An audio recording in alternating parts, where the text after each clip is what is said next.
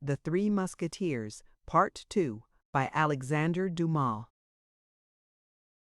Chapter 17. Bonacouaux at Tea-Home. It was the second time the cardinal had mentioned these diamond studs to the king. Louis XIII was struck with this insistence, and began to fancy that this recommendation concealed some mystery.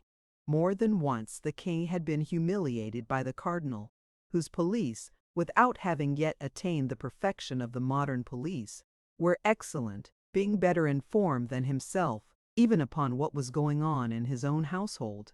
He hoped then, in a conversation with Anne of Austria, to obtain some information from that conversation, and afterward to come upon his eminence with some secret which the cardinal either knew or did not know, but which, in either case, would raise him infinitely in the eyes of his minister. He went then to the queen, and according to custom accosted her with fresh menaces against those who surrounded her. Anne of Austria lowered her head, allowed the torrent to flow on without replying, hoping that it would cease of itself. But this was not what Louis XIII meant. Louis XIII wanted a discussion from which some light or other might break, convinced as he was that the cardinal had some afterthought and was preparing for him one of those terrible surprises which his eminence was so skillful in getting up. He arrived at this end by his persistence in accusation. "But," cried Anne of Austria, tired of these vague attacks, "but, sire, you do not tell me all that you have in your heart." "What have I done then? Let me know what crime I have committed. It is impossible that your majesty can make all this ado about a letter written to my brother."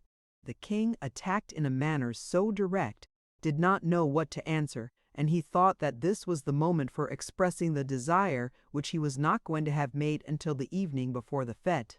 "Madam," said he with dignity, "there will shortly be a ball at the Hôtel des Phil, I wish, in order to honor our worthy alderman, you should appear in ceremonial costume, and above all ornamented with the diamond studs which I gave you on your birthday."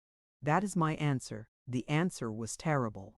Anne of Austria believed that Louis XIII knew all, and that the cardinal had persuaded him to employ this long dissimulation of 7 or 8 days, which, likewise, was characteristic. She became excessively pale, leaned her beautiful hand upon a console, which hand appeared then like one of wax, and looking at the king with terror in her eyes, she was unable to reply by a single syllable. "You hear, madame," said the king, who enjoyed the embarrassment to its full extent, but without guessing the cause. "You hear, madame?" "Yes, sire, I hear," stammered the queen. "You will appear at this ball?" "Yes." "With those studs?" "Yes." The queen's paleness, if possible, increased. The king perceived it, and enjoyed it with that cold cruelty which was one of the worst sides of his character. "Then that is agreed," said the king, "and that is all I had to say to you." "But on what day will this ball take place?" asked Anne of Austria. Louis XIII felt instinctively that he ought not to reply to this question, the queen having put it in an almost dying voice. "Oh, very shortly, madame," said he. "But I do not precisely recollect the date of the day. I will ask the cardinal." "It was the cardinal, then, who informed you of this bet?" "Yes, madam," replied the astonished king. "But why do you ask that? It was he who told you to invite me to appear with these studs." "That is to say, madame, it was he, sire, it was he." "Well, and what does it signify whether it was he or I? Is there any crime in this request?" "No, sire." "Then you will appear?" "Yes, sire." "That is well," said the king, retiring. "That is well. I count upon it." The queen made a curtsy, less from etiquette than because her knees were sinking under her. The king went away enchanted. "I am lost," murmured the queen, "lost." For the cardinal knows all, and it is he who urges on the king, who as yet knows nothing but will soon know everything. "I am lost. My God, my God, my God."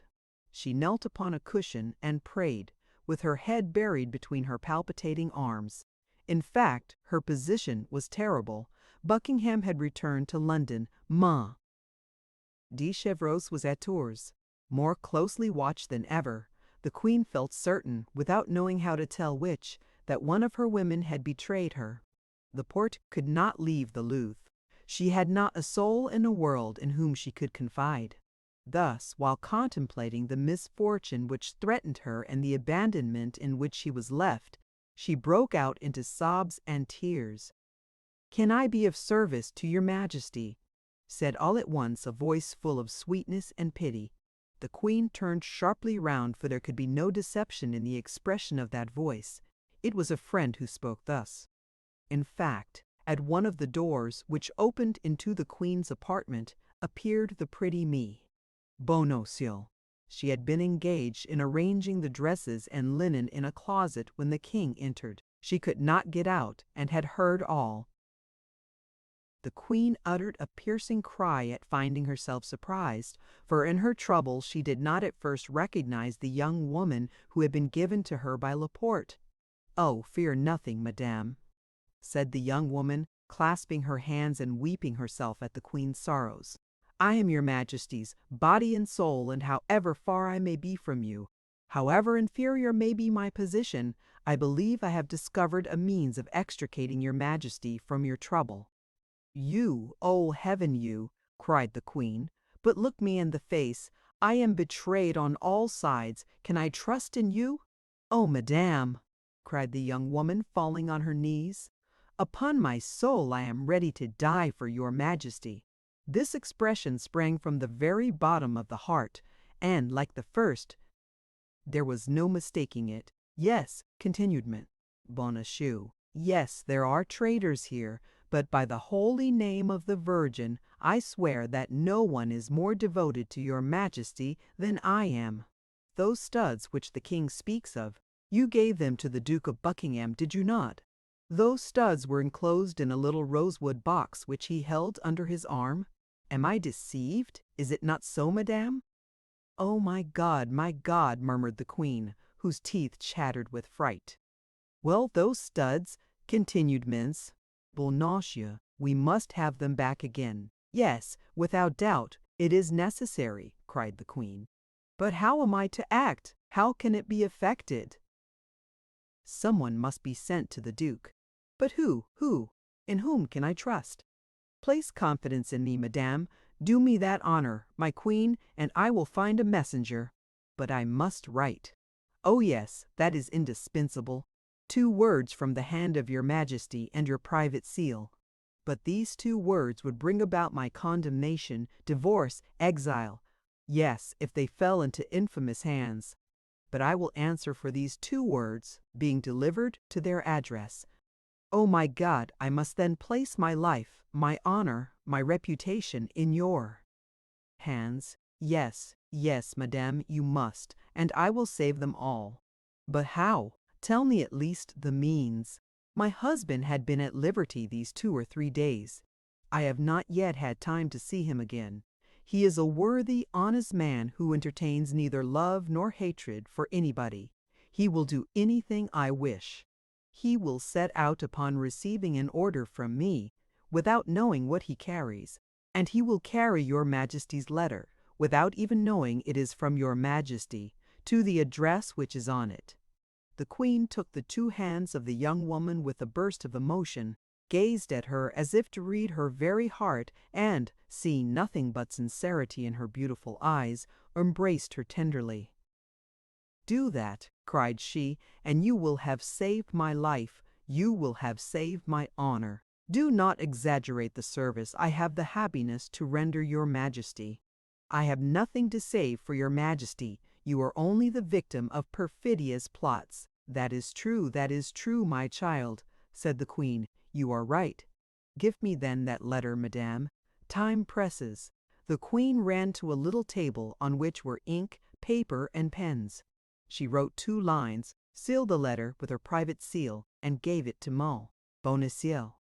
"And now," said the Queen, "we are forgetting one very necessary thing."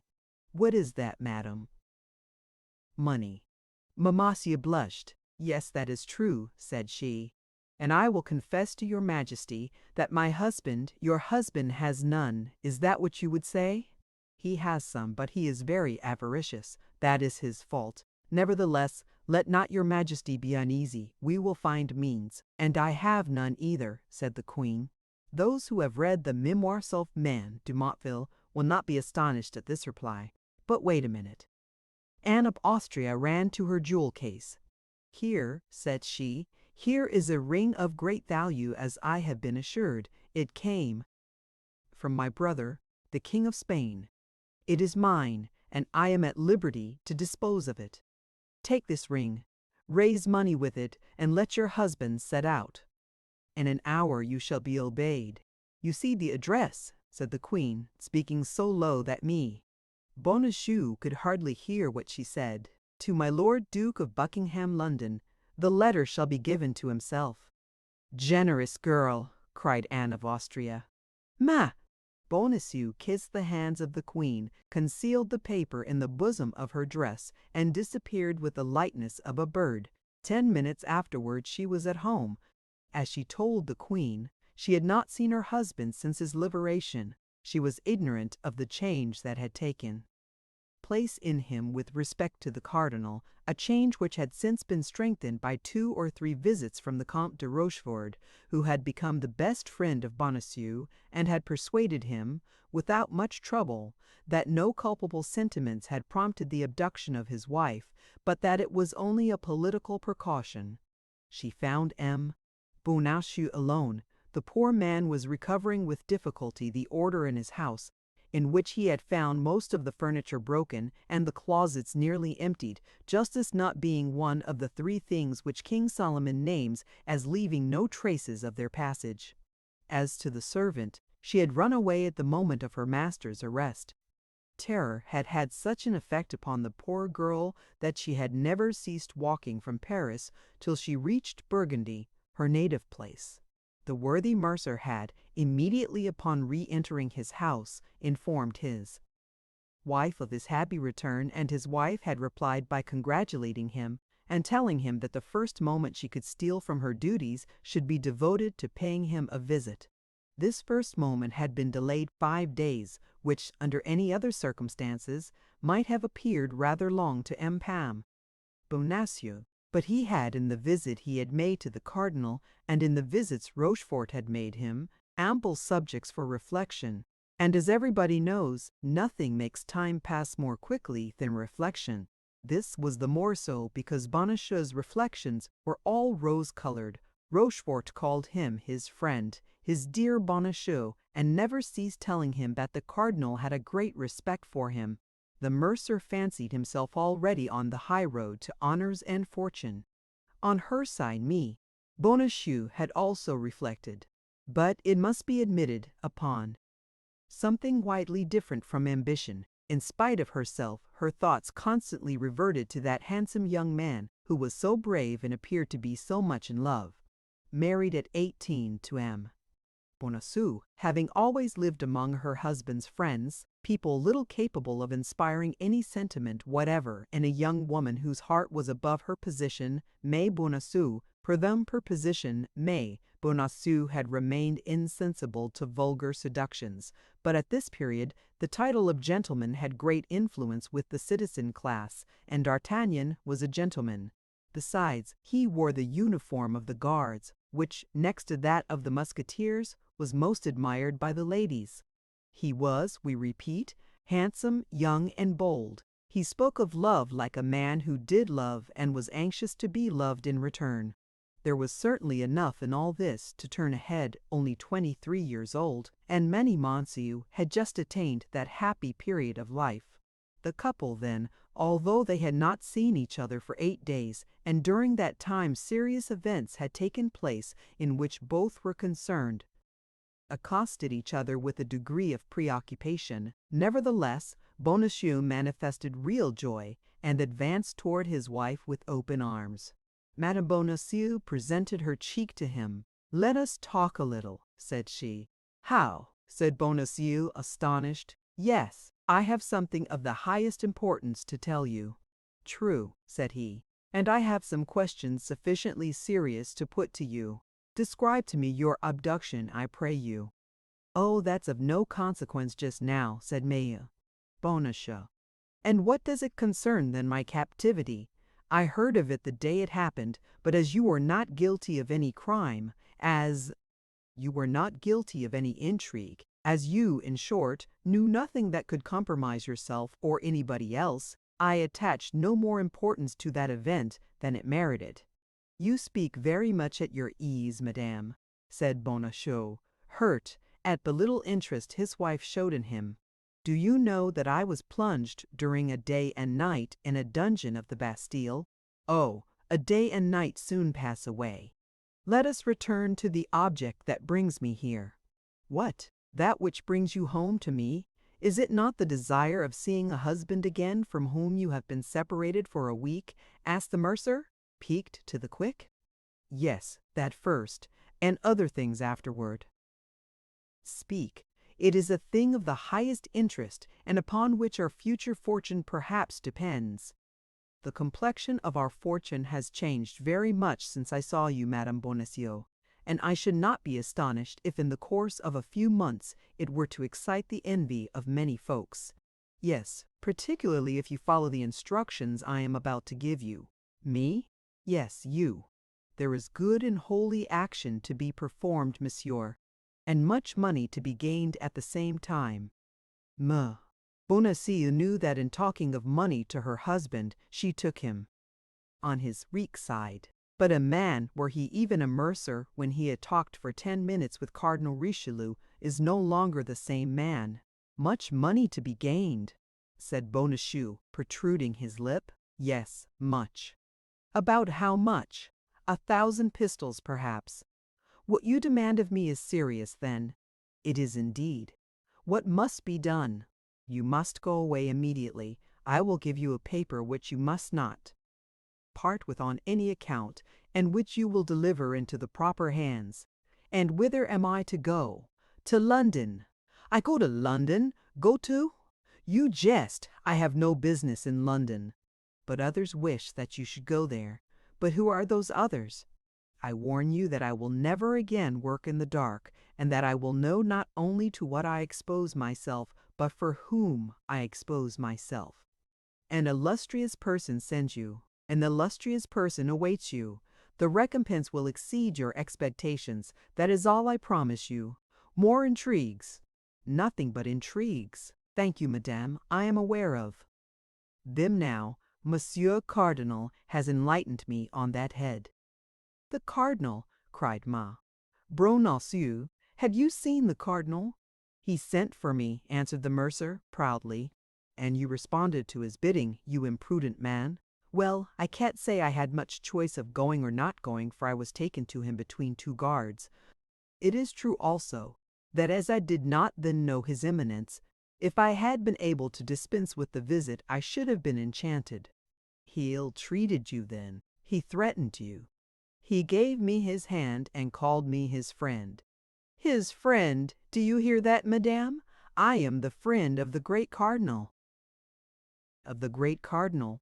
Perhaps you would contest his right to that title, madame." "I would contest nothing. But I tell you that the favor of a minister is ephemeral, and that a man must be mad to attach himself to a minister. There are powers above his which do not depend upon a man or the issue of an event.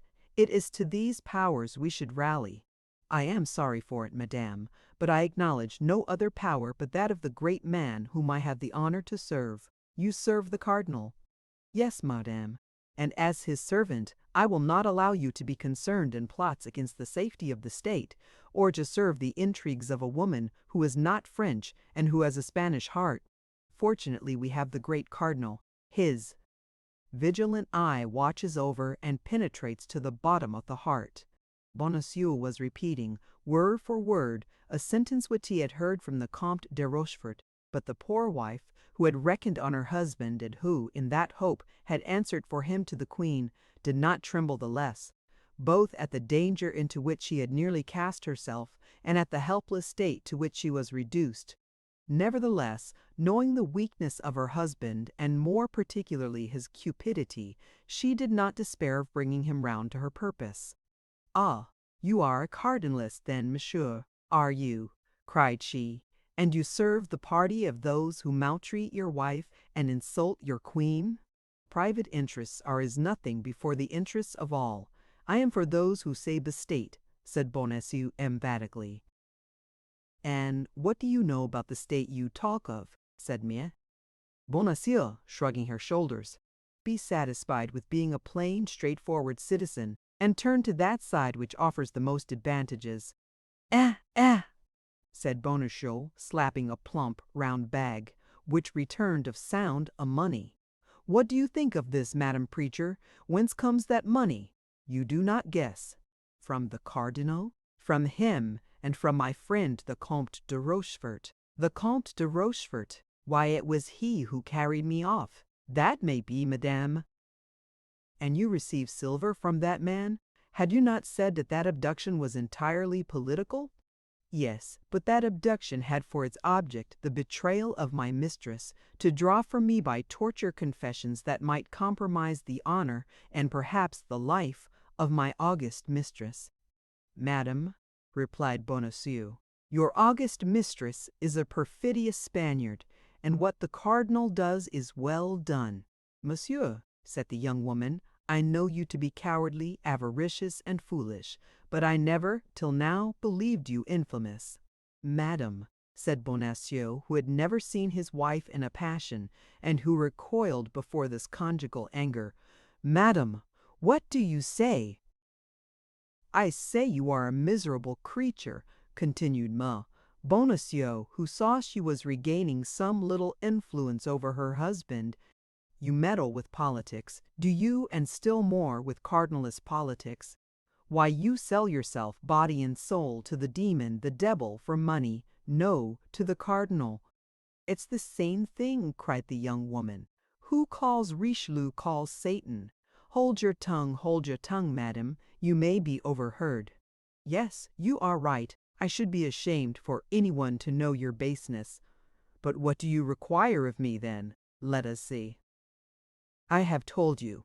You must depart instantly, monsieur. You must accomplish loyally the commission with which I deign to charge you, and on that condition I pardon everything, I forget everything, and what is more," and she held out her hand to him, "I restore my love." Bonacieux was cowardly and avaricious, but he loved his wife. He was softened. A man of 50 cannot long bear malice with a wife of 23. Mais Bonacieux saw that he hesitated. "Come, have you decided?" said she. "But, my dear love, reflect a little upon what you require of me. London is far from Paris, very far, and perhaps the commission with which you charge me is not without dangers. What matters it if you avoid them?" "Hold, Madame Bonacieux," said the mercer. "Hold, I positively refuse. Intrigues terrify me. I have seen the Bastille. Whew! That's a frightful place, that. Bastille, only to think of it makes my flesh crawl. They threatened me with torture. Do you know what torture is? Wooden points that they stick in between your legs till your bones stick out. No, positively, I will not go. And, morbleu, why do you not go yourself? For in truth, I think I have hitherto been deceived in you. I really believe you are a man, and a violent one too. And you are a woman, a miserable woman, stupid and brutal. You are afraid, are you? Well, if you do not go this very instant, I will have you arrested by the Queen's orders, and I will have you placed in the Bastille which you dread so much." Bonacieux fell into a profound reflection. He weighed the two angers in his brain, that of the cardinal and that of the Queen. That of the cardinal predominated enormously. "Have me arrested on the part of the Queen," said he, "and I will appeal to his Eminence at once." Bonacieux saw that she had gone too far, and she was terrified at having communicated so much. She for a moment contemplated with fright that stupid countenance, impressed with the invincible resolution of a fool that is overcome by fear. "Well, be it so," said she. "Perhaps, when all is considered, you are right. In the long run, a man knows more about politics than a woman, particularly such as, like you, Monsieur Bonacieux, have conversed with the cardinal. And yet it is very hard," added she, "that a man upon whose affection I thought I might depend, treats me thus unkindly, and will not comply with any of my fancies." "That is because your fancies go too far," replied the triumphant Bonacieux, "and I mistrust them." "Well, I will give it up then," said the young woman, sighing. "It is well as it is. Say no more about it." "At least you should tell me what I should have to do in London," replied Bonacieux, who remembered a little too late that Rochefort had desired him to endeavour to obtain his wife's secrets. "It is of no use for you to know anything about it," said the young woman, whom an instinctive mistrust now impelled to draw back. It was about one of those purchases that interest women, a purchase by which much might have been gained. But the more the young woman excused herself, the more important Bonacieux thought the secret which she declined to confide to him. He resolved then to hasten immediately to the residence of the Comte de Rochefort, and tell him that the Queen was seeking for a messenger to send to London. "Pardon me for quitting you, my dear Madame Bonacieux," said he, "but not knowing you would come to see me, I had made an engagement with a friend. I shall soon return, and if you will wait only a few minutes for me, as soon as I have concluded my business with that friend, as it is growing late, I will come back and reconduct you to the Louvre." "Thank you, monsieur. You are not brave enough to be of any use to me whatever," replied monsieur.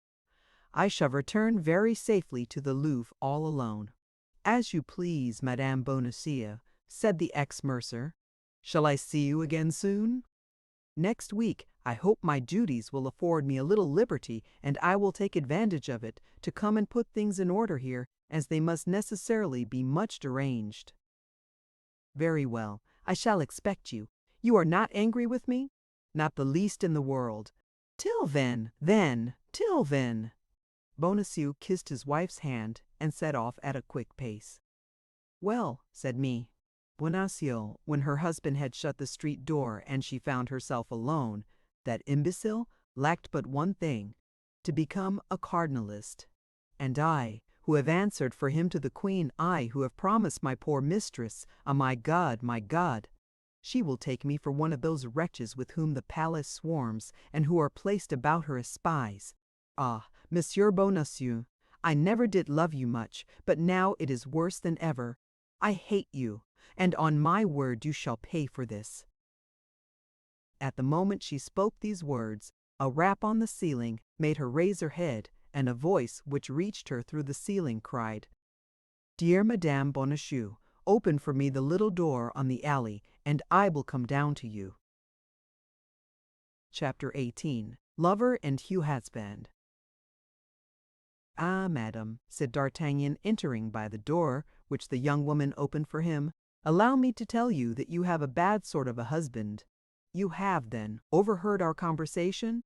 asked Bonacieux eagerly, and looking at D'Artagnan with disquiet. "The whole."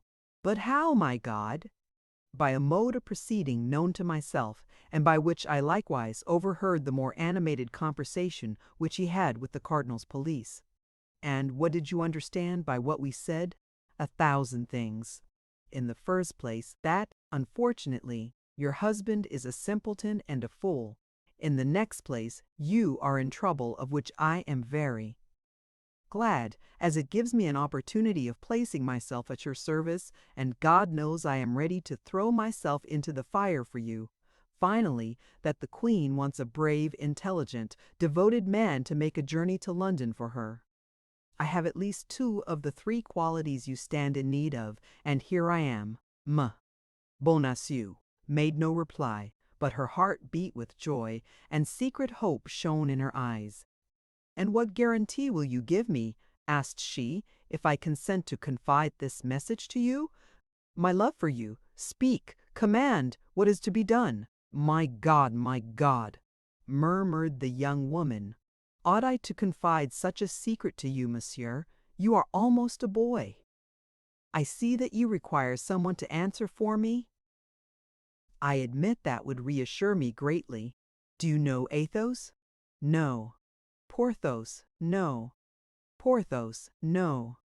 "Aramis?" "No." "Who are these gentlemen?" "3 of the king's musketeers." Do you know Monsieur de Tréville, their captain? Oh yes, him. I know him, not personally, but from having heard the Queen speak of him more than once as a brave and loyal gentleman.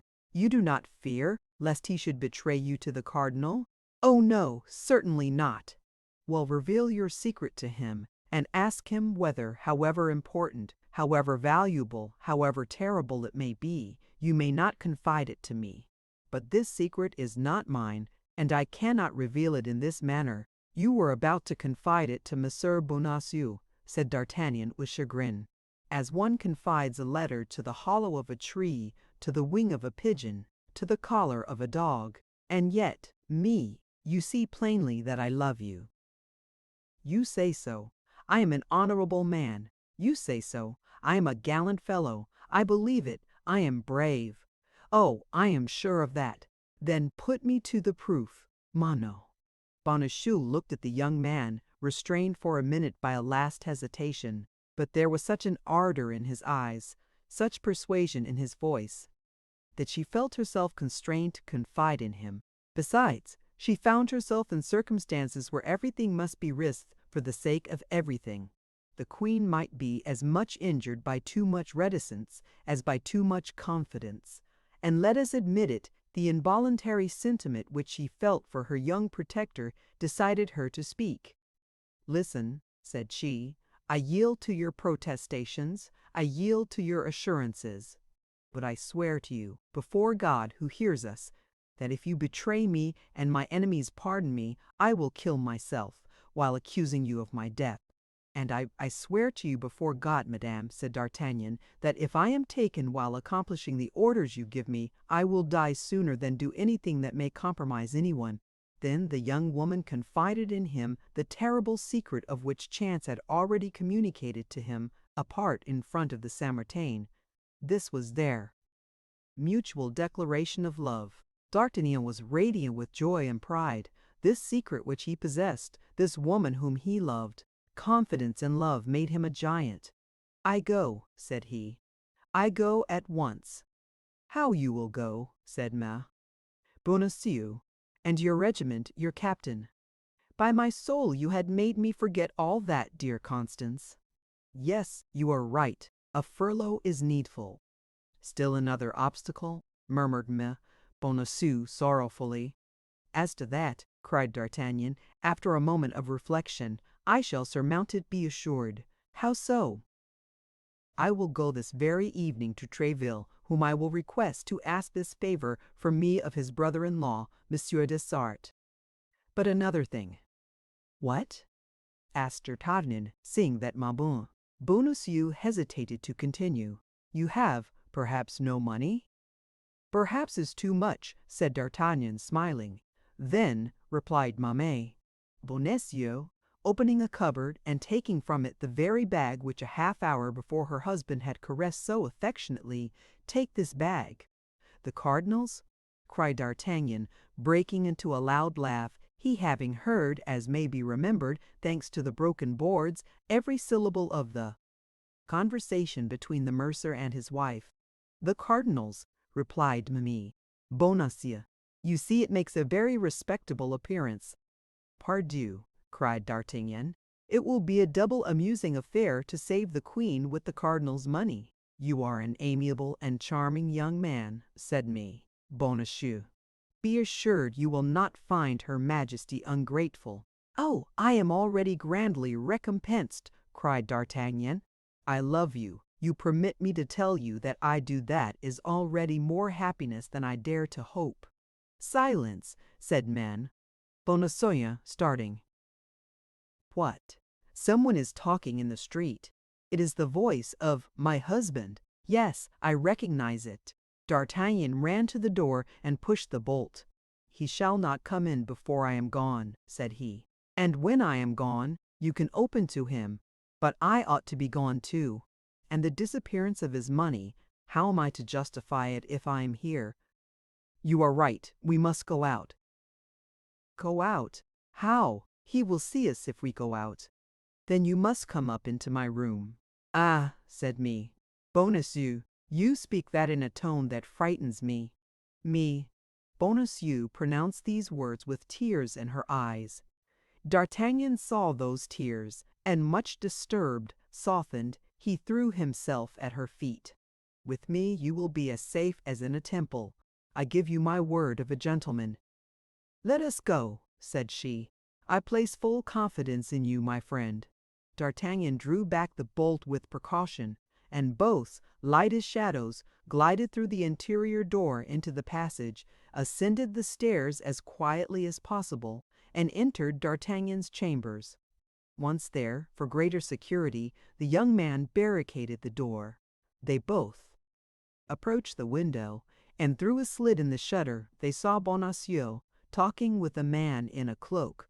At sight of this man, D'Artagnan started, and half drawing his sword, sprang toward the door. It was the man of Meung. "What are you going to do?" cried me. "Bonacieux, you will ruin us all." "But I have sworn to kill that man," said D'Artagnan. "Your life is devoted from this moment, and does not belong to you. In the name of the Queen, I forbid you to throw yourself into any peril which is foreign to that of your journey. And do you command nothing in your own name?" "In my name," said Bonacieux with great emotion. "In my name I beg you, but listen. They appear to be speaking of me." D'Artagnan drew near the window and lent his ear. Bonacieux had opened his door, and seeing the apartment, had returned to the man in the cloak, whom he had left alone for an instant. "She is gone," said he. "She must have returned to the Louvre." "You are sure," replied the stranger, "that she did not suspect the intentions with which you went out?" "No," replied Bonacieux with a self-sufficient air. "She is too superficial a woman. Is the young guardsman at home?"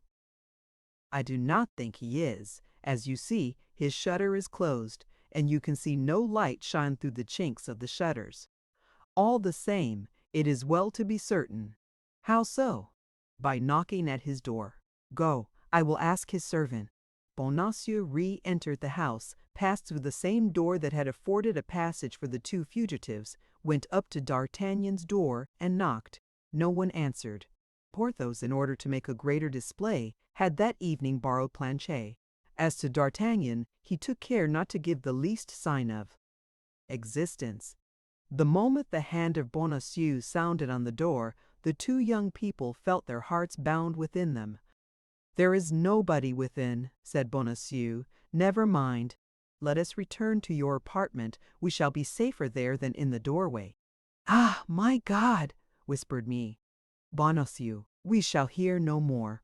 "On the contrary," said D'Artagnan, "we shall hear better." D'Artagnan raised the 3 or 4 boards which made his chamber another ear of Dionysius, spread a carpet on the floor, went upon his knees, and made a sign to Bonacieux to stoop as he did toward the opening. "You are sure there is nobody there?" said the stranger. "I will answer for it," said Bonacieux. "And you think that your wife has returned to the Louvre without speaking to anyone but yourself?" "I am sure of it. That is an important point, do you understand?" "Then the news I brought you is of value?" "The greatest, my dear Bonacieux. The greatest, my dear Bonacieux. I don't conceal this from you. Then the cardinal will be pleased with me." "I have no doubt of it. The great cardinal. Are you sure, in her conversation with you, that your wife mentioned no names?" "I think not. She did not name Madame de Chevreuse, the Duke of Buckingham, or Madame de Verneuil. No, she only told me she wished to send me to London to serve the interests of an illustrious personage." "The traitor!" murmured Bonacieux. "Silence!" said D'Artagnan, taking her hand, which, without thinking of it, she abandoned to him. "Never mind," continued the man in the cloak. "You are a fool not to have pretended to accept the mission. You would then be in present possession of the letter. The state, which is now threatened, would be safe, and you and I? Well, the cardinal would have given you letters of nobility. Did he tell you so?" "Yes. I know that he meant to afford you that agreeable surprise." "Be satisfied," replied Bonacieux. "My wife adores me, and there is yet time." "The ninny," murmured Bonacieux. "Silence," said D'Artagnan, pressing her hand more closely. How is there still time? Asked the man in the cloak. I go to the Louvre. I ask for me.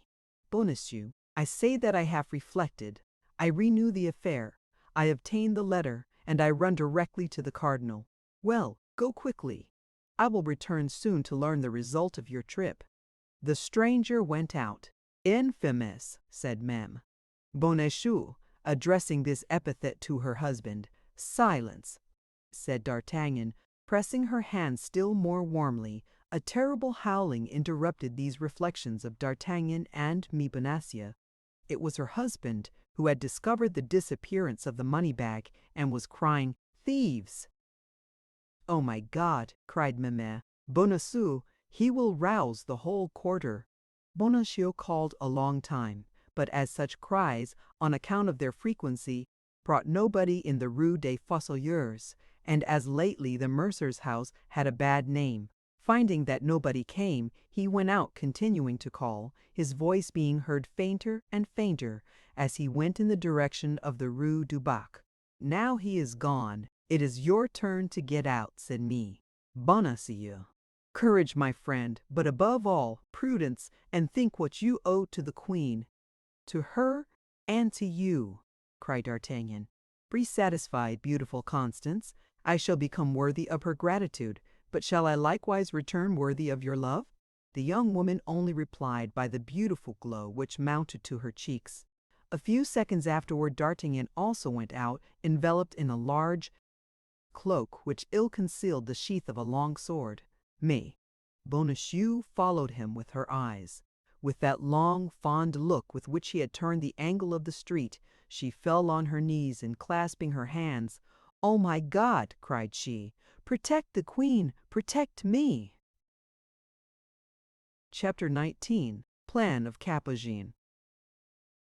D'Artagnan went straight to M. de Tréville's. He had reflected that in a few minutes the cardinal would be warned by this cursed stranger, who appeared to be his agent, and he judged, with reason, he had not a moment to lose. The heart of the young man overflowed with joy. An opportunity presented itself to him in which there would be at the same time glory to be acquired and money to be gained, and as a far higher encouragement it brought him into close intimacy with the woman he adored. This chance did, then, for him at once more than he would have dared to ask of Providence. N. de Tréville was in his saloon with his habitual court of gentlemen. D'Artagnan, who was known as a familiar of the house, went straight to his office and sent word that he wished to see him on something of importance. D'Artagnan had been there scarcely 5 minutes when Mr. Tréville entered. At the first glance, and by the joy which was painted on his countenance, the worthy captain plainly perceived that something new was on foot. All the way along, D'Artagnan had been consulting with himself whether he should place confidence in himself, de Tréville, or whether he should only ask him to give him carte blanche for some secret affair.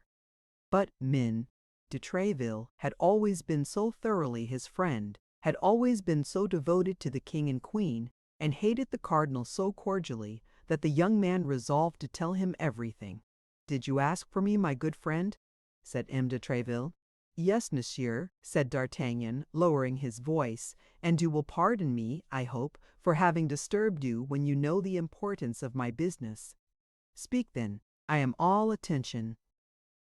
"It concerns nothing less," said D'Artagnan, "than the honor, perhaps the life, of the Queen." "What did you say?" asked Miss de Tréville, glancing round to see if they were surely alone, and then fixing his questioning look upon D'Artagnan. "I say, monsieur, that chance has rendered me master of a secret which you will guard, I hope, young man, as your life, but which I must impart to you, monsieur, for you alone can assist me in the mission I have just received from Her Majesty." "Is this secret your own?" "No, monsieur, it is Her Majesty's." "Are you authorized by Her Majesty to communicate it to me?" "No, monsieur, for, on the contrary, I am desired to preserve the profoundest mystery." "Why, then, are you about to betray it to me?" "Because, as I said, without you I can do nothing, and I am afraid you will refuse me the favor I come to ask if you do not know to what end I ask it. Keep your secret, young man, and tell me what you wish. I wish you to obtain for me from Monsieur Dessart leave of absence for 15 days. When? This very night. You leave Paris? I am going on a mission. May you tell me whither? To London. Has anyone an interest in preventing your arrival there? The cardinal, I believe, would give the world to prevent my success. And you are going alone. I am going alone.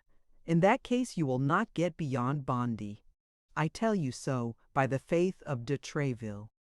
How so? You will be assassinated, and I shall die in the performance of my duty.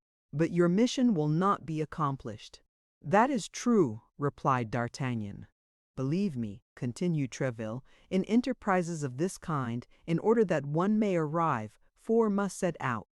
Ah, you are right, monsieur, said D'Artagnan.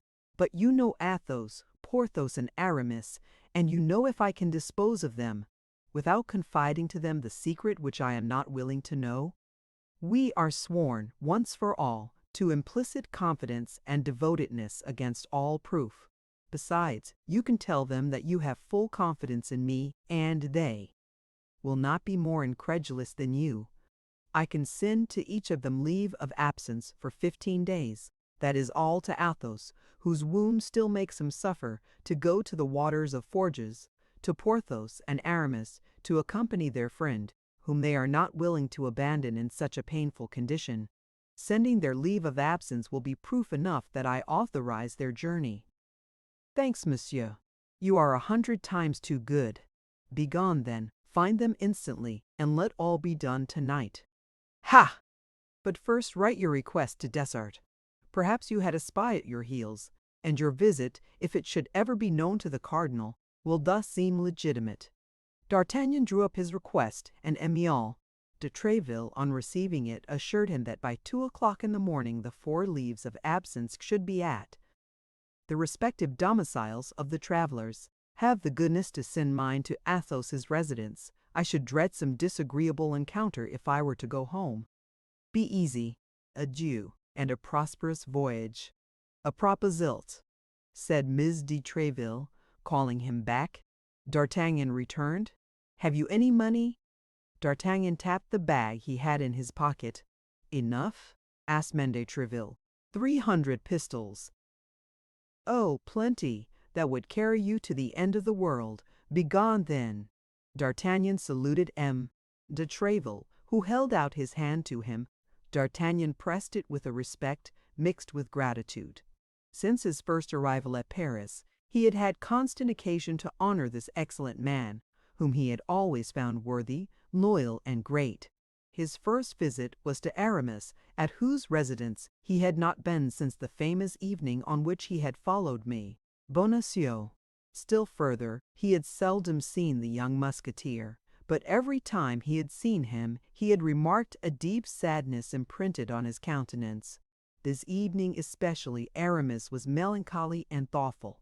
D'Artagnan asked some questions about this prolonged melancholy. Aramis pleaded as his excuse a commentary upon the 18th chapter of St. Augustine, which he was forced to write in Latin for the following week, and which preoccupied him a good deal. After the 2 friends had been chatting a few moments, a servant from M. de Treville entered, bringing a sealed packet. "What is that?" asked Aramis. "The leave of absence monsieur has asked for," replied the lackey. "For me, I have asked for no leave of absence." "Hold your tongue and take it," said D'Artagnan. "And you, my friend, there is a demi-pistole for your trouble. You will tell Monsieur de Treville that Monsieur Aramis is very much obliged to him. Go." The lackey bowed to the ground and departed. "What does all this mean?" asked Aramis. "Pack up all you want for a journey of a fortnight, and follow me. But I cannot leave Paris just now without knowing." Aramis stopped. "What has become of her?" "I suppose you mean," continued D'Artagnan. "Become of whom?" replied Aramis. "The woman who was here, the woman with the embroidered handkerchief." "Who told you there was a woman here?" replied Aramis, becoming as pale as death. "I saw her, And you know who she is? I believe I can guess, at least. Listen, said Aramis. Since you appear to know so many things, can you tell me what has become of that woman?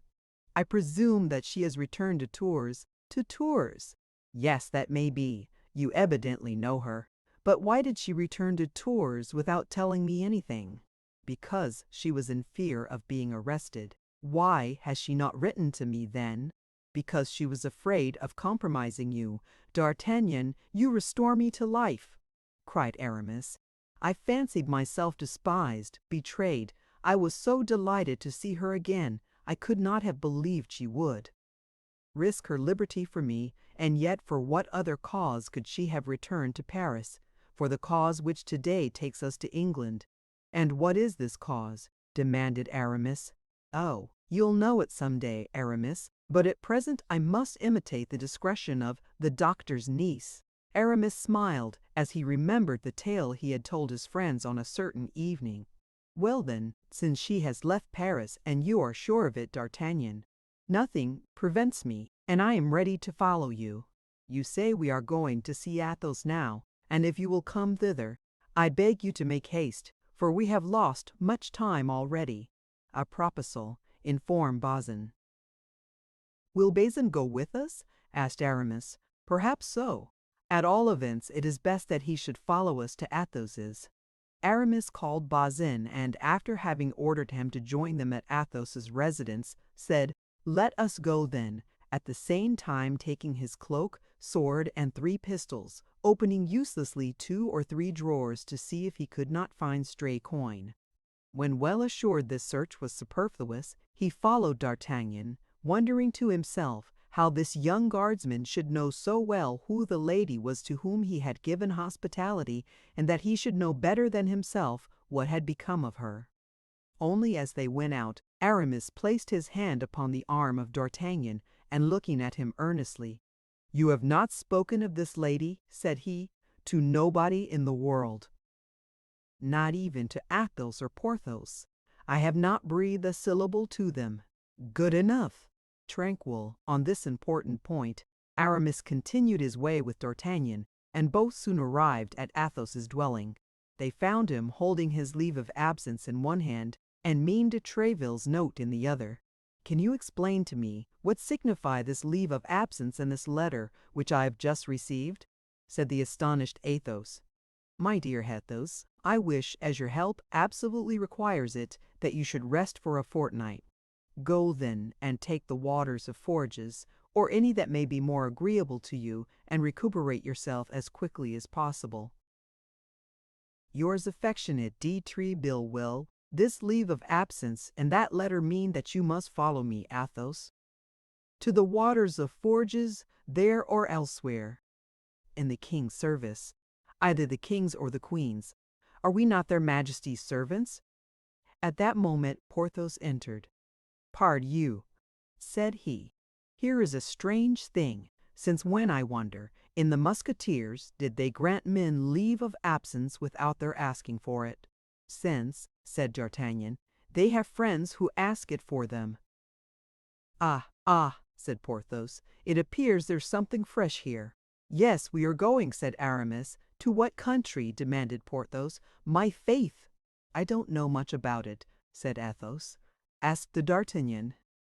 "To London, gentlemen," said D'Artagnan. "To London!" cried Porthos. "And what the devil are we going to do in London?" "That is what I am not at liberty to tell you, gentlemen. You must trust to me." "But in order to go to London," added Porthos, "money is needed, and I have none." "Nor I," said Aramis. "Nor I," said Athos. "I have," replied D'Artagnan, pulling out his treasure from his pocket and placing it on the table. "There are in this bag 300 pistoles. Let each take 75. That is enough to take us to London and back. Besides, make yourselves easy. We shall not all arrive at London." "Why so?" "Because, in all probability, some one of us will be left on the road." "Is this, then, a campaign upon which we are now entering?" "One of a most dangerous kind, I give you notice." "Ah, but if we do risk being killed," said Porthos. At least I should like to know. What for? You would be all the wiser, said Athos. And yet, said Aramis, I am somewhat of Porthos's opinion. Is the king accustomed to give you such reasons? No, he says to you jauntily, Gentlemen, there is fighting going on in Gascony or in Flanders. Go and fight. And you go there. Why? You need give yourselves no more uneasiness about this. D'Artagnan is right, said Athos. Here are our 3 leaves of absence, which came from Monsieur de Tréville, and here are 300 pistoles, which came from I don't know where. So let us go and get killed where we are told to go. Is life worth the trouble of so many questions? D'Artagnan, I am ready to follow you. And I also, said Porthos. And I also, said Aramis. And indeed I am not sorry to quit Paris. I had need of distraction. Well, you will have distractions enough, gentlemen, be assured, said D'Artagnan. And now, when are we to go? Asked Athos. Immediately, replied D'Artagnan. We have not a minute to lose. Hello, Grimaud, Planchet, Mousqueton, Bazin, cried the 4 young men, calling their lackeys. Clean my boots and fetch the horses from the hotel. Each musketeer was accustomed to leave at the general hotel, as at a barrack, his own horse and that of his lackey. Planchet, Grimaud, Mousqueton, and Bazin set off at full speed. Now let us lay down the plan of campaign, said Porthos. Where do we go first? To Calais, said D'Artagnan. That is the most direct line to London. Well, said Porthos, this is my advice. Speak. 4 men traveling together would be suspected. D'Artagnan will give each of us his instructions. I will go by the way of Boulogne to clear the way. Athos will set out 2 hours after, by that of Amiens. Aramis will follow us by that of Noyon. As to D'Artagnan, he will go by what route he thinks is best, in Planchet's clothes, while Planchet will follow us like D'Artagnan in the uniform of the guards. Gentlemen, said Athos, my opinion is that it is not proper to allow lackeys to have anything to do in such an affair. A secret may, by chance, be betrayed by gentlemen, but it is almost always sold by lackeys. Porthos's plan appears to me to be impracticable, said D'Artagnan, inasmuch as I am myself ignorant of what instructions I can give you. I am the bearer of a letter, that is all. I have not, and I cannot make 3 copies of that letter because it is sealed. We must then, as it appears to me, travel in company. This letter is here, in this pocket, and he pointed to the pocket which contained the letter. If I should be killed, one of you must take it and continue the route. If he be killed, it will be another's turn, and so on, provided a single one arrives. That is all that is required. Bravo, D'Artagnan, your opinion is mine, cried Athos. Besides, we must be consistent. I am going to take the waters. You will accompany me. Instead of taking the waters of Fortes, I go and take sea waters. I am free to do so. If anyone wishes to stop us, I will show Monsieur de Tréville's letter, and you will show your leaves of absence. If we are attacked, we will defend ourselves. If we are tried, we will stoutly maintain that we were only anxious to dip ourselves a certain number of times in the sea. They would have an easy bargain of 4 isolated men, whereas 4 men together make a troop.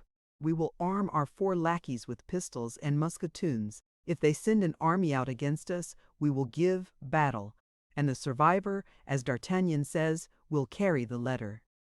Well said, cried Aramis. You don't often speak, Athos, but when you do speak, it is like St. John of the Golden Mouth. I agree to Athos's plan. And you, Porthos? I agree to it too, said Porthos, if D'Artagnan approves of it. D'Artagnan, being the bearer of the letter, is naturally the head of the enterprise. Let him decide, and we will execute. Well, said D'Artagnan, I decide that we should adopt Athos's plan, and that we set off in half an hour. Agreed, shouted the 3 Musketeers in chorus. Each one, stretching out his hand to the bag, took his 75 pistols and made his preparations to set out at the time appointed.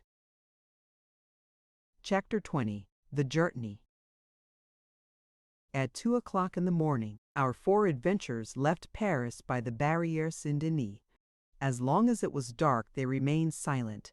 In spite of themselves, they submitted to the influence of the obscurity and apprehended ambushes on every side. With the first rays of day, their tongues were loosened. With the sun, gaiety revived. It was like the eve of a battle. The heart beat, the eyes laughed, and they felt that the life they were perhaps going to lose was, after all, a good thing. Besides, the appearance of the caravan was formidable.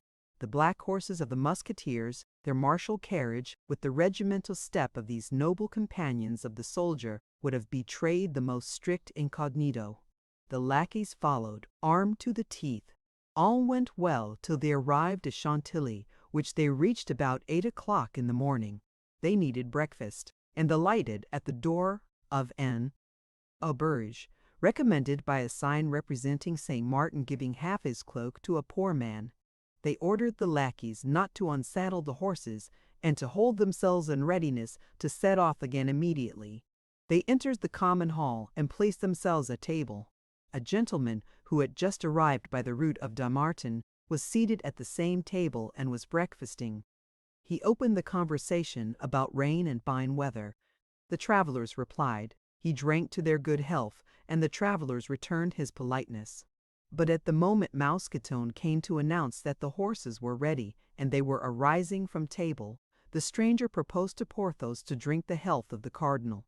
Porthos replied that he asked no better if the stranger, in his turn, would drink the health of the king. The stranger cried that he acknowledged no other king but his eminence. Porthos called him drunk, and the stranger drew his sword. "You have committed a piece of folly," said Athos, "but it can't be helped. There is no drawing back. Kill the fellow, and rejoin us as soon as you can." All three remounted their horses, and set out at a good pace, while Porthos was promising his adversary to perforate him with all the thrusts known in the fencing schools. "There goes one," cried Athos, at the end of 500 paces. "But why did that man attack Porthos rather than any other one of us?" asked Aramis. "Because, as Porthos was talking louder than the rest of us, he took him for the chief," said D'Artagnan. "I always said that this cadet from Gascony was a well of wisdom," murmured Athos, and the travelers continued their route.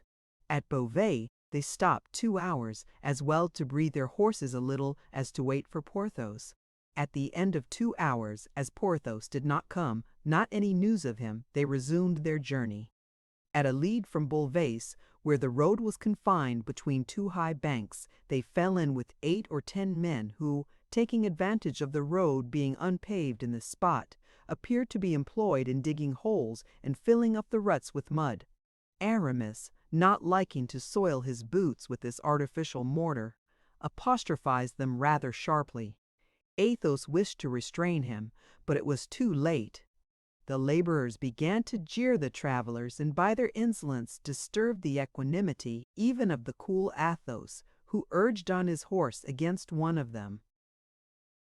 Then each of these men retreated as far as the ditch, from which each took a concealed musket.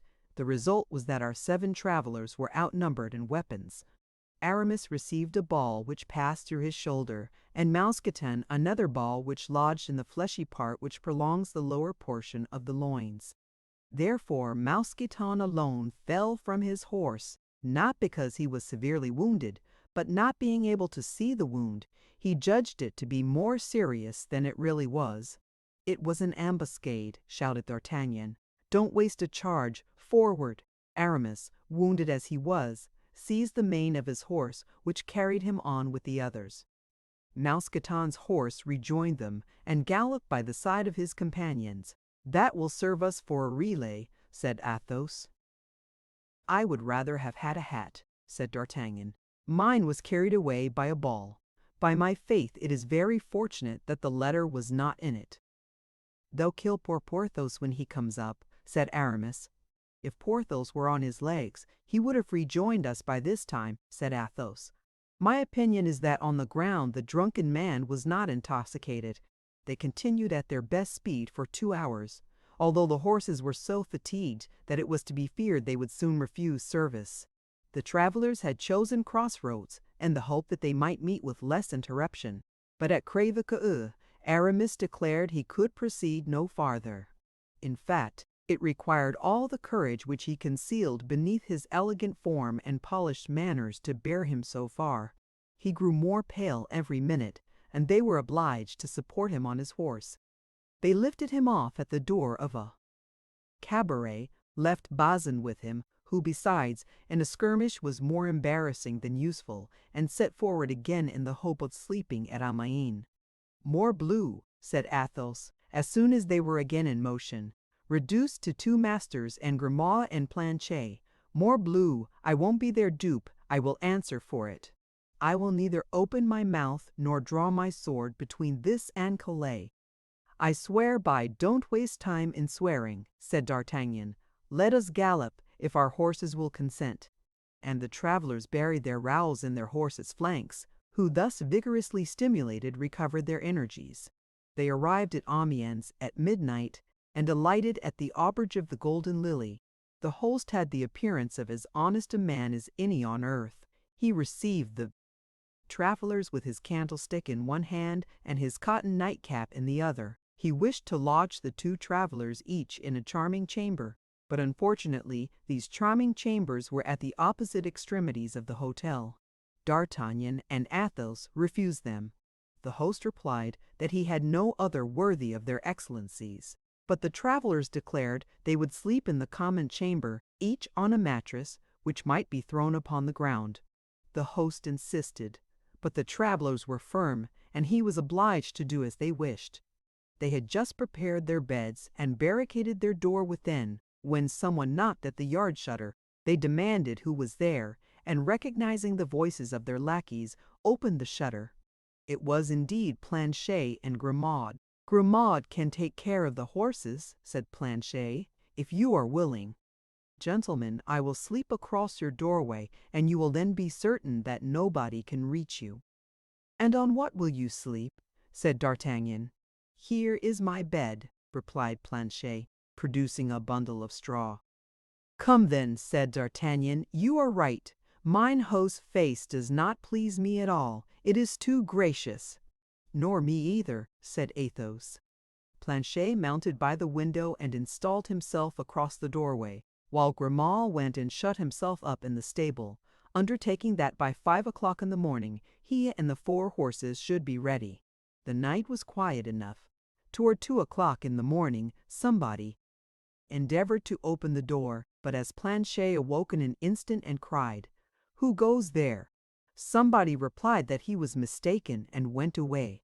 At 4 o'clock in the morning they heard a terrible riot in the stables. Grimaud had tried to waken the stable boys, and the stable boys had beaten him.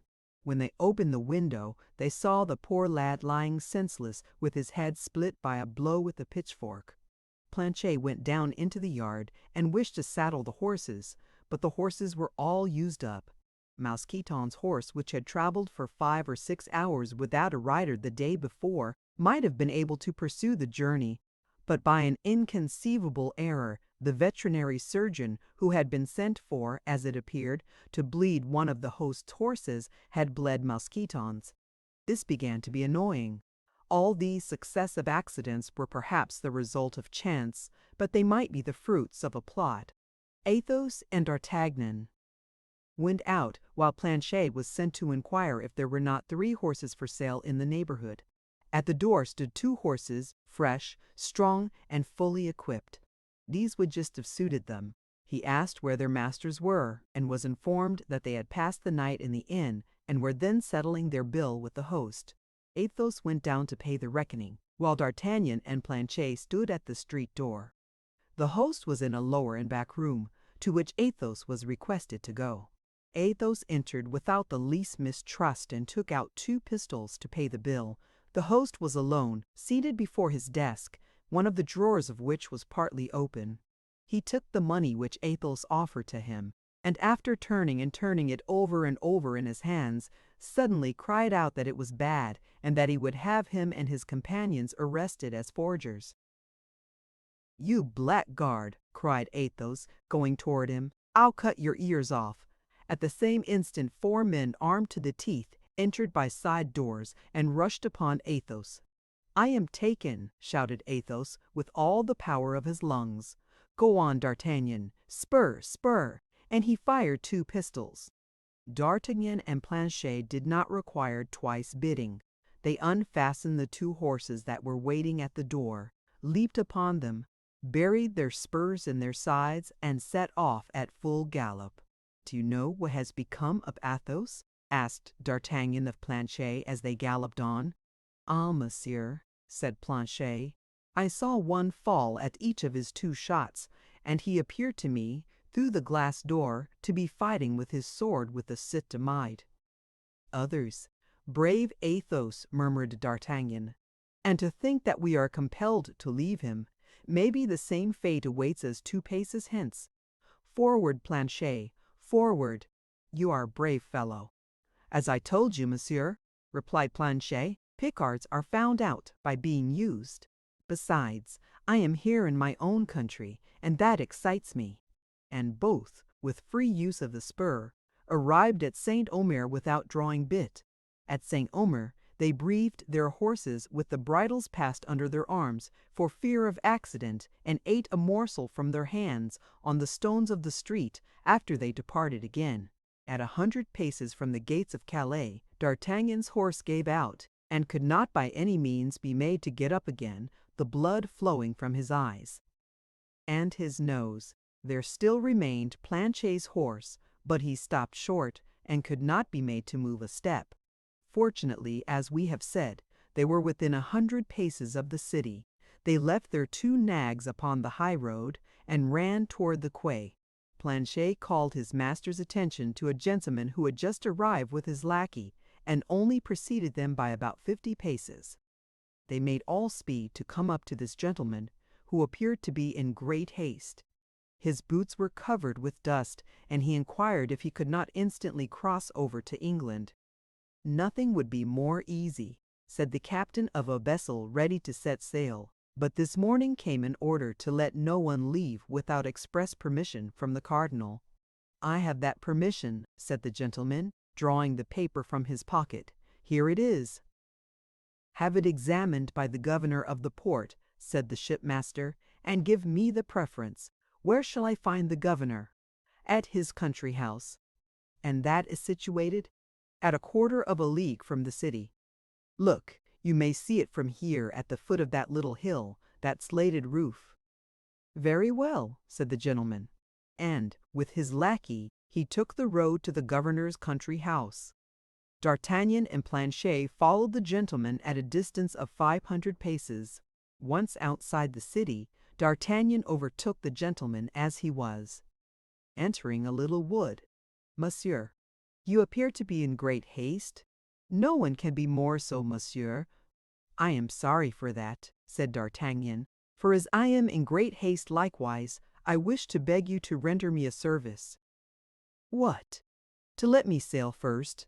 "That's impossible," said the gentleman.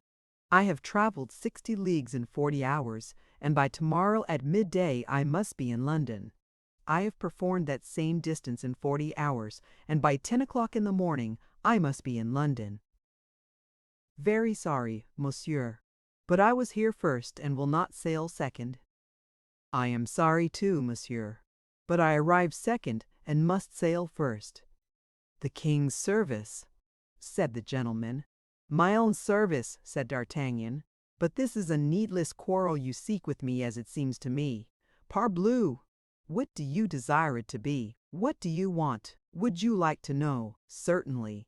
Well then, I wish that order of which you are bearer, seeing that I have not." "One of my own, and must have one." "You jest, I presume." "I never jest. Let me pass." "You shall not pass." "My brave young man, I will blow out your brains." "Hola, Lubin, my pistols." "Planchet," called out D'Artagnan, "take care of the lackey. I will manage the master." Planchet, emboldened by the first exploit, sprang upon Lubin, and being strong and vigorous, he soon got him on the broad of his back, and placed his knee upon his breast. "Go on with your affair, monsieur," cried Planchet. "I have finished mine." Seeing this, the gentleman drew his sword, and sprang upon D'Artagnan. but he had too strong an adversary. In 3 seconds D'Artagnan had wounded him 3 times, exclaiming at each thrust, one for Athos, one for Porthos, and one for Aramis. At the third hit the gentleman fell like a log. D'Artagnan believed him to be dead, or at least insensible, and went toward him for the purpose of taking the order. But the moment he extended his hand to search for it, the wounded man, who had not dropped his sword, plunged the point into D'Artagnan's breast, crying, "One for you!" "And one for me, the best for last," cried D'Artagnan, furious, nailing him to the earth with a 4th thrust through his body. This time the gentleman closed his eyes and fainted. D'Artagnan searched his pockets and took from one of them the order for the passage. It was in the name of Comte de Wardes. Then, casting a glance on the handsome young man, who was scarcely 25 years of age, and whom he was leaving in his gore, deprived of sense and perhaps dead, he gave a sigh for that unaccountable destiny which leads men to destroy each other for the interests of people who are strangers to them, and who often do not even know that they exist. But he was soon aroused from these reflections by Lubin, who uttered loud cries and screamed for help with all his might. Planchet grasped him by the throat, and pressed as hard as he could. "Monsieur," said he, "as long as I hold him in this manner, he can't cry, 'I'll be bound,' but as soon as I let go he will howl again. I know him for a Norman, and Normans are obstinate." In fact, tightly held as he was, Lubin endeavored still to cry out. "Stay!" said D'Artagnan, and taking out his handkerchief, he gagged him. "Now," said Planchet, "let us bind him to a tree." This being properly done, they drew the Comte de Wardes close to his servant, and as night was approaching, and as the wounded man and the bound man were at some little distance within the wood, it was evident they were likely to remain there till the next day. "And now," said D'Artagnan, "to the governors." "But you are wounded, it seems," said Planchet. "Oh, that's nothing. Let us attend to what is more pressing first, and then we will attend to my wound. Besides, it does not seem very dangerous." And they both set forward as fast as they could toward the country house of the worthy functionary. The Comte de Wardes was announced, and D'Artagnan was introduced. "You have an order signed by the cardinal?" said the governor. "Yes, monsieur," replied D'Artagnan. "Here it is." Ah, it is quite regular and explicit," said the governor. "Most likely," said D'Artagnan. "I am one of his most faithful servants. It appears that his Eminence is anxious to prevent someone from crossing to England?" "Yes, a certain D'Artagnan, a Béarnese gentleman who left Paris in company with 3 of his friends with the intention of going to London." "Do you know him personally?" asked the governor. "Whom?" "This D'Artagnan." "Perfectly well. Describe him to me then. Nothing more easy." And D'Artagnan gave, feature for feature, a description of the Comte de Wardes. "Is he accompanied?" "Yes, by a lackey named Lubin. We will keep a sharp lookout for them, and if we lay hands on them His Eminence may be assured they will be reconducted to Paris under a good escort." "And by doing so, Monsieur the Governor," said D'Artagnan, "you will deserve well of the cardinal. Shall you see him on your return, Monsieur Count?" "Without a doubt." "Tell him, I beg you, that I am his humble servant. I will not fail." Delighted with this assurance, the governor countersigned the passport and delivered it to D'Artagnan. D'Artagnan lost no time in useless compliments. He thanked the governor, bowed, and departed. Once outside, he and Planchet set off as fast as they could, and by making a long detour avoided the wood and re-entered the city by another gate. The vessel was quite ready to sail, and the captain was waiting on the wharf. "Well?" said he, on perceiving D'Artagnan. "Here is my pass countersigned," said the latter. "And that other gentleman?" "He will not go today," said D'Artagnan, "but here I'll pay you for us two." "In that case let us go," said the shipmaster. "Let us go," repeated D'Artagnan. He leaped with Planchet into the boat, and 5 minutes after they were on board. It was time, for they had scarcely sailed half a league when D'Artagnan saw a flash and heard a detonation. It was the cannon, which announced the closing of the port. He had now leisure to look to his wound.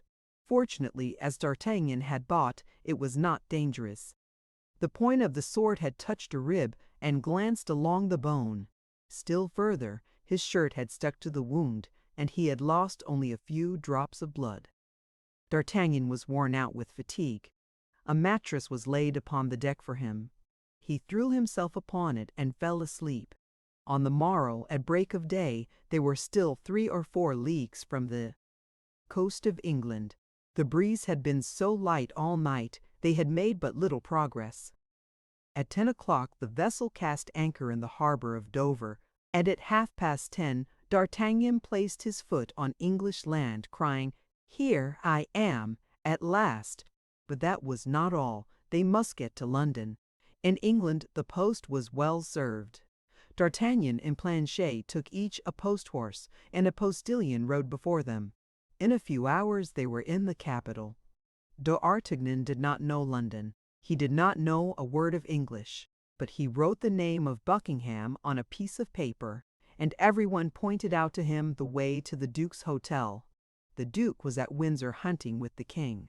D'Artagnan inquired for the confidential valet of the Duke, who, having accompanied him in all his voyages, spoke French perfectly well. He told him that he came from Paris on an affair of life and death, and that he must speak with his master instantly. The confidence with which D'Artagnan spoke convinced Patrick which was the name of this minister of the minister. He ordered 2 horses to be saddled, and himself went as guide to the young guardsman. As for Planchet, he had been lifted from his horse as stiff as a rush. The poor lad's strength was almost exhausted. D'Artagnan seemed iron. On their arrival at the castle, they learned that Buckingham and the King were hawking in the marshes, 2 or 3 leagues away. In 20 minutes they were on the spot named. Patrick soon caught the sound of his master's voice, calling his falcon. "Whom must I announce to my Lord Duke?" asked Patrick. The young man who one evening sought a quarrel with him on the Pont Neuf, opposite the Saint-Martin. A singular introduction. You will find that it is as good as another. Patrick galloped off, reached the Duke, and announced to him in the terms directed that a messenger awaited him. Buckingham at once remembered the circumstance, and suspecting that something was going on in France of which it was necessary he should be informed, he only took the time to inquire where the messenger was, and recognizing from afar the uniform of the guards, he put his horse into a gallop and rode straight up to D'Artagnan. Patrick discreetly kept in the background. "No misfortune has happened to the Queen?" cried Buckingham, the instant he came up, throwing all his fear and love into the question. "I believe not. Nevertheless, I believe she runs some great peril from which your Grace alone can extricate her." "I!" cried Buckingham. "What is it? I should be too happy to be of any service to her. Speak, speak!" "Take this letter," said D'Artagnan. "This letter? From whom comes this letter?" "From Her Majesty, as I think." "From Her Majesty," said Buckingham, becoming so pale that D'Artagnan feared he would faint as he broke the seal. "What is this rent?" said he, showing D'Artagnan a place where it had been pierced through. "Ah!" said D'Artagnan, "I did not see that. It was the sword of the Comte Porthos which made that hole when he gave me a good thrust in the breast." "You are wounded?" asked Buckingham, as he opened the letter. "Oh, nothing but a scratch," said D'Artagnan. "Just heaven! What have I read?" cried the Duke. "Patrick, remain here, or rather, join the King, wherever he may be, and tell His Majesty that I humbly beg him to excuse me, but an affair of the greatest importance recalls me to London. Come, monsieur, come." And both set off towards the capital at full gallop.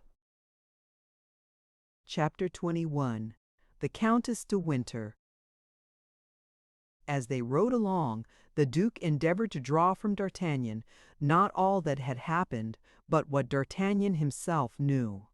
By adding all that he heard from the mouth of the young man to his own remembrances, he was enabled to form a pretty exact idea of a position of the seriousness of which, for the rest, the Queen's letter, short but explicit, gave him the clue. But that which astonished him most was that the cardinal, so deeply interested in preventing this young man from setting his foot in England, had not succeeded in arresting him on the road. It was then, upon the manifestation of this astonishment, that D'Artagnan related to him the precaution taken, and how, thanks to the devotion of his 3 friends, whom he had left scattered and bleeding on the road, he had succeeded in coming off with the single sword thrust which had pierced the Queen's letter, and for which he had repaid immersive toward us with such terrible coin. While he was listening to this recital, delivered with the greatest simplicity, the Duke looked from time to time at the young man with astonishment, as if he could not comprehend how so much prudence, courage, and devotedness could be allied with a countenance which indicated not more than 20 years. The horses went like the wind, and in a few minutes they were at the gates of London. D'Artagnan imagined that on arriving in town the Duke would slacken his pace, but it was not so. He kept on his way at the same rate, heedless about upsetting those whom he met on the road. In fact, in crossing the city 2 or 3 accidents of this kind happened, but Buckingham did not even turn his head to see what became of those he had knocked down. D'Artagnan followed him amid cries which strongly resembled curses.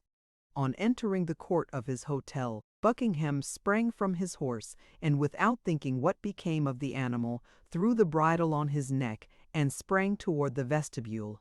D'Artagnan did the same, with a little more concern, however, for the noble creatures whose merits he fully appreciated, but he had the satisfaction of seeing 3 or 4 grooms run from the kitchens and the stables and busy themselves with the steeds. The Duke walked so fast that D'Artagnan had some trouble in keeping up with him. He passed through several apartments of an elegance of which even the greatest nobles of France had not even an idea, and arrived at length in a bedchamber which was at once a miracle of taste and of richness. In the alcove of this chamber was a door concealed in the tapestry, which the Duke opened with a little gold key, which he wore suspended from his neck by a chain of the same metal. With discretion D'Artagnan remained behind, but at the moment when Buckingham crossed the threshold, he turned round, and seeing the hesitation of the young man, "Come in," cried he, "and if you have the good fortune to be admitted to Her Majesty's presence, tell her what you have seen." Encouraged by this invitation, D'Artagnan followed the Duke, who closed the door after them. The 2 found themselves in a small chapel covered with a tapestry of Persian silk worked with gold, and brilliantly lighted with a vast number of candles. Over a species of altar, and beneath a canopy of blue velvet, surmounted by white and red plumes, was a full-length portrait of Anne of Austria, so perfect in its resemblance that D'Artagnan uttered a cry of surprise on beholding it. One might believe the Queen was about to speak. On the altar, and beneath the portrait, was the casket containing the diamond studs. The Duke approached the altar, knelt as a priest might have done before a crucifix, and opened the casket. "There," said he, drawing from the casket a large ball of blue ribbon all sparkling with diamonds, "there are the precious studs which I have taken an oath should be buried with me. The Queen gave them to me, the Queen requires them again. Her will be done, like that of God, in all things." Then he began to kiss, one after the other, those dear studs with which he was about to part. All at once he uttered a terrible cry. "What is the matter?" exclaimed D'Artagnan anxiously. "What has happened to you, my lord? All is lost," cried Buckingham, becoming as pale as a corpse. "2 of the studs are wanting. There are only 10. Can you have lost them, my lord, or do you think they have been stolen?" "They have been stolen," replied the Duke, "and it is the cardinal who has dealt this blow. Hold, see, the ribbons which held them have been cut with scissors. If my lord suspects they have been stolen, perhaps the person who stole them still has them in his hands." "Wait, wait," said the Duke. The only time I have worn these studs was at a ball given by the king 8 days ago at Windsor. The Comtesse de Winter, with whom I had quarreled, became reconciled to me at that ball. That reconciliation was nothing but the vengeance of a jealous woman. I have never seen her from that day. The woman is an agent of the cardinal. He has agents, then, throughout the world? Cried D'Artagnan. Oh, yes, said Buckingham, grating his teeth with rage. Yes, he is a terrible antagonist. But when is this ball to take place? Monday next. Monday next. Still 5 days before us. That's more time than we want. Patrick, cried the Duke, opening the door of the chapel. Patrick! His confidential valet appeared. My jeweler and my secretary. The valet went out with a mute promptitude which showed him accustomed to obey blindly and without reply. But although the jeweler had been mentioned first, it was the secretary who first made his appearance. This was simply because he lived in the hotel.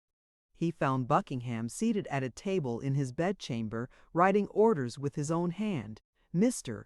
Jackson, said he, go instantly to the Lord Chancellor and tell him that I charge him with the execution of these orders. I wish them to be promulgated immediately. But, my lord, if the Lord Chancellor interrogates me upon the motives which may have led your grace to adopt such an extraordinary measure, what shall I reply? That such is my pleasure, and that I answer for my will to no man. Will that be the answer? Replied the secretary, smiling. Which he must transmit to His Majesty, if, by chance, His Majesty should have the curiosity to know why no vessel is to leave any of the ports of Great Britain. You are right, Mr. Jackson, replied Buckingham. He will say, in that case, to the king that I am determined on war, and that this measure is my first act of hostility against France. The secretary bowed and retired. We are safe on that side, said Buckingham, turning toward D'Artagnan. If the studs are not yet gone to Paris, they will not arrive till after you. How so? I have just placed an embargo on all vessels at present in His Majesty's ports, and without particular permission, not one dare lift an anchor. D'Artagnan looked with stupefaction at a man who thus employed the unlimited power with which he was clothed by the confidence of a king in the prosecution of his intrigues. Buckingham saw by the expression of the young man's face what was passing in his mind, and he smiled. Yes, said he, yes, Anne of Austria is my true queen. Upon a word from her, I would betray my country, I would betray my king, I would betray my God. She asked me not to send the Protestants of La Rochelle the assistance I promised them. I have not done so. I broke my word, it is true, but what signifies that? I obeyed my love, and have I not been richly paid for that obedience? It was to that obedience I owe her portrait. D'Artagnan was amazed to note by what fragile and unknown threads the destinies of nations and the lives of men are suspended. He was lost in these reflections when the goldsmith entered. He was an Irishman, one of the most skillful of his craft, and who himself confessed that he gained 100,000 livres a year by the Duke of Buckingham. Mr. O'Reilly, said the Duke, leading him into the chapel, look at these diamond studs, and tell me what they are worth apiece. The goldsmith cast a glance at the elegant manner in which they were set, calculated, one with another, what the diamonds were worth, and without hesitation said, 1,500 pistoles each, my lord. How many days would it require to make 2 studs exactly like them? You see there are 2 wanting. 8 days, my lord. I will give you 3,000 pistoles apiece, if I can have them by the day after tomorrow. My lord, they shall be yours. You are a jewel of a man, Mr. O'Reilly, but that is not all. These studs cannot be trusted to anybody. It must be done in the palace. Impossible, my lord. There is no one but myself can so execute them that one cannot tell the new from the old. Therefore, my dear Mr. O'Reilly, you are my prisoner. And if you wish ever to leave my palace, you cannot, so make the best of it. Name to me such of your workmen as you need, and point out the tools they must bring. The goldsmith knew the Duke. He knew all objection would be useless and instantly determined how to act. "May I be permitted to inform my wife?" said he. "Oh, you may even see her if you like, my dear Mr. O'Reilly. Your captivity shall be mild, be assured, and as every inconvenience deserves its indemnification, here is, in addition to the price of the studs, an order for 1,000 pistoles, to make you forget the annoyance I cause you." D'Artagnan could not get over the surprise created in him by this minister, who thus open-handed sported with men and millions. As to the goldsmith, he wrote to his wife, sending her the order for the 1,000 pistols, and charging her to send him, in exchange, his most skilful apprentice, an assortment of diamonds, of which he gave the names and the bend, weight, and the necessary tools. Buckingham conducted the goldsmith to the chamber destined for him, and which, at the end of half an hour, was transformed into a workshop. Then he placed a sentinel at each door, with an order to admit nobody upon any pretense but his valet de chambre, Patrick. We need not add that the goldsmith, O'Reilly, and his assistant were prohibited from going out under any pretext. This point settled, the Duke turned to D'Artagnan. "Now, my young friend," said he, "England is all our own. What do you wish for? What do you desire?" "A bed, my lord," replied D'Artagnan. "At present, I confess, that is the thing I stand most in need of." Buckingham gave D'Artagnan a chamber adjoining his own. He wished to have the young man at hand, not that he at all mistrusted him, but for the sake of having someone to whom he could constantly talk of the Queen. In 1 hour after, the ordinance was published in London that no vessel bound for France should leave port, not even the packet-boat with letters.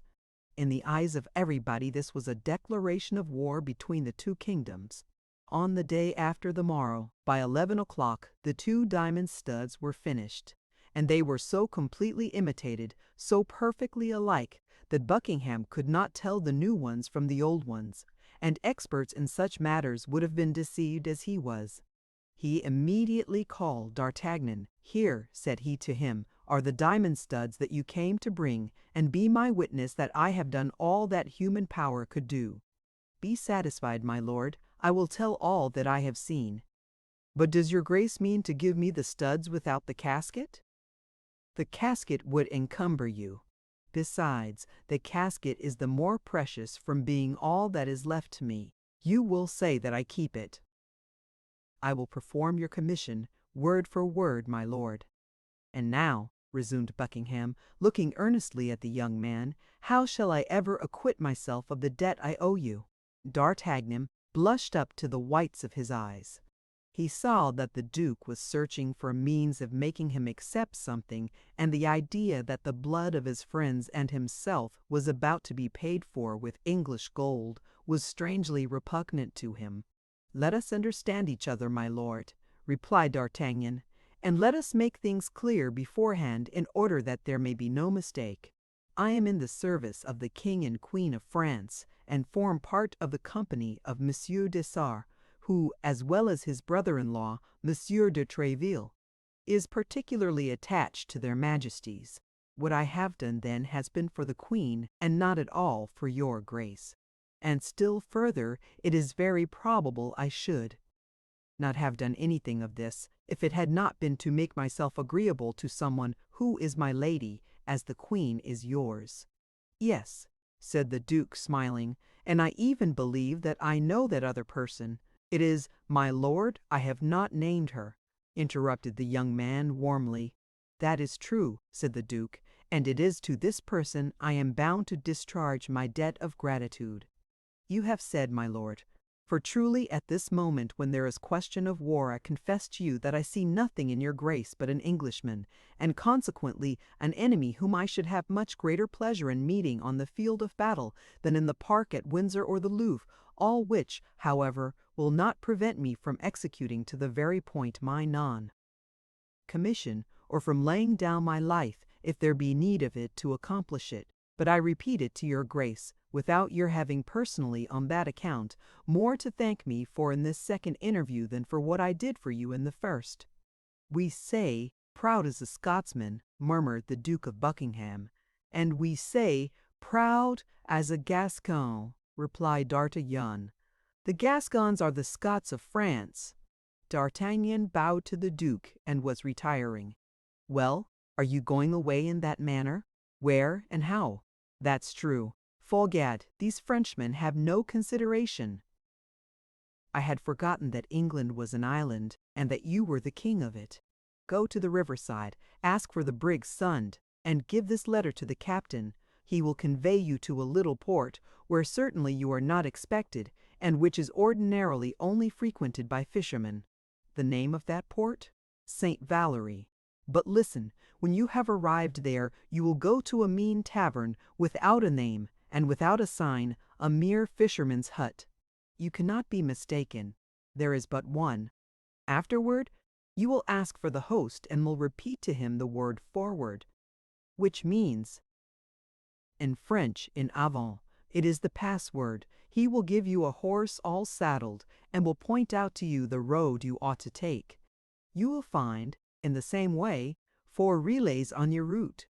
If you will give at each of these relays your address in Paris, the 4 horses will follow you thither. You already know 2 of them, and you appear to appreciate them like a judge. They were those we rode on, and you may rely upon me for the others, not being inferior to them. These horses are equipped for the field. However proud you may be, you will not refuse to accept one of them, and to request your 3 companions to accept the others. That is, in order to make war against us. Besides, the end justified the means, as you Frenchmen say, does it not? Yes, my lord, I accept them, said D'Artagnan. And if it please God, we will make a good use of your presence. Well, now your hand, young man. Perhaps we shall soon meet on the field of battle. But in the meantime we shall part good friends, I hope. Yes, my lord, but with the hope of soon becoming enemies. Be satisfied, I promise you that. I depend upon your word, my lord. D'Artagnan bowed to the Duke, and made his way as quickly as possible to the riverside.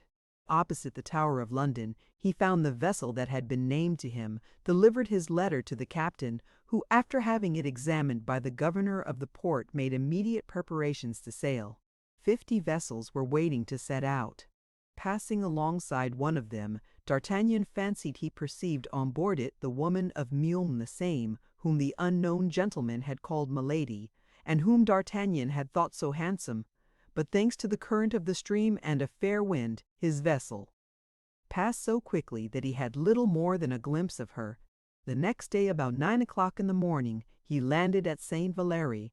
D'Artagnan went instantly in search of the inn, and easily discovered it by the riotous noise which resounded from it. War between England and France was talked of as near and certain, and the jolly sailors were having a carousal. D'Artagnan made his way through the crowd, advanced toward the host, and pronounced the word forward. The host instantly made him a sign to follow, went out with him by a door which opened into a yard, led him to the stable, where a saddled horse awaited him, and asked him if he stood in need of anything else. I want to know the route I am to follow, said D'Artagnan. Go from hence to Blengy, and from Blengy to Neufchâtel. At Neufchâtel, go to the Tavern of the Golden Harrow, give the password to the landlord, and you will find, as you have here, a horse ready saddled. Have I anything to pay? Demanded D'Artagnan. Everything is paid, replied the host, and liberally. Begone, and may God guide you. Amen, cried the young man, and set off at full gallop. 4 hours later, he was in Neufchâtel. He strictly followed the instructions he had received. At Neufchâtel, as at St. Valery, he found a horse quite ready and awaiting him. He was about to remove the pistols from the saddle he had quit to the one he was about to fill, but he found the holsters furnished with similar pistols. Your address at Paris? Hôtel of the Guards, Company of Dessart. Enough, replied the questioner. Which route must I take? Demanded D'Artagnan in his turn. That of Rouen, but you will leave the city on your right. You must stop at the little village of Écosse, in which there is but one tavern, the Shield of France. Don't condemn it from appearances. You will find a horse in the stables quite as good as this. The same password? Exactly. Adieu, master. A good journey, gentlemen. Do you want anything? D'Artagnan shook his head and set off at full speed. At Ecouis, the same scene was repeated. He found as provident a host and a fresh horse. He left his address as he had done before, and set off again at the same pace for Pontoise. At Pontoise, he changed his horse for the last time, and at 9 o'clock galloped into the yard of Tréville's hotel. He had made nearly 60 leagues in little more than 12 hours. Myth. De Tréville received him as if he had seen him that same morning, only, when pressing his hand a little more warmly than usual, he informed him that the company of Dessert was on duty at the Louvre, and that he might repair at once to his post.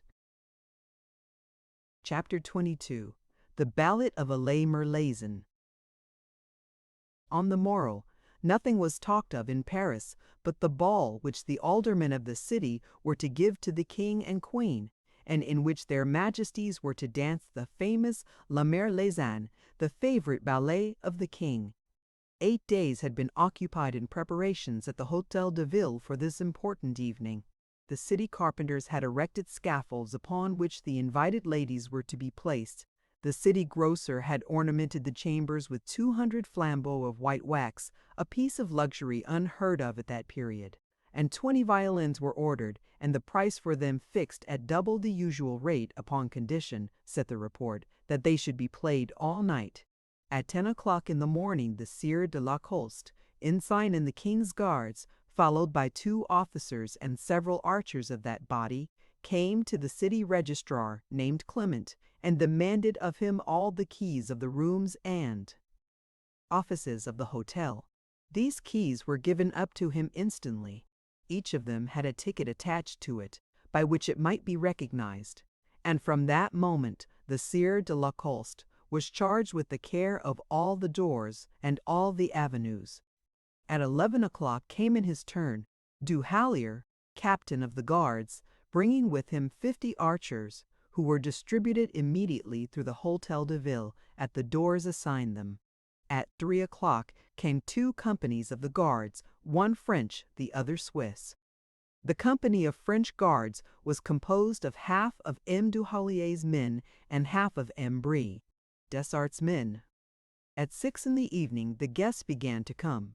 As fast as they entered, they were placed in the grand saloon, on the platforms prepared for them. At 9 o'clock, Madame la Première Présidente arrived. As next to the Queen, she was the most considerable personage of the fête. She was received by the city officials and placed in a box opposite to that which the Queen was to occupy. At 10 o'clock, the King's collation, consisting of preserves and other delicacies, was prepared in the little room on the side of the Church of St. Jean, in front of the silver buffet of the city, which was guarded by 4 archers. At midnight, great cries and loud acclamations were heard.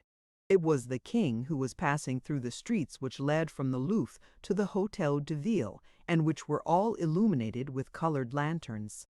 Immediately the aldermen, clothed in their cloth robes, and preceded by 6 sergeants, each holding a flambeau in his hand, went to attend upon the king, whom they met on the steps, where the provost of the merchants made him the speech of welcome, a compliment to which his majesty replied with an apology for coming so late, laying the blame upon the cardinal, who had detained him till 11 o'clock, talking of affairs of state.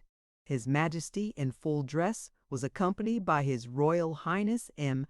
le Comte de Soissons, by the Grand Prior, by the Duc de Longueville, by the Duc d'Uffhoff, by the Comte de Tarque, by the Comte de la Roche-Guyon, by M. de la Roche-Guyon, by M. de Lancourt, by M. de Lancourt, de Baradas by the Comte de Cremiel, and by the Chevalier de Souveret. Everybody noticed that the king looked dull and preoccupied. A private room had been prepared for the king and another for Monsieur. In each of these closets were placed masquerade dresses. The same had been done for the queen and Madame the President. The nobles and ladies of their Majesties' whites were to dress, 2 by 2, in chambers prepared for the purpose. Before entering his closet, the king desired to be informed the moment the cardinal arrived. Half an hour after the entrance of the king, fresh acclamations were heard. These announced the arrival of the queen. The aldermen did as they had done before, and, preceded by their sergeants, advanced to receive their illustrious guest. The queen entered the great hall, and it was remarked that, like the king, she looked dull and even weary. At the moment she entered, the curtain of a small gallery which to that time had been closed was drawn, and the pale face of the cardinal appeared, he being dressed as a Spanish cavalier. His eyes were fixed upon those of the queen, and a smile of terrible joy passed over his lips. The queen did not wear her diamond studs. The queen remained for a short time to receive the compliments of the city dignitaries and to reply to the salutations of the ladies. All at once the king appeared with the cardinal at one of the doors of the hall. The cardinal was speaking to him in a low voice, and the king was very pale. The king made his way through the crowd without a mask, and the ribbons of his doublet scarcely tied. He went straight to the queen and in an altered voice said, "Why, madame, have you not thought proper to wear your diamond studs when you know it would give me so much gratification?" The queen cast a glance around her and saw the cardinal behind with a diabolical smile on his countenance. "Sire," replied the queen with a faltering voice, "because in the midst of such a crowd as this, I feared some accident might happen to them." "And you were wrong, madame. If I made you that present, it was that you might adorn yourself therewith. I tell you that you were wrong." The voice of the king was tremulous with anger. Everybody looked and listened with astonishment, comprehending nothing of what passed. "Sire," said the queen, "I can send for them to the Louvre, where they are, and thus your majesty's wishes will be complied with." "Do so, madame, do so, and that at once, for within an hour the ballet will commence." The queen bent in token of submission and followed the ladies who were to conduct her to her room. On his part, the king returned to his apartment. There was a moment of trouble and confusion in the assembly. Everybody had remarked that something had passed between the king and queen, but both of them had spoken so low that everybody, out of respect, withdrew several steps so that nobody had heard anything. The violins began to sound with all their might, but nobody listened to them. The king came out first from his room. He was in a most elegant hunting costume, and Monsieur and the other nobles were dressed like him.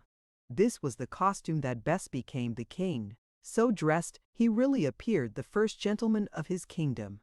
The cardinal drew near to the king and placed in his hand a small casket. The king opened it and found in it 2 diamond studs. "What does this mean?" demanded he of the cardinal. "Nothing," replied the latter. "Only, if the queen has the studs, which I very much doubt, count them, sire, and if you only find 10, ask her majesty who can have stolen from her the 2 studs that are here." The king looked at the cardinal as if to interrogate him, but he had not time to address any question to him. A cry of admiration burst from every mouth. "If the king appeared to be the first gentleman of his kingdom, the queen was without doubt the most beautiful woman in France. It is true that the habit of a huntress became her admirably. She wore a beaver hat with blue feathers, a surtout of gray pearl velvet, fastened with diamond clasps, and a petticoat of blue satin, embroidered with silver. On her left shoulder sparkled the diamond studs, on a bow of the same color as the plumes and the petticoat. The king trembled with joy, and the cardinal with vexation. Although, distant as they were from the queen, they could not count the studs. The queen had them. The only question was, had she 10 or 12? At that moment the violin sounded the signal for the ballet. The king advanced toward Madame the President, with whom he was to dance, and His Highness Monsieur with the queen. They took their places, and the ballet began. The king danced facing the queen, and every time he passed by her, he devoured with his eyes those studs of which he could not ascertain the number. A cold sweat covered the brow of the cardinal. The ballet lasted an hour and had 16 entrees. The ballet ended amid the applause of the whole assemblage, and everyone reconducted his lady to her place. But the king took advantage of the privilege he had of leaving his lady to advance eagerly toward the queen. "I thank you, madam," said he, "for the deference you have shown to my wishes, but I think you want 2 of the studs, and I bring them back to you." With these words he held out to the queen the 2 studs the cardinal had given him. "How, sire?" cried the young queen, affecting surprise. "You are giving me, then, 2 more. I shall have 14." In fact, the king counted them, and the 12 studs were all on Her Majesty's shoulder. The king called the cardinal. "What does this mean, Monsieur Cardinal?" asked the king in a severe tone. "This means, sire," replied the cardinal, "that I was desirous of presenting Her Majesty with these 2 studs, and that, not daring to offer them myself, I adopted this means of inducing her to accept them." "And I am the more grateful to your eminence," replied Anne of Austria, with a smile that proved she was not the dupe of this ingenious gallantry, "from being certain that these 2 studs alone have cost you as much as all the others cost His Majesty." Then, saluting the king and the cardinal, the queen resumed her way to the chamber in which she had dressed, and where she was to take off her costume.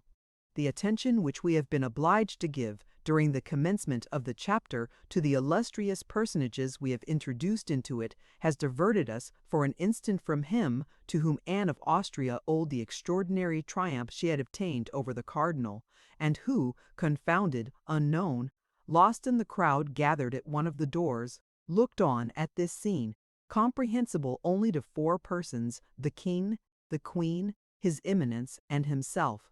The queen had just regained her chamber, and D'Artagnan was about to retire, when he felt his shoulder lightly touched. He turned and saw a young woman who made him a sign to follow her. The face of this young woman was covered with the black velvet mask, but notwithstanding this precaution, which was in fact taken rather against others than against him, he at once recognized his usual guide, the light and intelligent May Bonacieux. On the evening before, they had scarcely seen each other for a moment at the apartment of the Swiss guard, Germain, whither D'Artagnan had sent for her. The haste which the young woman was in to convey to the queen the excellent news of the happy return of her messenger prevented the 2 lovers from exchanging more than a few words. D'Artagnan therefore followed many Bonacieux, moved by a double sentiment, love and curiosity. All the way, and in proportion as the corridors became more deserted, D'Artagnan wished to stop the young woman, seize her and gaze upon her, were it only for a minute, but quick as a bird she glided between his hands, and when he wished to speak to her, her finger placed upon her mouth, with a little imperative gesture full of grace, reminded him that he was under the command of a power which he must blindly obey, and which forbade him even to make the slightest complaint. At length, after winding about for a minute or 2, Bonacieux opened the door of a closet, which was entirely dark, and led D'Artagnan into it. There she made a fresh sign of silence, and opened a second door concealed by tapestry. The opening of this door disclosed a brilliant light, and she disappeared. D'Artagnan remained for a moment motionless, asking himself where he could be, but soon a ray of light which penetrated through the chamber, together with the warm and perfumed air which reached him from the same aperture, the conversation of 2 of 3 ladies in language at once respectful and refined, and the word Majesty, several times repeated, indicated clearly that he was in a closet attached to the queen's apartment. The young man waited in comparative darkness and listened. The queen appeared cheerful and happy, which seemed to astonish the persons who surrounded her and who were accustomed to see her almost always sad and full of care. The queen attributed this joyous feeling to the beauty of the fête, to the pleasure she had experienced in the ballet, and, as it is not permissible to contradict the queen, whether she smile or weep, everybody expatiated on the gallantry of the aldermen of the city of Paris. Although D'Artagnan did not at all know the queen, he soon distinguished her voice from the others, at first by a slightly foreign accent, and next by that tone of domination naturally impressed upon all royal words. He heard her approach and withdraw from the partially open door, and twice or three times he even saw the shadow of a person intercept the light. At length a hand and an arm, surpassingly beautiful in their form and whiteness, glided through the tapestry. D'Artagnan at once comprehended that this was his recompense.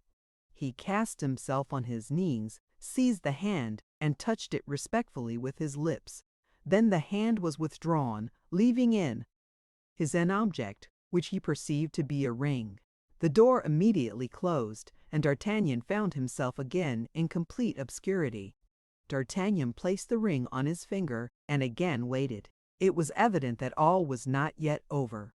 After the reward of his devotion, that of his love was to come. Besides, although the ballet was danced, the evening had scarcely begun. Supper was to be served at 3, and the clock of St. Jean had struck 2:75. The sound of voices diminished by degrees in the adjoining chamber. The company was then heard departing. Then the door of the closet in which D'Artagnan was opened, and Bonacieux entered. "You at last?" cried D'Artagnan. "Silence!" said the young woman, placing her hand upon his lips. "Silence, and go the same way you came." "But where and when shall I see you again?" cried D'Artagnan. "A note which you will find at home will tell you. Begone, begone." At these words she opened the door of the corridor and pushed D'Artagnan out of the room. D'Artagnan obeyed like a child, without the least resistance or objection, which proved that he was really in love. Chapter 23. The Renzivos.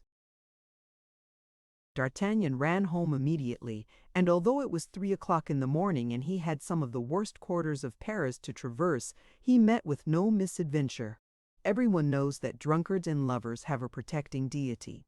He found the door of his passage open, sprang up the stairs and knocked softly in a manner agreed upon between him and his lackey. Planchet, whom he had sent home 2 hours before from the Hôtel de Ville, telling him to sit up for him, opened the door for him. The reader may ask, how came Planchet here, when he was left, stiff as a rush, in London? In the intervening time, Buckingham perhaps sent him to Paris, as he did the horses. "Has anyone brought a letter for me?" asked D'Artagnan, eagerly. "No one has brought a letter, monsieur," replied Planchet, "but one has come of itself." "What do you mean, blockhead?" "I mean to say that when I came in, although I had the key of your apartment in my pocket, and that key had never quit me, I found a letter on the green table cover in your bedroom." "And where's that letter?" "I left it where I found it, monsieur. It is not natural for letters to enter people's houses in this manner. If the window had been open or even ajar, I should think nothing of it. But no, all was hermetically sealed. Beware, monsieur. There is certainly some magic underneath." Meanwhile, the young man had darted into his chamber and opened the letter. It was from me, Bonacieux, and was expressed in these terms: "There are many thanks to be offered to you, and to be transmitted to you. Be this evening about 10 o'clock at St. Cloud, in front of the pavilion which stands at the corner of the house of M. d'Esterrees, C.B." While reading this letter, D'Artagnan felt his heart dilated and compressed by that delicious spasm which tortures and caresses the hearts of lovers. It was the first billet he had received. It was the first rendezvous that had been granted him. His heart, swelled by the intoxication of joy, felt ready to dissolve away at the very gate of that terrestrial paradise called love. "Well, monsieur," said Planchet, who had observed his master grow red and pale successively, "did I not guess truly? Is it not some bad affair?" "You are mistaken, Planchet," replied D'Artagnan, "and as a proof, there is a crown to drink my health. I am much obliged to Monsieur for the crown he has given me, and I promise him to follow his instructions exactly. But it is not the less true that letters which come in this way into shut-up houses fall from heaven, my friend, fall from heaven, my friend, fall from heaven." "Then Monsieur is satisfied?" asked Planchet. "My dear Planchet, I am the happiest of men, and I may profit by Monsieur's happiness, and go to bed? Yes, go. May the blessings of heaven fall upon Monsieur, but it is not the less true that that letter—" And Planchet retired, shaking his head with an air of doubt, which the liberality of D'Artagnan had not entirely effaced. Left alone, D'Artagnan read and reread his billet. Then he kissed and re-kissed 20 times the lines traced by the hand of his beautiful mistress. At length he went to bed, fell asleep, and had golden dreams. At 7 o'clock in the morning he arose and called Planchet, who at the second summons opened the door, his countenance not yet quite freed from the anxiety of the preceding night. "Planchet," said D'Artagnan, "I am going out for all day, perhaps. You are, therefore, your own master till 7 o'clock in the evening, but at 7 o'clock you must hold yourself in readiness with 2 horses." "There," said Planchet. "We are going again, it appears, to have our hides pierced in all sorts of ways. You will take your musketoon and your pistols." "There, now, didn't I say so?" cried Planchet. "I was sure of it, the cursed letter." "Don't be afraid, you idiot, there is nothing in hand but a party of pleasure." "Ah, like the charming journey the other day, when it rained bullets and produced a crop of steel traps." "Well, if you are really afraid, Monsieur Planchet," resumed D'Artagnan, "I will go without you. I prefer traveling alone to having a companion who entertains the least fear." "Monsieur does me wrong," said Planchet. "I thought he had seen me at work."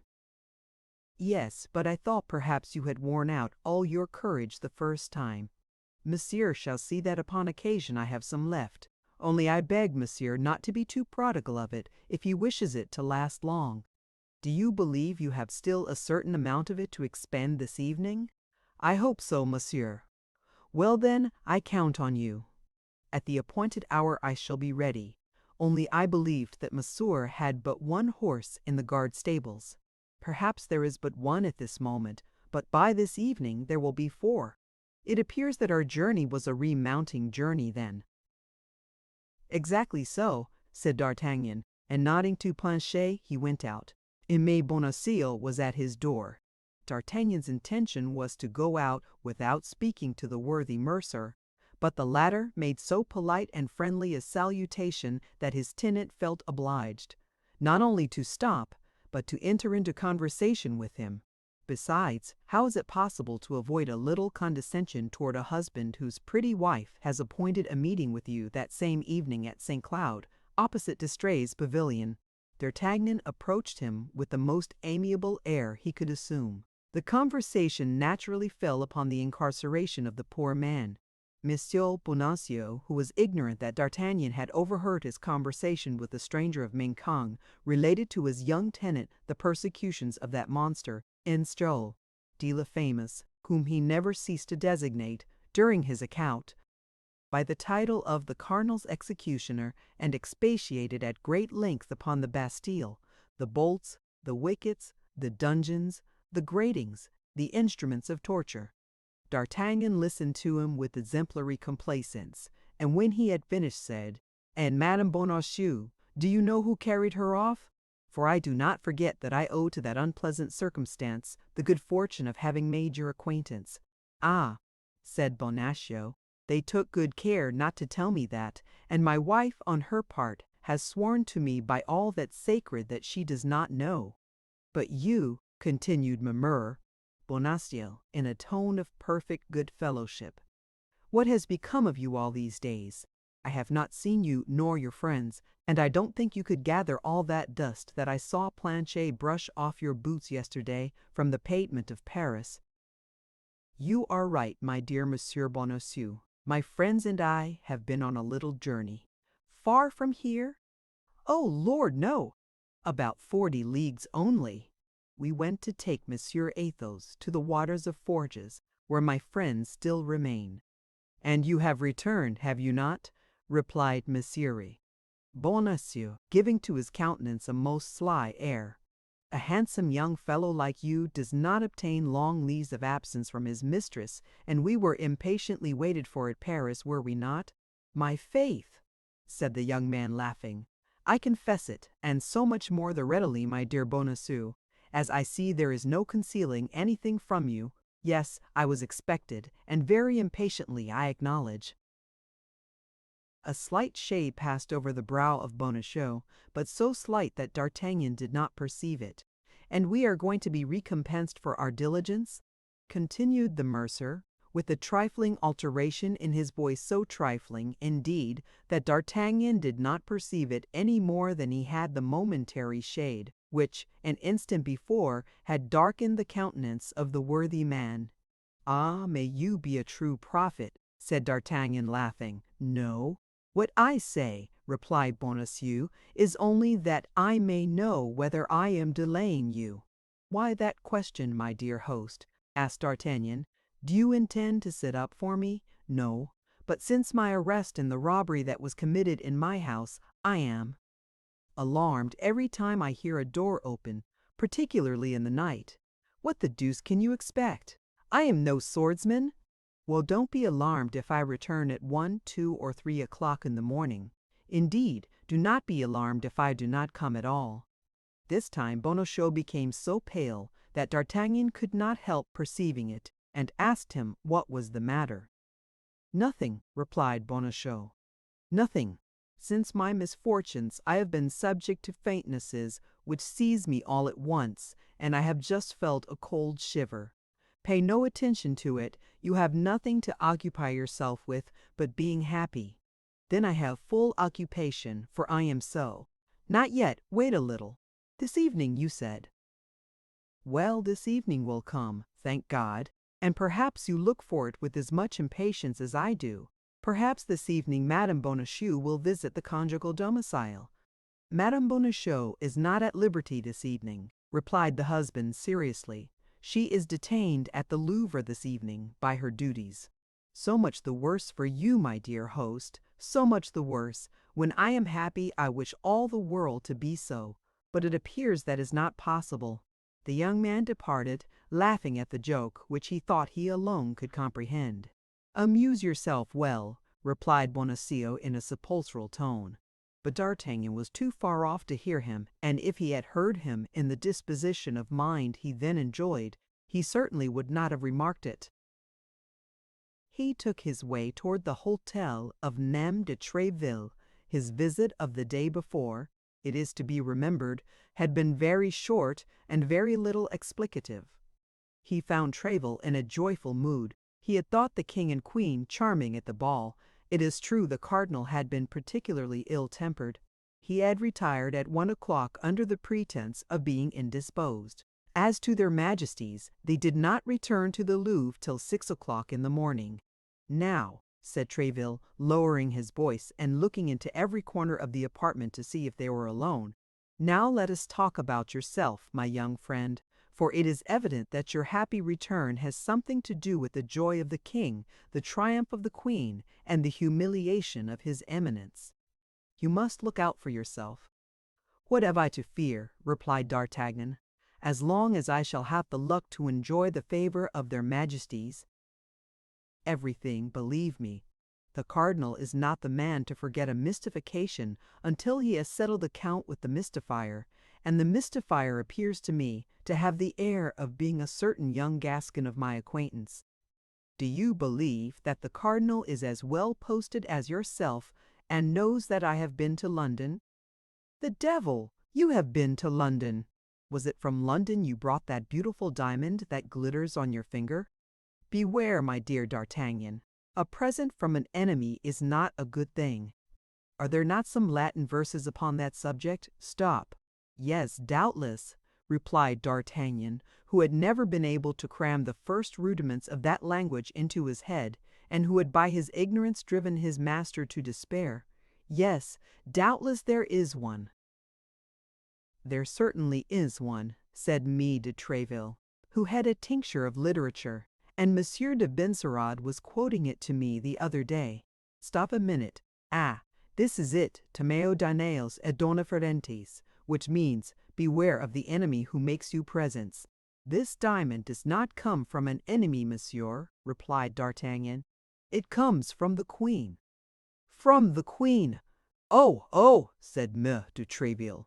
"Why, it is indeed a true royal jewel, which is worth 1,000 pistols if it is worth a denier. By whom did the queen send you this jewel?" She gave it to me herself. Where? In the room adjoining the chamber in which she changed her toilet. How? Giving me her hand to kiss. You have kissed the queen's hand, said M. de Tréville, looking earnestly at D'Artagnan. Her Majesty did me the honor to grant me that favor, and that in the presence of witnesses. Imprudent, thrice imprudent. No, monsieur, be satisfied. Nobody saw her, replied D'Artagnan, and he related to M. de Tréville how the affair came to pass. Oh, the women, cried the old soldier. I know them by their romantic imagination. Everything that savors of mystery charms them. So you have seen the arm, that was all. You would meet the queen, and she would not. Know who you are? No, but thanks to this diamond, replied the young man. Listen, said M. de Tréville. Shall I give you counsel, good counsel? The counsel of a friend. You will do me honor, monsieur, said D'Artagnan. Well then, off to the nearest goldsmith's, and sell that diamond for the highest price you can get from him. However much of a Jew he may be, he will give you at least 800 pistols. Pistols have no name, young man, and that ring has a terrible one, which may betray him who wears it. Sell this ring, a ring which comes from my sovereign? Never, said D'Artagnan. Then at least turn the gem inside, you silly fellow, for everybody must be aware that a cadet from Gascony does not find such stones in his mother's jewel case. You think, then, I have something to dread? Asked D'Artagnan. I mean to say, young man, that he who sleeps over a mine, the match of which is already lighted, may consider himself in safety in comparison with you, the devil, said D'Artagnan, whom the positive tone of M. de Tréville began to disquiet. The devil, what must I do? Above all things, be always on your guard. The cardinal has a tenacious memory and a long arm. You may depend upon it, he will repay you by some ill turn. But of what sort? How can I tell? Has he not all the tricks of a demon at his command? Least that can be expected is that you will be arrested. What? Will they dare to arrest a man in his Majesty's service? Pardieu, they did not scruple much in the case of Athos. At all events, young man, rely upon one who has been 30 years at court. Do not lull yourself in security, or you will be lost. But, on the contrary, and it is I who say it, see enemies in all directions. If anyone seeks a quarrel with you, shun it. Were it with a child of 10 years old, if you are attacked by day or by night, fight, but retreat without shame. If you cross a bridge, feel every plank of it with your foot, lest one should give way beneath you. If you pass before a house which is being built, look up, for fear a stone should fall upon your head. If you stay out late, be always followed by your lackey, and let your lackey be armed if, by the by, you can be sure of your lackey. Mistrust everybody, your friend, your brother, your mistress above all. D'Artagnan blushed. My mistress above all, repeated he mechanically. And why her rather than another? Because a mistress is one of the cardinal's favorite means. He has not one that is more expeditious. A woman will sell you for 10 pistols. Witness Delilah. You are acquainted with the Scriptures?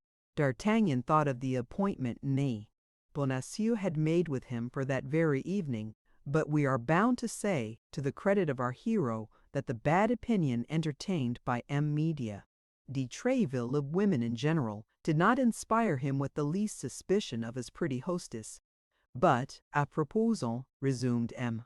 de Tréville, what has become of your 3 companions? I was about to ask you if you had heard any news of them. None, monsieur. Well, I left them on my road Porthos at Chantilly, with a duel on his hands, Aramis at Crèvecoeur, with a ball in his shoulder, and Athos at Amiens, detained by an accusation of coining. See there, now, said M. de Tréville, and how the devil did you escape? By a miracle, monsieur, I must acknowledge, with a sword thrust in my breast, and by nailing the Comte de Wardes on the by-road to Calais, like a butterfly on a tapestry. There again, de Wardes, one of the cardinal's men, a cousin of Rochefort. Stop, my friend, I have an idea. Speak, monsieur. In your place, I would do one thing. What? While His Eminence was seeking for me in Paris, I would take, without sound of drum or trumpet, the road to Picardy, and would go and make some inquiries concerning my 3 companions. What the devil? They merit richly that piece of attention on your part. The advice is good, monsieur, and tomorrow I will set out. Tomorrow! Why not this evening? This evening, monsieur, I am detained in Paris by indispensable business. Ah, young man, some flirtation or other. Take care, I repeat to you, take care. It is woman who has ruined us, still ruins us, and will ruin us as long as the world stands. Take my advice and set out this evening. Impossible, monsieur. You have given your word, then? Yes, monsieur. Ah, that's quite another thing. But promise me, if you should not be killed tonight, that you will go tomorrow. I promise it. Do you need money? I have still 50 pistols. That, I think, is as much as I shall want. But your companions? I don't think they can be in need of any. We left Paris, each with 75 pistols in his pocket. Shall I see you again before your departure? I think not, monsieur, unless something new should happen. Well, a pleasant journey. Thanks, monsieur. D'Artagnan left Mézières.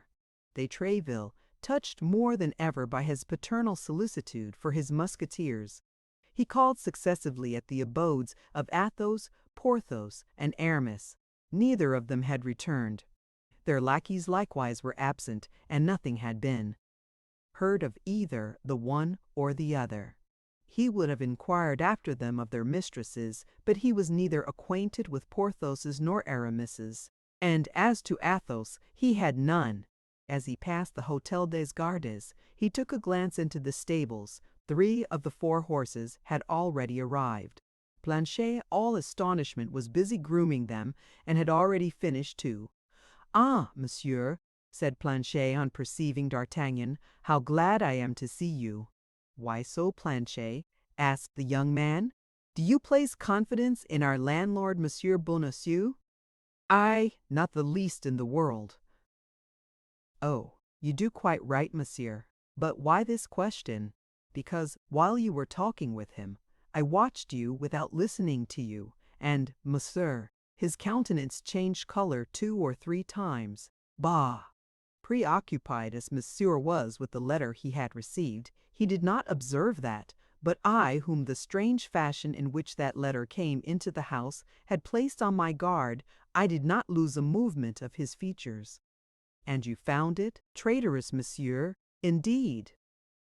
Still more. As soon as monsieur had left and disappeared round the corner of the street, Monsieur Bonacieux took his hat, shut his door, and set off at a quick pace in an opposite direction.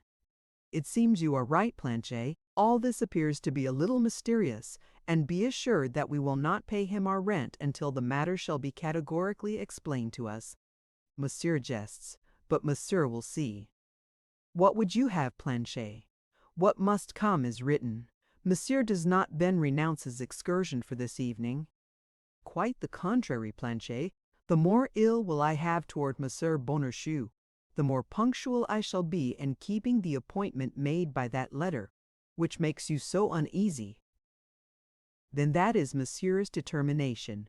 Undeniably, my friend. At 9 o'clock, then, be ready here at the hotel. I will come and take you."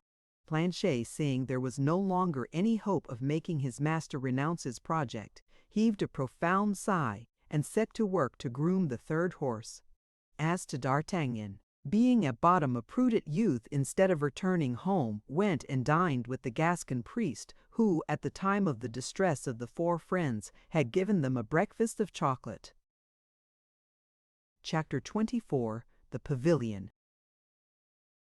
At 9 o'clock D'Artagnan was at the Hôtel des Gardes. He found Planchet all ready. The 4th horse had arrived. Planchet was armed with his musketoon and a pistol. D'Artagnan had his sword and placed 2 pistols in his belt, then both mounted and departed quietly. It was quite dark, and no one saw them go out. Planchet took place behind his master, and kept at a distance of 10 paces from him. D'Artagnan crossed the quays, went out by the gate of La Conférence, and followed the road, much more beautiful then than it is now, which leads to St. Cloud. As long as he was in the city, Planchet kept at the respectful distance he had imposed upon himself.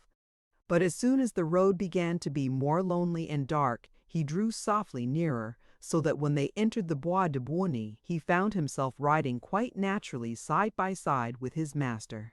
In fact, we must not dissemble that the oscillation of the tall trees and the reflection of the moon in the dark underwood gave him serious uneasiness.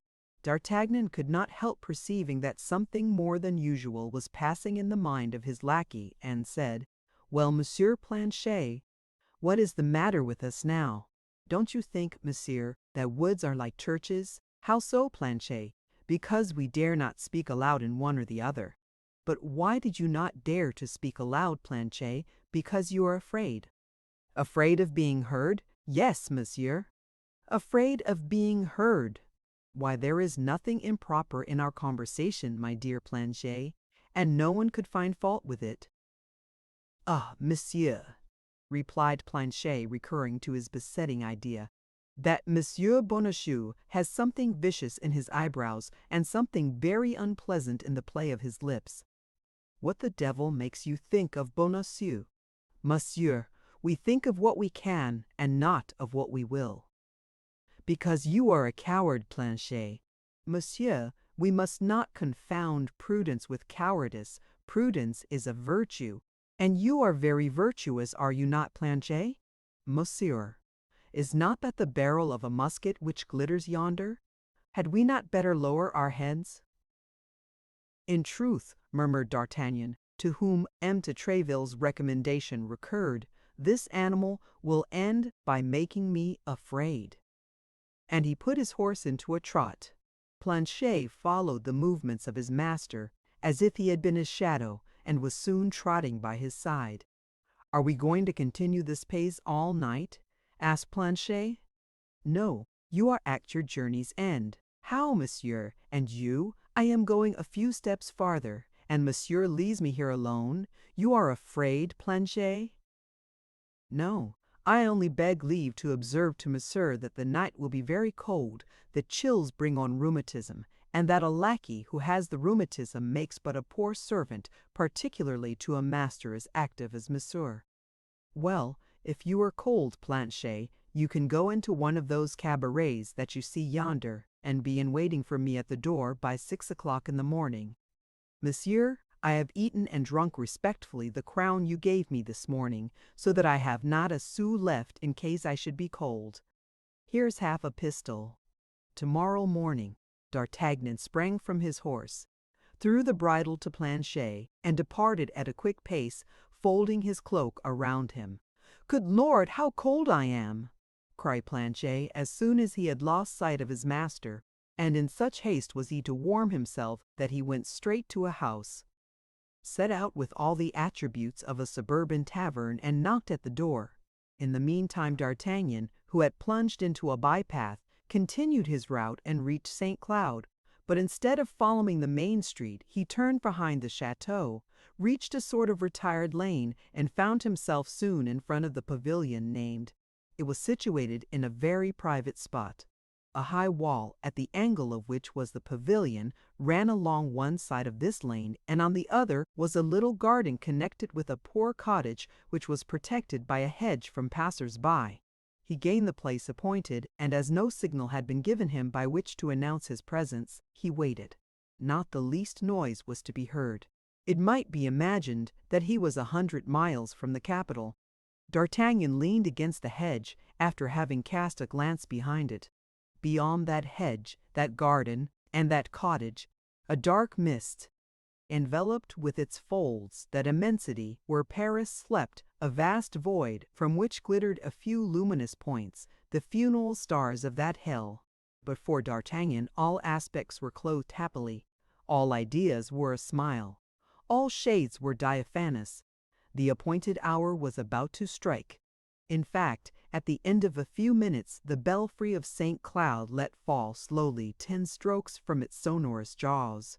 There was something melancholy in this brazen voice pouring out its lamentations in the middle of the night, but each of those strokes which made up the expected hour vibrated harmoniously to the heart of the young man. His eyes were fixed upon the little pavilion situated at the angle of the wall, of which all the windows were closed with shutters, except one on the first story. Through this window shone a mild light which silvered the foliage of 2 or 3 linden trees which formed a group outside the park. There could be no doubt that behind this little window, which threw forth such friendly beams, the pretty ami Bonacieux expected him. Wrapped in this sweet idea, D'Artagnan waited half an hour without the least impatience, his eyes fixed upon that charming little abode, of which he could perceive a part of the ceiling with its gilded mouldings, attesting the elegance of the rest of the apartment. The belfry of St. Cloud sounded 10:30. This time, without knowing why, D'Artagnan felt a cold shiver run through his veins. Perhaps the cold began to affect him, and he took a perfectly physical sensation for a moral impression. Then the idea seized him that he had read incorrectly and that the appointment was for 11 o'clock. He drew near to the window, and placing himself so that a ray of light should fall upon the letter as he held it, he drew it from his pocket and read it again. But he had not been mistaken. The appointment was for 10 o'clock. He went and resumed his post, beginning to be rather uneasy at this silence and this solitude. 11 o'clock sounded. D'Artagnan began, now really to fear that something had happened to Mabien Bonacieux. He clapped his hands 3 times the ordinary signal of lovers, but nobody replied to him, not even an echo. He then thought with a touch of vexation that perhaps the young woman had fallen asleep while waiting for him. He approached the wall and tried to climb it, but the wall had been recently pointed and D'Artagnan could get no hold. At that moment he thought of the trees, upon whose leaves the light still shone, and as one of them drooped over the road, he thought that from its branches he might get a glimpse of the interior of the pavilion. The tree was easy to climb. Besides, D'Artagnan was but 20 years old, and consequently had not yet forgotten his schoolboy habits. In an instant he was among the branches, and his keen eyes plunged through the transparent panes into the interior of the pavilion. It was a strange thing, and one which made D'Artagnan tremble from the sole of his foot to the roots of his hair, to find that this soft light, this calm lamp, enlightened a scene of fearful disorder. One of the windows was broken. The door of the chamber had been beaten in and hung, split in two, on its hinges. A table, which had been covered with an elegant supper, was overturned, the decanters broken in pieces and the fruits crushed, strewed the floor. Everything in the apartment gave evidence of a violent and desperate struggle. D'Artagnan even fancied he could recognize amid this strange disorder fragments of garments, and some bloody spots staining the cloth and the curtains. He hastened to descend into the street with a frightful beating at his heart. He wished to see if he could find other traces of violence. The little soft light shone on in the calmness of the night. D'Artagnan then perceived a thing that he had not before remarked, for nothing had led him to the examination that the ground, trampled here and hoof-marked there, presented confused traces of men and horses. Besides, the wheels of a carriage which appeared to have come from Paris had made a deep impression in the soft earth, which did not extend beyond the pavilion, but turned again toward Paris.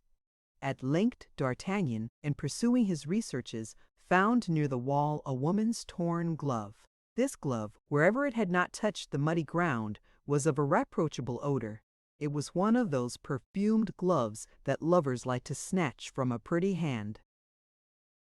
As D'Artagnan pursued his investigations, a more abundant and more icy sweat rolled in large drops from his forehead. His heart was oppressed by a horrible anguish. His respiration was broken and short. And yet he said, to reassure himself, that this pavilion perhaps had nothing in common with Maimoma Bonacieux, that the young woman had made an appointment with him before the pavilion, and not in the pavilion, that she might have been detained in Paris by her duties, or perhaps by the jealousy of her husband. But all these reasons were combated. destroyed, overthrown, by that feeling of intimate pain which, on certain occasions, takes possession of our being, and cries to us so as to be understood, unmistakably, that some great misfortune is hanging over us. Then D'Artagnan became almost wild. He ran along the high road, took the path he had before taken, and reaching the ferry, interrogated the boatman. About 7 o'clock in the evening, the boatman had taken over a young woman, wrapped in a black mantle, who appeared to be very anxious not to be recognized. But entirely on account of her precautions, the boatman had paid more attention to her and discovered that she was young and pretty. There were then, as now, a crowd of young and pretty women who came to St. Cloud and who had reasons for not being seen, and yet D'Artagnan did not for an instant doubt that it was my Bonacieux whom the boatman had noticed. D'Artagnan took advantage of the lamp which burned in the cabin of the ferryman to read the billet of me Bonacieux once again, and satisfy himself that he had not been mistaken, that the appointment was at St. Cloud and not elsewhere, before the d'Estrees' pavilion, and not in another street. Everything conspired to prove to D'Artagnan that his presentiments had not deceived him, and that a great misfortune had happened. He again ran back to the chateau. It appeared to him that something might have happened at the pavilion in his absence, and that fresh information awaited him. The lane was still deserted, and the same calm, soft light shone through the window. D'Artagnan then thought of that cottage, silent and obscure, which had no doubt seen all, and could tell its tale. The gate of the enclosure was shut, but he leaped over the hedge, and in spite of the barking of a chained-up dog, went up to the cabin. No one answered to his first knocking. A silence of death reigned in the cabin as in the pavilion, but as the cabin was his last resource, he knocked again. It soon appeared to him that he heard a slight noise within, a timid noise, which seemed to tremble lest it should be heard. Then D'Artagnan ceased knocking, and prayed with an accent so full of anxiety and promises, terror and cajolery, that his voice was of a nature to reassure the most fearful. At length an old worm-eaten shutter was opened, or rather pushed ajar, but closed again as soon as the light from a miserable lamp which burned in the corner had shone upon the baldric, sword-belt, and pistol pommels of D'Artagnan. Nevertheless, rapid as the movement had been, D'Artagnan had had time to get a glimpse of the head of an old man. "In the name of heaven," cried he, "listen to me. I have been waiting for someone who has not come. I am dying with anxiety. Has anything particular happened in the neighborhood? Speak." The window was again opened slowly, and the same face appeared, only it was now still more pale than before. D'Artagnan related his story simply, with the omission of names. He told how he had a rendezvous with a young woman before that pavilion, and how, not seeing her come, he had climbed the linden tree, and by the light of the lamp had seen the disorder of the chamber. The old man listened attentively, making a sign only that it was all so, and then, when D'Artagnan had ended, he shook his head with an air that announced nothing good. "What do you mean?" cried D'Artagnan. "In the name of heaven, explain yourself." "Oh, monsieur," said the old man, "ask me nothing, for if I dared tell you what I have seen, certainly no good would befall me." "You have, then, seen something?" replied D'Artagnan. "In that case, in the name of heaven," continued he, throwing him a pistol, "tell me what you have seen, and I will pledge you the word of a gentleman that not one of your words shall escape from my heart." The old man read so much truth and so much grief in the face of the young man that he made him a sign to listen, and repeated in a low voice, "It was scarcely 9 o'clock when I heard a noise in the street, and was wondering what it could be, when on coming to my door I found that somebody was endeavoring to open it. As I am very poor and am not afraid of being robbed, I went and opened the gate and saw 3 men at a few paces from it. In the shadow was a carriage with 2 horses and some saddle horses. These horses evidently belonged to the 3 men who were dressed as cavaliers. 'Ah, my worthy gentleman,' cried I, 'what do you want?' 'You must have a ladder?' said he who appeared to be the leader of the party. 'Yes, monsieur, the one with which I gather my fruit.' mend it to us, and go into your house again. There is a crown for the annoyance we have caused you. Only remember this if you speak a word of what you may see or what you may hear, for you will look and you will listen, I am quite sure. However we may threaten you, you are lost." At these words he threw me a crown, which I picked up, and he took the ladder. After shutting the gate behind them, I pretended to return to the house, but I immediately went out a back door, and stealing along in the shade of the hedge, I gained yonder clump of elder, from which I could hear and see everything. The three men brought the carriage up quietly, and took out of it a little man, stout, short, elderly, and commonly dressed in clothes of a dark color, who ascended the ladder very carefully, looked suspiciously in at the window of the pavilion, came down as quietly as he had gone up, and whispered, "It is she." Immediately, he who had spoken to me approached the door of the pavilion, opened it with a key he had in his hand, closed the door, and disappeared, while at the same time the other two men ascended the ladder. The little old man remained at the coach door. The coachman took care of his horses. The lackey held the saddle horses. All at once, great cries resounded in the pavilion, and a woman came to the window and opened it as if to throw herself out of it. But as soon as she perceived the other two men, she fell back and they went into the chamber. Then I saw no more, but I heard the noise of breaking furniture. The woman screamed and cried for help, but her cries were soon stifled. Two of the men appeared, bearing the woman in their arms, and carried her to the carriage, into which the little old man got after her. The leader closed the window, came out an instant after, by the door, and satisfied himself that the woman was in the carriage. His two companions were already on horseback. He sprang into his saddle. The lackey took his place by the coachman. The carriage went off at a quick pace, escorted by the three horsemen, and all was over. From that moment I have neither seen nor heard anything. D'Artagnan, entirely overcome by this terrible story, remained motionless and mute, while all the demons of anger and jealousy were howling in his heart. "But, my good gentleman," resumed the old man, upon whom this mute despair certainly produced a greater effect than cries and tears would have done, "do not take on so. They did not kill her, and that's a comfort." "Can you guess," said D'Artagnan, "who was the man who headed this infernal expedition? I don't know him, but as you spoke to him, you must have seen him." "Oh, it's a description you want." "Exactly so. A tall, dark man, with black mustaches, dark eyes, and the air of a gentleman. That's the man," cried D'Artagnan. "Again he, forever he is my demon." "Apparently. And the other? Which? The short one?" "Oh, he was not a gentleman, I'll answer for it. Besides, he did not wear a sword, and the others treated him with small consideration." "Some lackey," murmured D'Artagnan. "Poor woman, poor woman, what have they done with you?" "You have promised to be secret, my good monsieur," said the old man, "and I renew my promise. Be easy, I am a gentleman." "A gentleman has but his word, and I have given you mine." With a heavy heart, D'Artagnan again bent his way toward the ferry. Sometimes he hoped it could not be Mabeuf, Bonacieux, and that he should find her next day at the Louvre. Sometimes he feared she had had an intrigue with another who, in a jealous fit, had surprised her and carried her off. His mind was torn by doubt, grief, and despair. "Oh, if I had my three friends here," cried he, "I should have, at least, some hopes of finding her.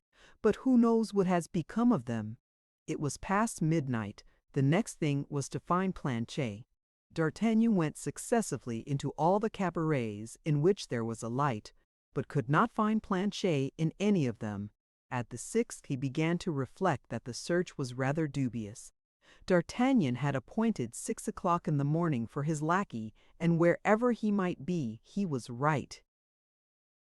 Besides, it came into the young man's mind that by remaining in the environs of the spot on which the sad event had passed, he would, perhaps, have some light thrown upon the mysterious affair.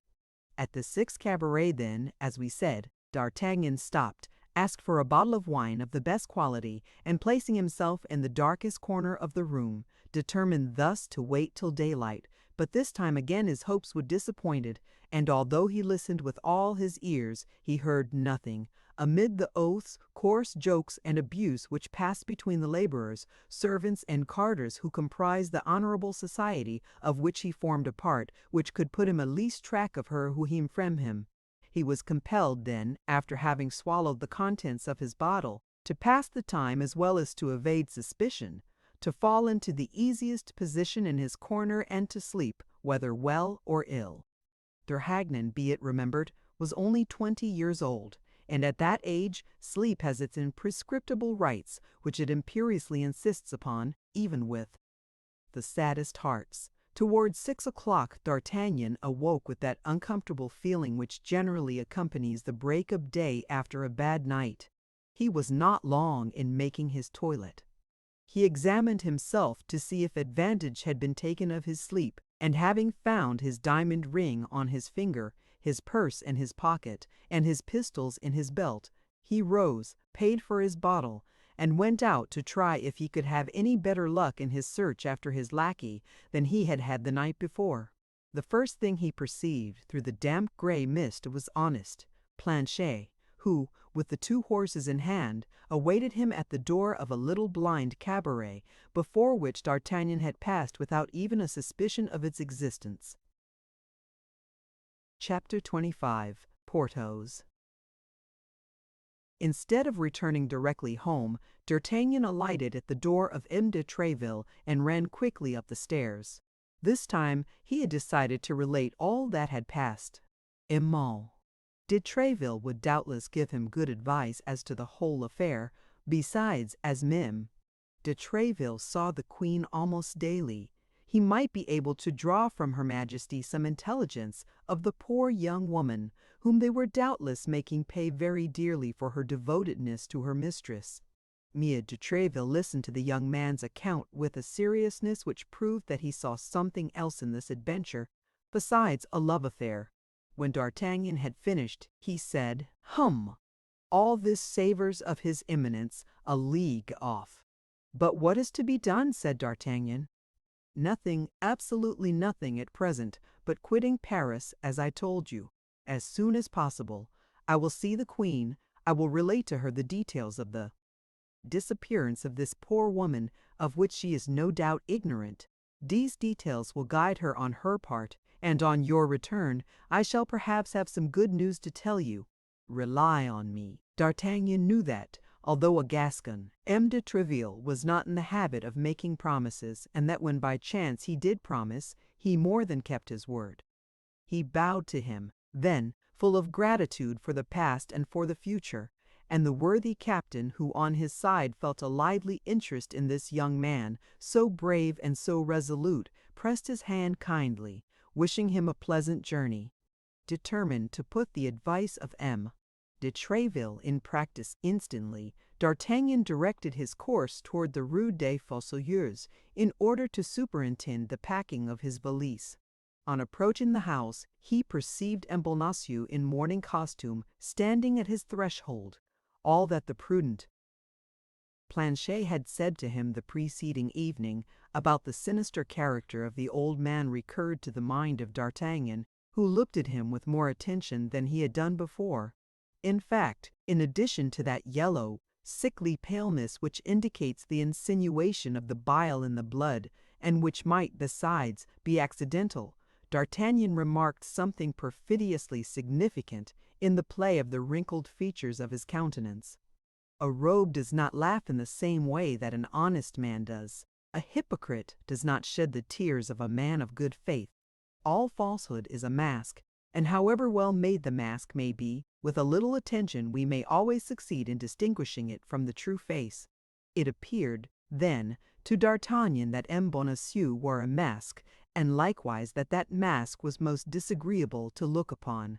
In consequence of this feeling of repugnance, he was about to pass without speaking to him, but, as he had done the day before, M. Bonacieux accosted him.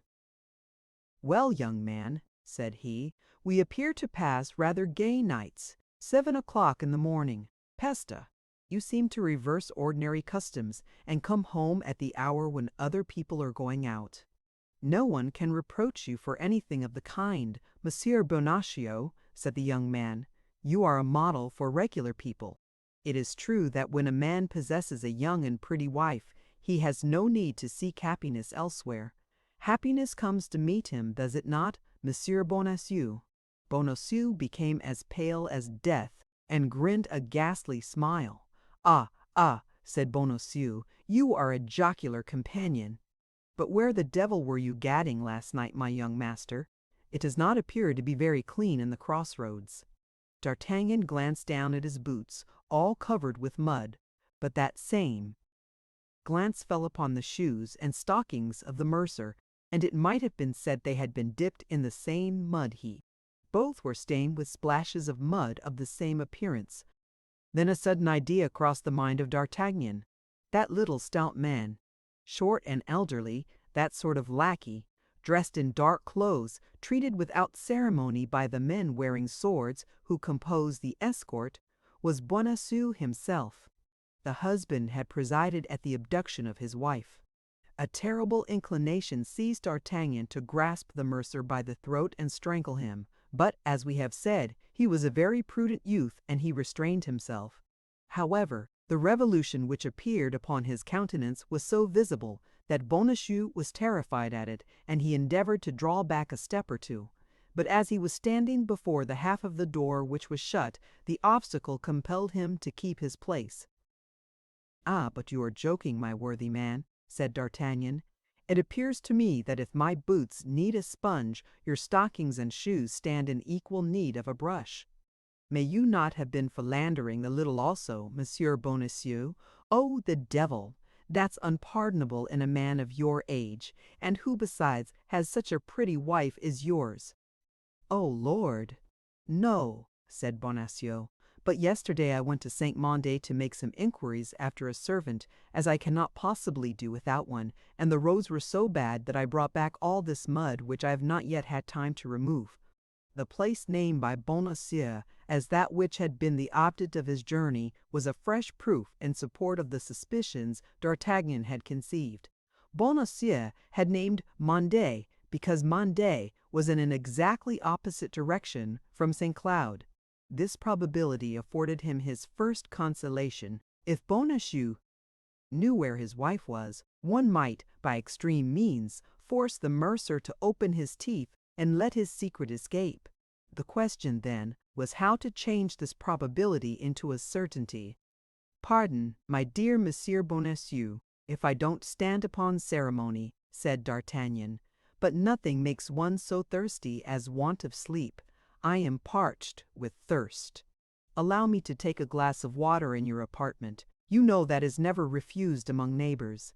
Without waiting for the permission of his host, D'Artagnan went quickly into the house and cast a rapid glance at the bed. It had not been used. Bonacieux had not been abed. He had only been back an hour or two. He had accompanied his wife to the place of her confinement, or else at least to the first relay. "Thanks, Monsieur Bonacieux," said D'Artagnan, emptying his glass. "That is all I wanted of you. I will now go up into my apartment. I will make Planchet brush my boots, and when he has done, I will, if you like, send him to you to brush your shoes." He left the mercer, quite astonished at his singular farewell, and asking himself if he had not been a little inconsiderate. At the top of the stairs he found Planchet in a great fright. "Ah, monsieur!" cried Planchet, as soon as he perceived his master, "here is more trouble. I thought you would never come in." "What's the matter now, Planchet?" demanded D'Artagnan.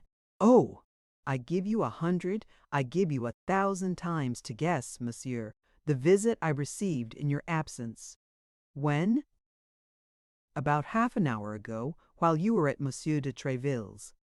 "Come, speak." "Monsieur de Cavois! Monsieur de Cavois!"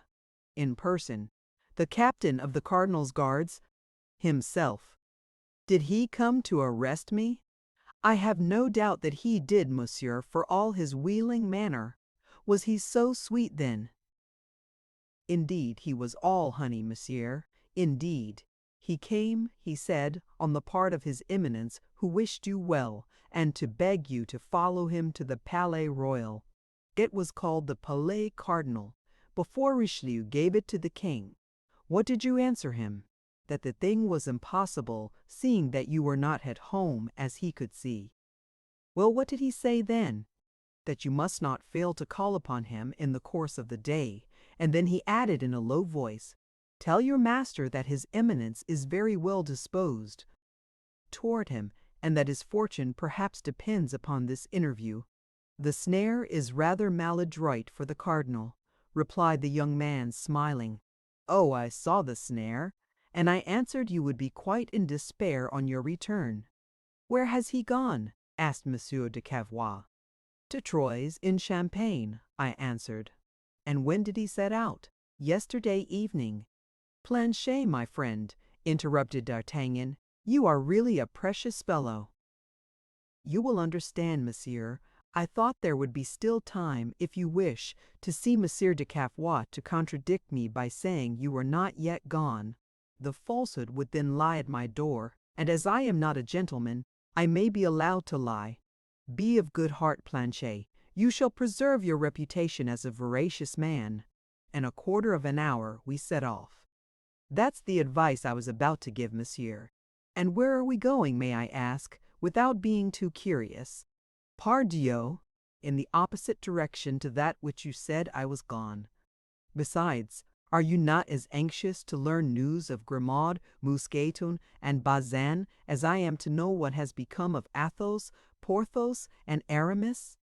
"Yes, monsieur," said Planchet, "and I will go as soon as you please.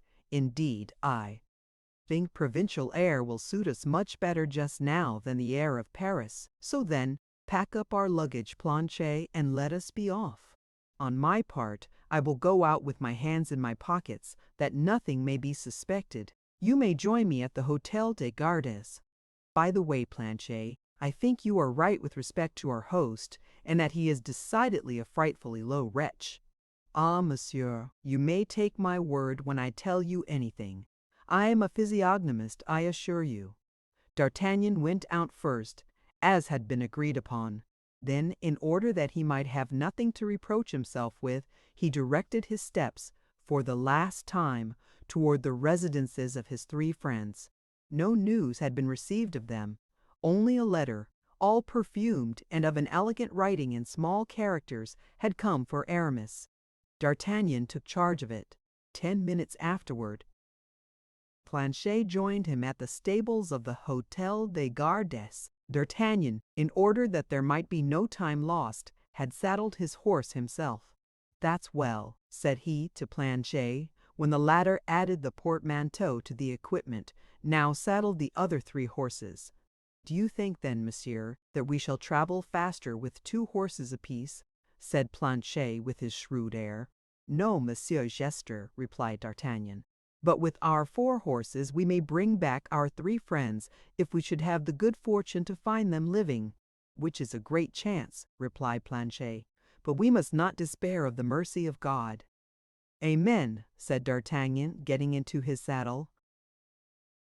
As they went from the Hôtel des Gardes, they separated, leaving the street at opposite ends, one having to quit Paris by the Barrière de la Villette, and the other by the Barrière Montmartre, to meet again beyond St. Denis, a strategic maneuver which, having been executed with equal punctuality, was crowned with the most fortunate results. D'Artagnan and Planchet entered Pierrefitte together. Planchet was more courageous, it must be admitted, by day than by night. His natural prudence, however, never forsook him for a single instant.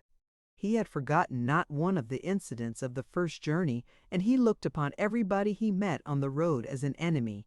It followed that his hat was forever in his hand, which procured him some severe reprimands from D'Artagnan, who feared that his excess of politeness would lead people to think he was the lackey of a man of no consequence. Nevertheless, whether the passengers were really touched by the urbanity of Planchet, or whether this time nobody was posted on the young man's road, our 2 travelers arrived at Chantilly without any accident, and alighted at the tavern of Great St. Martin, the same at which they had stopped on their first journey. The host, on seeing a young man followed by a lackey with 2 extra horses, advanced respectfully to the door.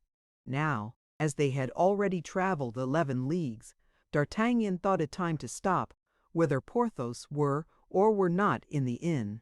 Perhaps it would not be prudent to ask at once what had become of the Musketeer. The result of these reflections was that D'Artagnan, without asking information of any kind, alighted, commended the horses to the care of his lackey, entered a small room destined to receive those who wished to be alone, and desired the host to bring him a bottle of his best wine and as good a breakfast as possible, a desire which further corroborated the high opinion the innkeeper had formed of the traveler at first sight. D'Artagnan was therefore served with miraculous celerity. The regiment of the Guards was recruited among the first gentlemen of the kingdom, and D'Artagnan, followed by a lackey, and traveling with 4 magnificent horses, despite the simplicity of his uniform, could not fail to make a sensation. The host desired himself to serve him, which D'Artagnan perceiving, ordered 2 glasses to be brought, and commenced the following conversation. "My faith, my good host," said D'Artagnan, filling the 2 glasses, "I asked for a bottle of your best wine, and if you have deceived me, you will be punished in what you have sinned, for seeing that I hate drinking by myself, you shall drink with me." "Take your glass, then, and let us drink. But what shall we drink to so as to avoid wounding any susceptibility?" "Let us drink to the prosperity of your establishment." "Your lordship does me much honor," said the host, "and I thank you sincerely for your kind wish." "But don't mistake," said D'Artagnan. "There is more selfishness in my toast than perhaps you may think, for it is only in prosperous establishments that one is well received. In hotels that do not flourish, everything is in confusion, and the traveler is a victim to the embarrassments of his host. Now, I travel a great deal, particularly on this road, and I wish to see all innkeepers making a fortune. It seems to me," said the host, "that this is not the first time I have had the honor of seeing Monsieur. Bah, I have passed perhaps 10 times through Chantilly, and out of the 10 times I have stopped 3 or 4 times at your house at least. Why, I was here only 10 or 12 days ago. I was conducting some friends, Musketeers, one of whom, by the by, had a dispute with a stranger, a man who sought a quarrel with him, for I don't know what." "Exactly so," said the host. "I remember it perfectly. It is not Monsieur Porthos that your lordship means." "Yes, that is my companion's name." "My God, my dear host, tell me if anything has happened to him. Your lordship must have observed that he could not continue his journey."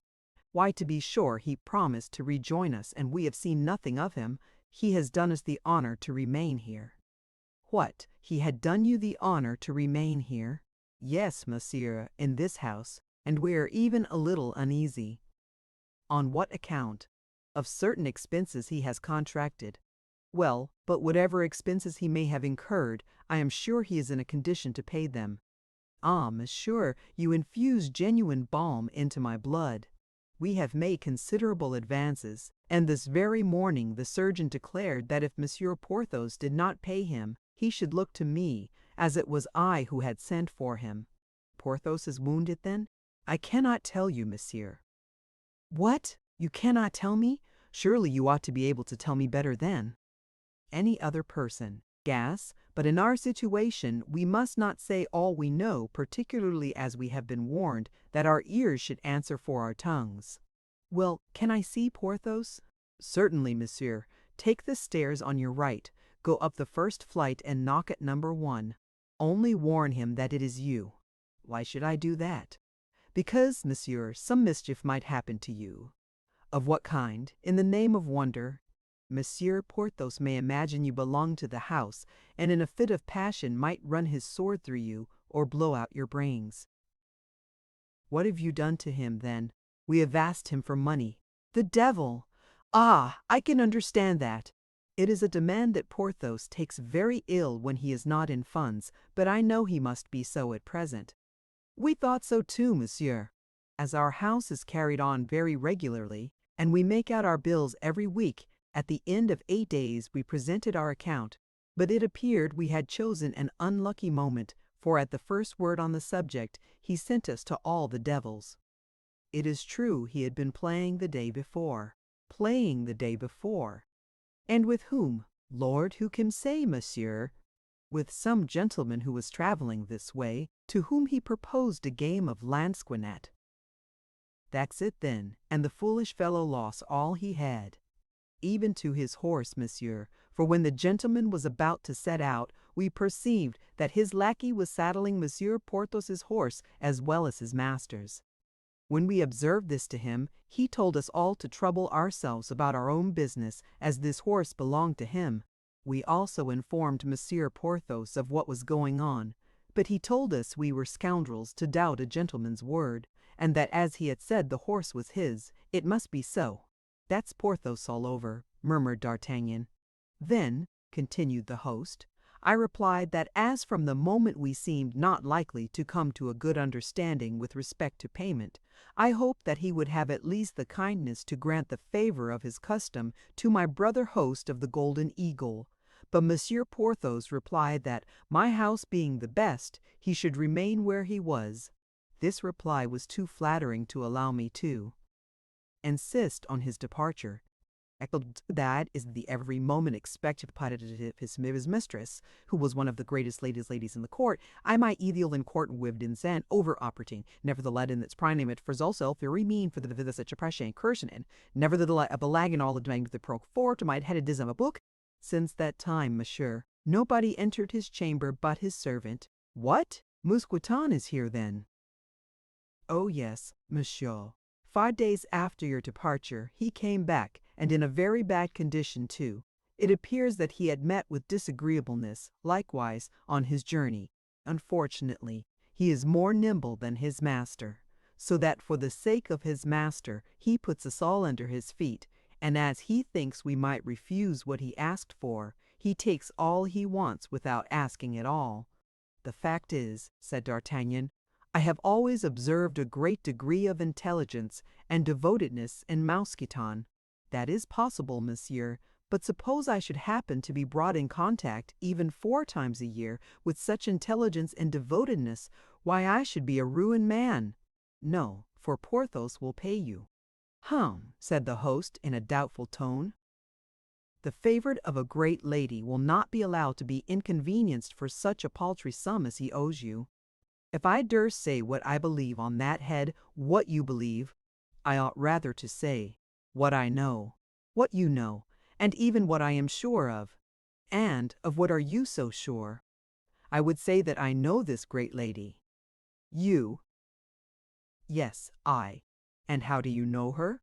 Oh, monsieur, if I could believe I might trust in your discretion. Speak! By the word of a gentleman, you shall have no cause to repent of your confidence. Well, monsieur, you understand that uneasiness makes us do many things.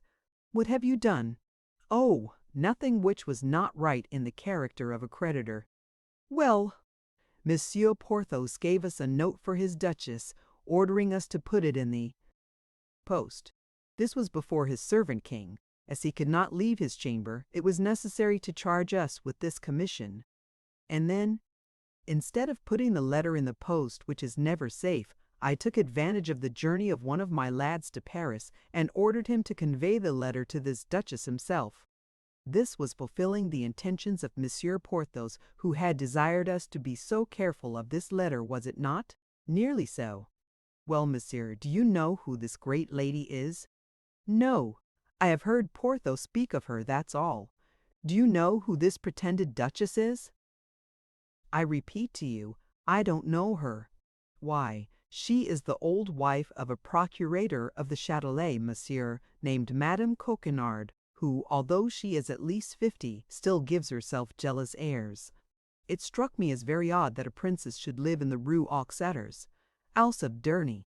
But how do you know all this? Because she flew into a great passion on receiving the letter, saying that Monsieur Porthos was a weathercock, and that she was sure it was for some woman he had received this wound. Has he been wounded then? Oh, good Lord, what have I said? You said that Porthos had received a sword cut. Yes, but he has forbidden me so strictly to say so. And why so? Zounds, monsieur. Because he had boasted that he would perforate the stranger, with whom you left him in dispute. Whereas the stranger, on the contrary, in spite of all his rhodomontades, quickly threw him on his back. As Monsieur Porthos is a very boastful man, he insists that nobody shall know he has received this wound except the Duchess, whom he endeavored to interest by an account of his adventure. It is a wound that confines him to his bed. Ah, and the master stroke too, I assure you. Your friend's soul must stick tight to his body. Were you there, then? Monsieur, I followed them from curiosity, so that I saw the combat without the combatants seeing me. And what took place? Oh, the affair was not long, I assure you. They placed themselves on guard, the stranger made a feint and a lunge, and that so rapidly that when Monsieur Porthos came to the parade, he had already 3 inches of steel in his breast. He immediately fell backward. The stranger placed the point of his sword at his throat, and Monsieur Porthos, finding himself at the mercy of his adversary, acknowledged himself conquered. Upon which the stranger asked his name, and learning that it was Porthos, and not D'Artagnan, he assisted him to rise, brought him back to the hotel, mounted his horse, and disappeared. So it was with Monsieur d'Artagnan the stranger meant to quarrel? It appears so. And do you know what has become of him? No, I never saw him until that moment, and have not seen him since. Very well, I know all that I wish to know. Porthos's chamber is, you say, on the first story, number 1. Yes, monsieur, the handsomest in the inn, a chamber that I could have let 10 times over. Bah! Be satisfied, said D'Artagnan, laughing. Porthos will pay you with the money of the Duchess Coquenard. Oh, monsieur, procurator's wife, or duchess, if she will but loosen her purse strings. It will be all the same, but she positively answered that she was tired of the exigencies and infidelities of Monsieur Porthos, and that she would not send him a denier. And did you convey this answer to your guest? We took good care not to do that. He would have found in what fashion we had executed his commission. So that he still expects his money? Oh, Lord, yes, monsieur. Yesterday he wrote again, but it was his servant who this time put the letter in the post. Do you say the procurator's wife is old and ugly? 50 at least, monsieur, and not at all handsome according to Pathod's account. In that case, you may be quite at ease. She will soon be softened. Besides, Porthos cannot owe you much. How, not much? 20 good pistols, already, without reckoning the doctor. He denies himself nothing. It may easily be seen he has been accustomed to live well. Never mind. If his mistress abandons him, he will find friends. I will answer for it. So, my dear host, be not uneasy, and continue to take all the care of him that his situation requires. Monsieur has promised me not to open his mouth about the procurator's wife, and not to say a word of the wound. That's agreed. You have my word. Oh, he would kill me. Don't be afraid. He is not so much of a devil as he appears. Saying these words, D'Artagnan went upstairs, leaving his host a little better satisfied with respect to 2 things in which he appeared to be very much interested: his debt and his life. At the top of the stairs, upon the most conspicuous door of the corridor, was traced in black ink a gigantic number 1. D'Artagnan knocked, and upon the bidding to come in which came from inside, he entered the chamber. Porthos was in bed, and was playing a game at lansquenet with mousequenet to keep his hand in, while a spit loaded with partridges was turning before the fire, and on each side of a large chimney-piece, over 2 chafing dishes, were boiling 2 stewpans, from which exhaled a double odor of rabbit and fish stews. Rejoicing to the smell. In addition to this, he perceived that the top of a wardrobe and the marble of a commode were covered with empty bottles. At the sight of his friend, Porthos uttered a loud cry of joy, and Mousqueton, rising respectfully, yielded his place to him, and went to give an eye to the 2 stewpans, of which he appeared to have the particular inspection. "Ah, pardieu! Is that you?" said Porthos to D'Artagnan. "You are right welcome. Excuse my not coming to meet you, but," added he, looking at D'Artagnan with a certain degree of uneasiness, "you know what has happened to me?" "No." Has the host told you nothing then? I asked after you, and came up as soon as I could." Porthos seemed to breathe more freely. "And what has happened to you, my dear Porthos?" continued D'Artagnan. "Why, on making a thrust at my adversary, whom I had already hit 3 times, and whom I meant to finish with the 4th, I put my foot on a stone, slipped, and strained my knee. Truly? Honor! Luckily for the rascal, for I should have left him dead on the spot, I assure you. And what has become of him? Oh, I don't know. He had enough, and set off without waiting for the rest. But you, my dear D'Artagnan, what has happened to you?" "So that this strain of the knee," continued D'Artagnan, "my dear Porthos, keeps you in bed? My God, that's all. I shall be about again in a few days. Why did you not have yourself conveyed to Paris? You must be cruelly bored here. That was my intention. But, my dear friend, I have one thing to confess to you." "What's that?" "It is that as I was cruelly bored, as you say, and as I had the 75 pistoles in my pocket which you had distributed to me, in order to amuse myself I invited a gentleman who was traveling this way to walk up, and propose a cast of dice. He accepted my challenge, and, my faith, my 75 pistoles passed from my pocket to his, without reckoning my horse, which he won into the bargain. But you, my dear D'Artagnan, what can you expect, my dear Porthos? A man is not privileged in all ways," said D'Artagnan. "You know the proverb, unlucky at play, lucky in love. You are too fortunate in your love for play not to take its revenge. What consequence can the reverses of fortune be to you? Have you not, happy rogue that you are, have you not your Duchess, who cannot fail to come to your aid?" "Well, you see, my dear D'Artagnan, with what ill luck I play," replied Porthos, with the most careless air in the world. "I wrote to her to send me 50 louis or so, of which I stood absolutely in need on account of my accident." "Well?" "Well, she must be at her country seat, for she has not answered me." "Truly?" "No. So I yesterday addressed another epistle to her, still more pressing than the first. But you are here, my dear fellow. Let us speak of you. I confess I began to be very uneasy on your account. But your host behaves very well toward you, as it appears, my dear Porthos," said D'Artagnan, directing the sick man's attention to the full stewpans and the empty bottles. So, replied Porthos. "Only 3 or 4 days ago the impertinent jackanapes gave me his bill, and I was forced to turn both him and his bill out of the door, so that I am here, something in the fashion of a conqueror, holding my position, as it were, my conquest. So, you see, being in constant fear of being forced from that position, I am armed to the teeth." "And yet," said D'Artagnan, laughing, "it appears to me that from time to time you must make sorties." And he again pointed to the bottles and the stewpans. "Not I, unfortunately," said Porthos. "This miserable strain confines me to my bed, but Mousqueton forages and brings in provisions. Friend Mousqueton, you see that we have a reinforcement, and we must have an increase of supplies." "Mousqueton," said D'Artagnan, "you must render me a service." "What, monsieur?" "You must give your recipe to Planchet. I may be besieged in my turn, and I shall not be sorry for him to be able to let me enjoy the same advantages with which you gratify your master." "Lord, monsieur, there is nothing more easy," said Mousqueton with a modest air. "One only needs to be sharp, that's all. I was brought up in the country, and my father in his leisure time was something of a poacher.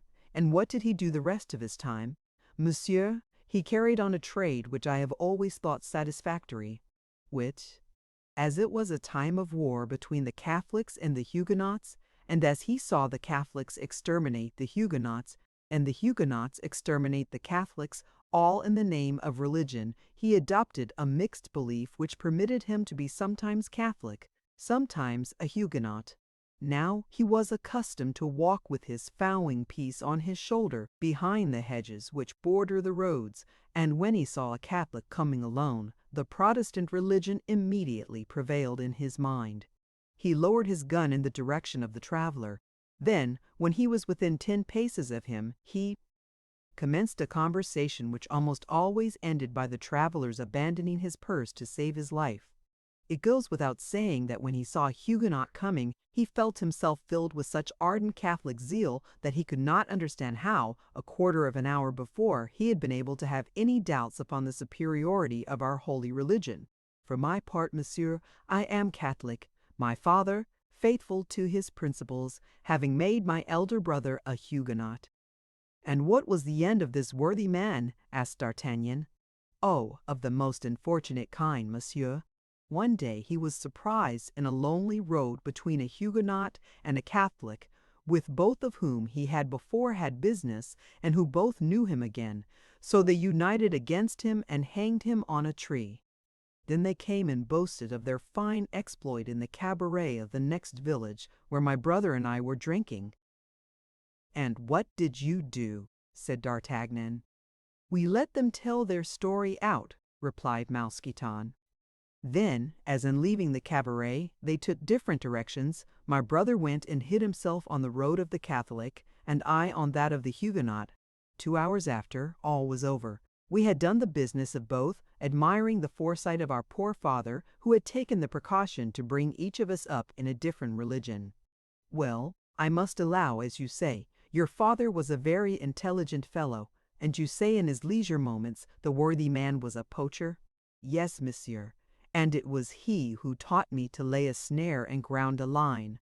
The consequence is that when I saw our laborers, which did not at all suit two such delicate stomachs as ours, I had recourse to a little of my old trade. While walking near the wood of Monsieur the Prince, I laid a few snares in the runs, and while reclining on the banks of His Highness's pieces of water, I slipped a few lines into his fish ponds. So that now, thanks be to God, we do not want, as monsieur can testify, for partridges, rabbits, carp, or eels, all light, wholesome food, suitable for the sick. But the wine, said D'Artagnan, who furnishes the wine? Your host? That is to say, yes and no. How yes and no? He furnishes it, it is true, but he does not know that he has that honor. Explain yourself, Mousqueton. Your conversation is full of instructive things. That is it, monsieur. It is so chanced that I met with a Spaniard in my peregrinations who had seen many countries, and among them the New World. What connection can the New World have with the bottles which are on the commode and the wardrobe? Patience, monsieur, everything will come in its turn. This Spaniard had in his service a lackey who had accompanied him in his voyage to Mexico. This lackey was my compatriot, and we became the more intimate from there being many resemblances of character between us. We loved sporting of all kinds better than anything, so that he related to me how in the plains of the Pampas the natives hunt the tiger and the wild bull with simple running nooses which they throw to a distance of 20 or 30 paces, the end of a cord with such nicety, but in face of the proof I was obliged to acknowledge the truth of the recital. My friend placed a bottle at the distance of 30 paces, and at each cast he caught the neck of the bottle in his running noose. I practiced this exercise, and as nature has endowed me with some faculties, at this day I can throw the lasso with any man in the world. Well, do you understand, monsieur? Our host has a well-furnished cellar, the key of which never leaves him, only this cellar has a ventilating hole. Now through this ventilating hole I throw my lasso, and as I now know in which part of the cellar is the best wine, that's my point for sport. You see, monsieur, what the New World has to do with the bottles which are on the commode and the wardrobe. Now, will you taste our wine, and without prejudice say what you think of it? Thank you, my friend, thank you. Unfortunately, I have just breakfasted. Well, said Porthos, arrange the table, Mousqueton, and while we breakfast, D'Artagnan will relate to us what has happened to him during the 10 days since he left us. Willingly, said D'Artagnan. while Porthos and Mousqueton were breakfasting with the appetites of convalescence and with that brotherly cordiality which unites men in misfortune, D'Artagnan related how Aramis, being wounded, was obliged to stop at Crèvecoeur, how he had left Athos fighting at Amiens with 4 men who accused him of being a coiner, and how he, D'Artagnan, had been forced to run the Comtes de Wardes through the body in order to reach England. But there the confidence of D'Artagnan stopped. He only added that on his return from Great Britain he had brought back 4 magnificent horses, one for himself and one for each of his companions. Then he informed Porthos that the one intended for him was already installed in the stable of the tavern. At this moment Planchet entered to inform his master that the horses were sufficiently refreshed and that it would be possible to sleep at Clermont. As D'Artagnan was tolerably reassured with regard to Porthos, and as he was anxious to obtain news of his 2 other friends, he held out his hand to the wounded man and told him he was about to resume his route in order to continue his researches. For the rest, as he reckoned upon returning by the same route in 7 or 8 days, if Porthos were still at the Great St. Martin, he would call for him on his way. Porthos replied that in all probability his sprain would not permit him to depart yet a while. Besides, it was necessary he should stay at Chantilly to wait for the answer from his Duchess. D'Artagnan wished that answer might be prompt and favorable, and having again recommended Porthos to the care of Mousqueton, and paid his bill to the host, he resumed his route with Planchet, already relieved of one of his led horses. Chapter 26. Aramis and his thesis. D'Artagnan had said nothing to Porthos of his wound or of his procurator's wife. Our Béarnais was a prudent lad, however young he might be. Consequently, he had appeared to believe all that the vainglorious musketeer had told him, convinced that no friendship will hold out against a surprise secret. Besides, we feel always a sort of mental superiority over those whose lives we know better than they suppose. In his projects of intrigue for the future, and determined as he was to make his 3 friends the instruments of his fortune, D'Artagnan was not sorry at getting into his grasp beforehand the invisible strings by which he reckoned upon moving them. And yet, as he journeyed along, a profound sadness weighed upon his heart. He thought of that young and pretty Bonacieux, who was to have paid him the price of his devotedness. But let us hasten to say that this sadness possessed the young man less from the regret of the happiness he had missed than from the fear he entertained that some serious misfortune had befallen the poor woman. For himself, he had no doubt she was a victim of the cardinal's vengeance, and, as was well known, the vengeance of his Eminence was terrible. How he had found grace in the eyes of the minister he did not know, but without doubt Enber de Cavois would have revealed this to him if the captain of the guards had found him at home. Nothing makes time pass more quickly or more shortens a journey than a thought which absorbs in itself all the faculties of the organization of him who thinks. External existence then resembles a sleep of which this thought is the dream. By its influence, time has no longer measure, space has no longer distance. We depart from one place and arrive at another, that is all. Of the interval past, nothing remains in the memory but a vague mist in which 1,000 confused images of trees, mountains, and landscapes are lost. It was as a prey to this hallucination that D'Artagnan traveled, at whatever pace his horse pleased, the 6 or 8 leagues that separated Chantilly from Crèvecoeur without his being able to remember on his arrival in the village any of the things he had passed or met with on the road. There only his memory returned to him. He shook his head, perceived the cabaret at which he had left Aramis, and putting his horse to the trot, he shortly pulled up at the door. This time it was not a host, but a hostess who received him. D'Artagnan was a physiognomist.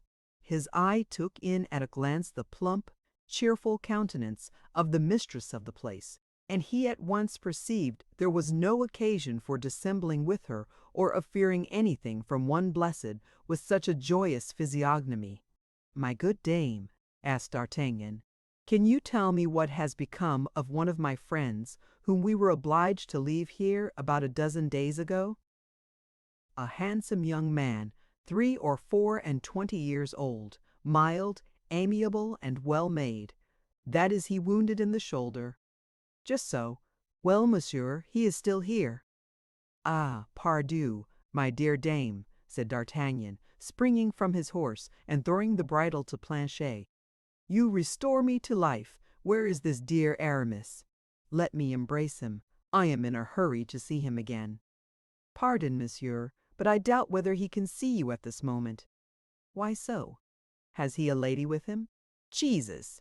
What do you mean by that? Poor lad, no, monsieur, he has not a lady with him. With whom is he, then? With the curate of Montdidier and the superior of the Jesuits of Amiens. Good heavens, cried D'Artagnan, is the poor fellow worse then? No, monsieur, quite the contrary, but after his illness grace touched him, and he determined to take orders. That's it, said D'Artagnan. I had forgotten that he was only a musketeer for a time.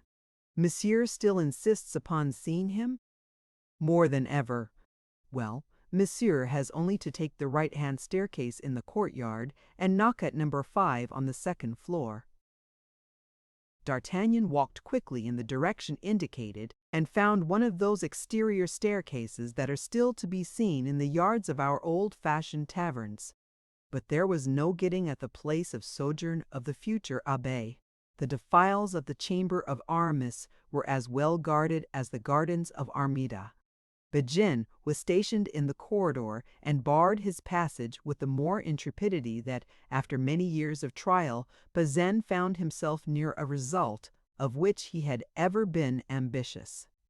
In fact, the dream of poor Bazin had always been to serve a churchman, and he awaited with impatience the moment, always in the future, when Aramis would throw aside the uniform and assume the cassock.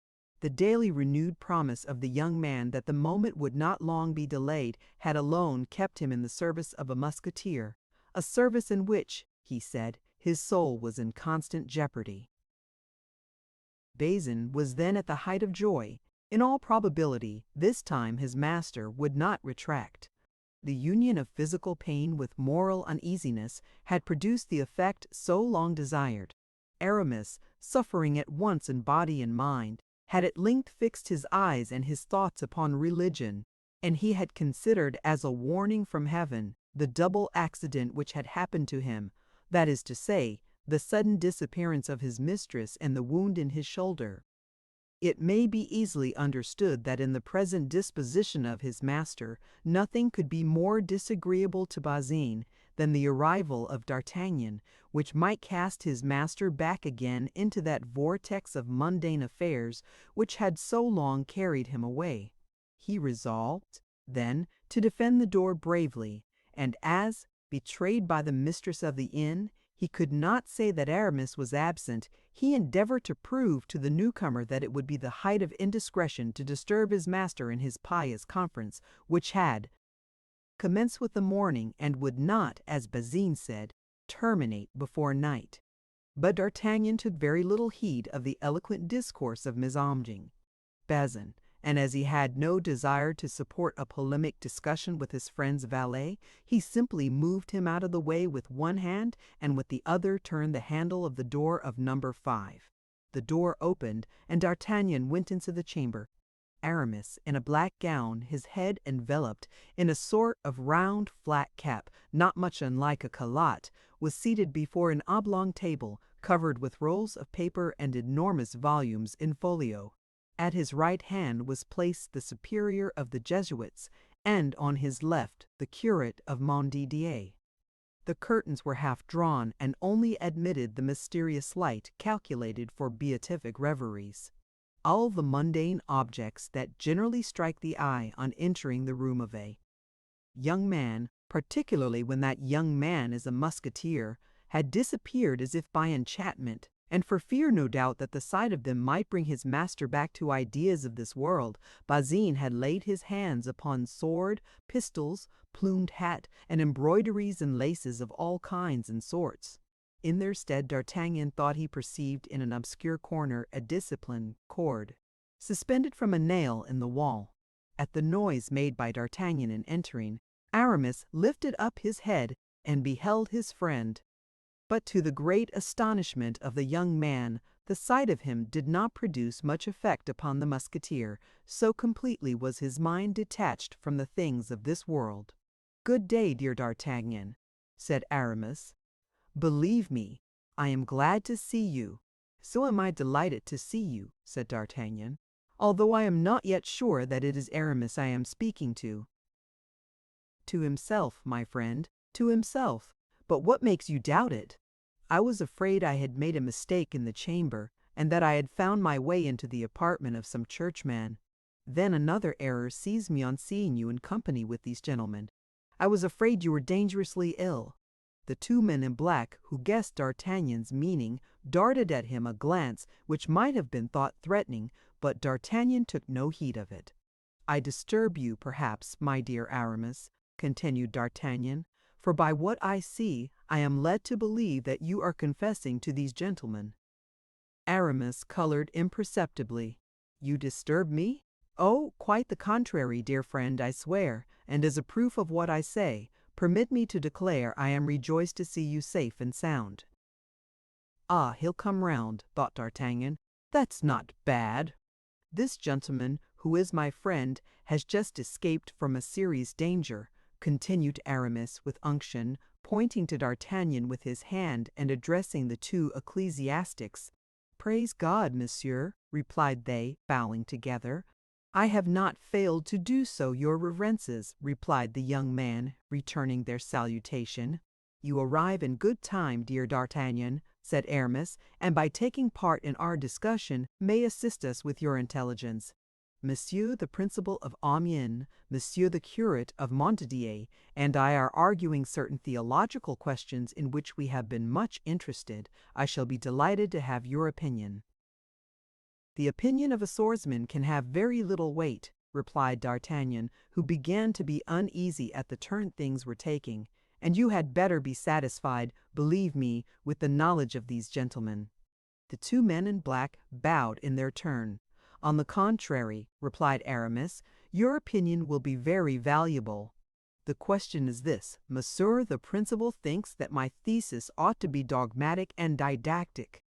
"Your thesis! Are you then making a thesis?" "Without doubt," replied the Jesuit. "In the examination which precedes ordination, a thesis is always a requisite." "Ordination!" cried D'Artagnan, who could not believe what the hostess and Bazin had successively told him, and he gazed, half stupefied, upon the three persons before him. "Now," continued Aramis, taking the same graceful position in his easy-chair that he would have assumed in bed, and complacently examining his hand, which was as white and plump as that of a woman, and which he held in the air to cause the blood to descend, "now, as you have heard, D'Artagnan, Monsieur the Principal is desirous that my thesis should be dogmatic, while I, for my part, would rather it should be ideal. This is the reason why Monsieur the Principal has proposed to me the following subject, which has not yet been treated upon, and in which I perceive there is matter for magnificent elaboration. Utraque me manus in benedicendo clericis in varioros necessari est." D'Artagnan, whose erudition we are well acquainted with, evinced no more interest on hearing this quotation than he had at that of Mercator. To Tréville, in allusion to the gifts he pretended that D'Artagnan had received from the Duke of Buckingham. "Which means," resumed Aramis, that he might perfectly understand, "the two hands are indispensable for priests of the inferior orders when they bestow the benediction." "An admirable subject!" cried the Jesuit. "Admirable and dogmatic!" repeated the curate, who, about as strong as D'Artagnan with respect to Latin, carefully watched the Jesuit in order to keep step with him, and repeated his words like an echo. As to D'Artagnan, he remained perfectly insensible to the enthusiasm of the two men in black. "Yes, admirable, pursus admirabile," continued Aramis, "but which requires a profound study of both the Scriptures and the Fathers. Now I have confessed to these learned ecclesiastics, and that in all humility, that the duties of mounting guard and the service of the king have caused me to neglect study a little. I should find myself, therefore, more at my ease, facilius natans, in a subject of my own choice, which would be to these hard theological questions, what morals are to metaphysics and philosophy. D'Artagnan began to be tired, and so did the curate. "See what an exordium!" cried the Jesuit. "Exordium," repeated the curate, for the sake of saying something. "Quemmodum intercolorum immensitatem." Aramis cast a glance upon D'Artagnan to see what effect all this produced, and found his friend gaping enough to split his jaws. "Let us speak French, my father," said he to the Jesuit. "Monsieur d'Artagnan will enjoy our conversation better." "Yes," replied D'Artagnan, "I am fatigued with reading, and all this Latin confuses me." "Certainly," replied the Jesuit, a little put out, while the curate, greatly delighted, turned upon D'Artagnan a look full of gratitude. "Well, let us see what is to be derived from this gloss. Moses, the servant of God, he was but a servant.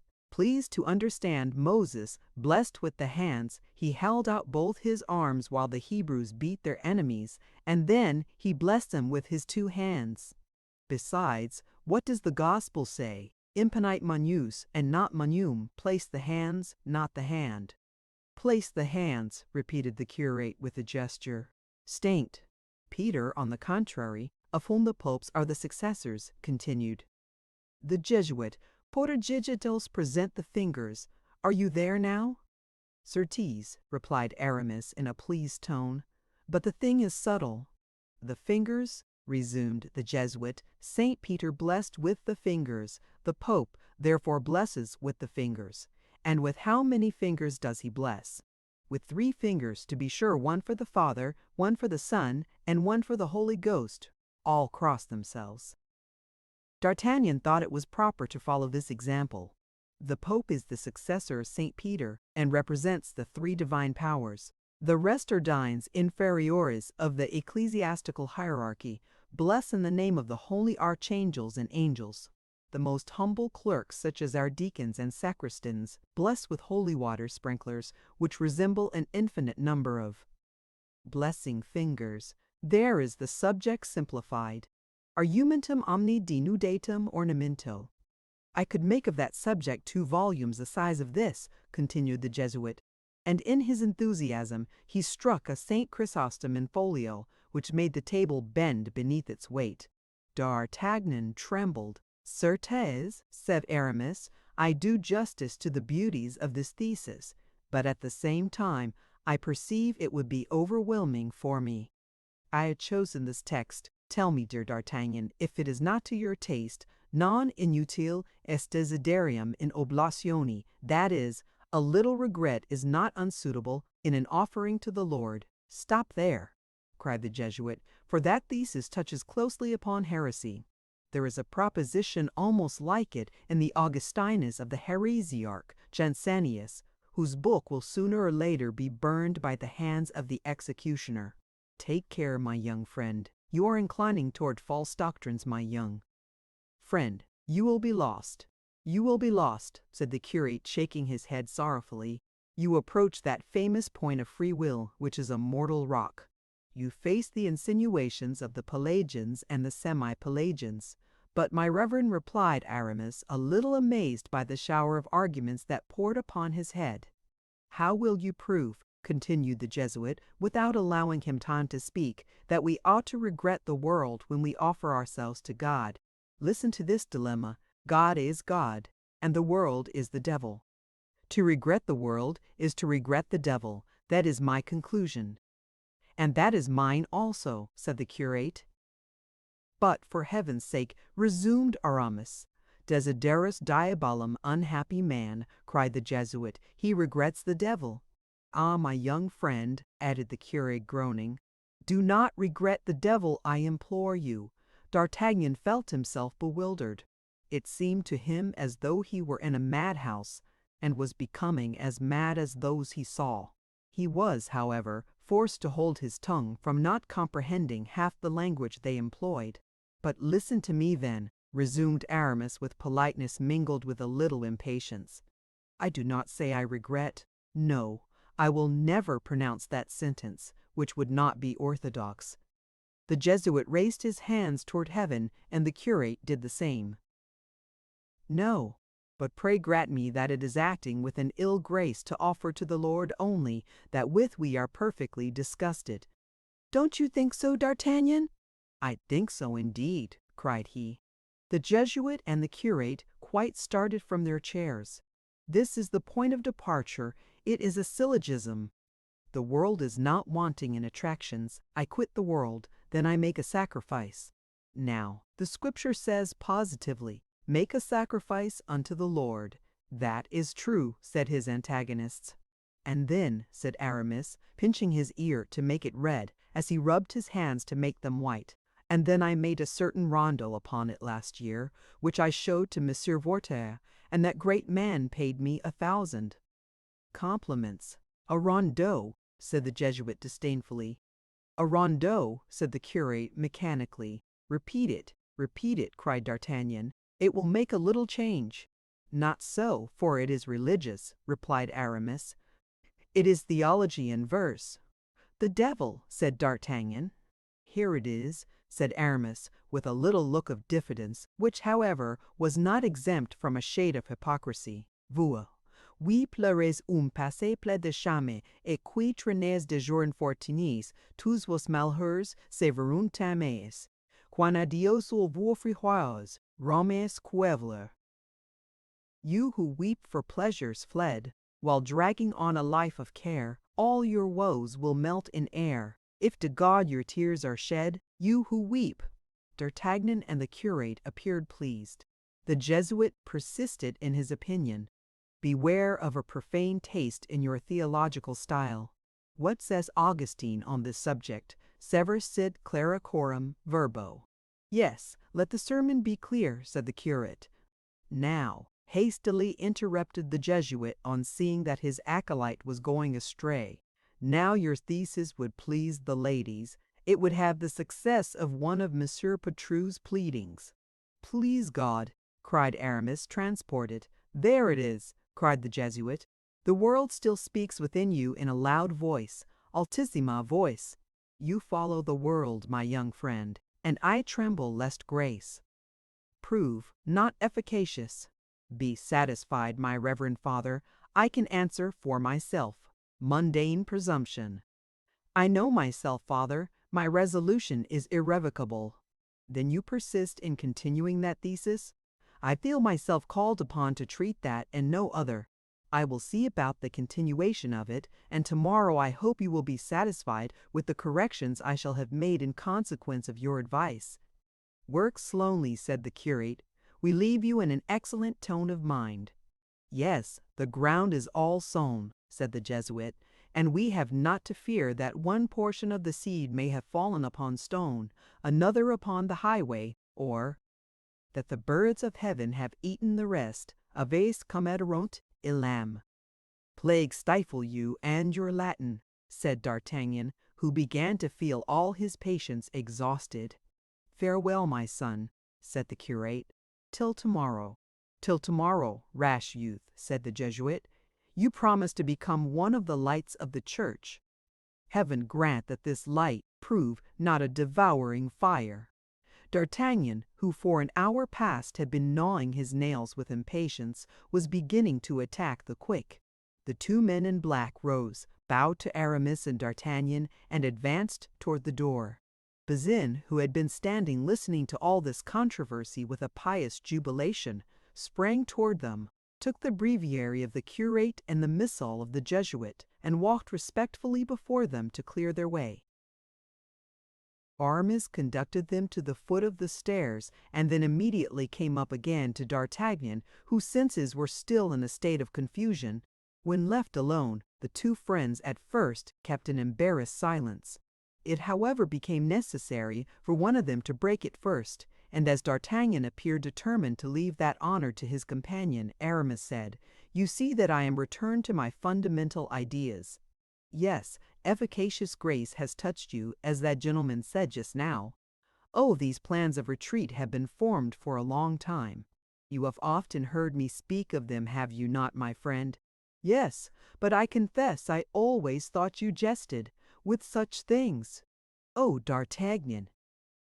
The devil! Why, people jest with death. And people are wrong, D'Artagnan, for death is the door which leads to perdition or to salvation. Granted, but if you please, let us not theologize, Aramis. You must have had enough for today.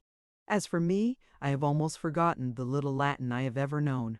Then I confess to you that I have eaten nothing since 10 o'clock this morning, and I am devilish hungry.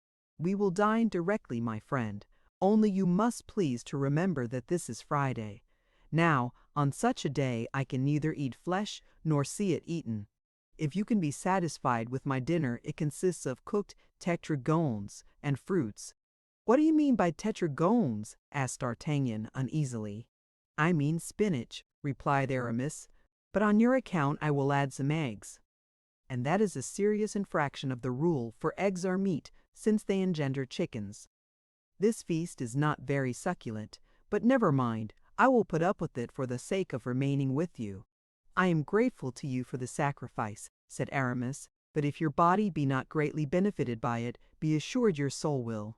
And so, Aramis, you are decidedly going into the church? What will our two friends say? What will Monsieur de Tréville say? They will treat you as a deserter, I warn you.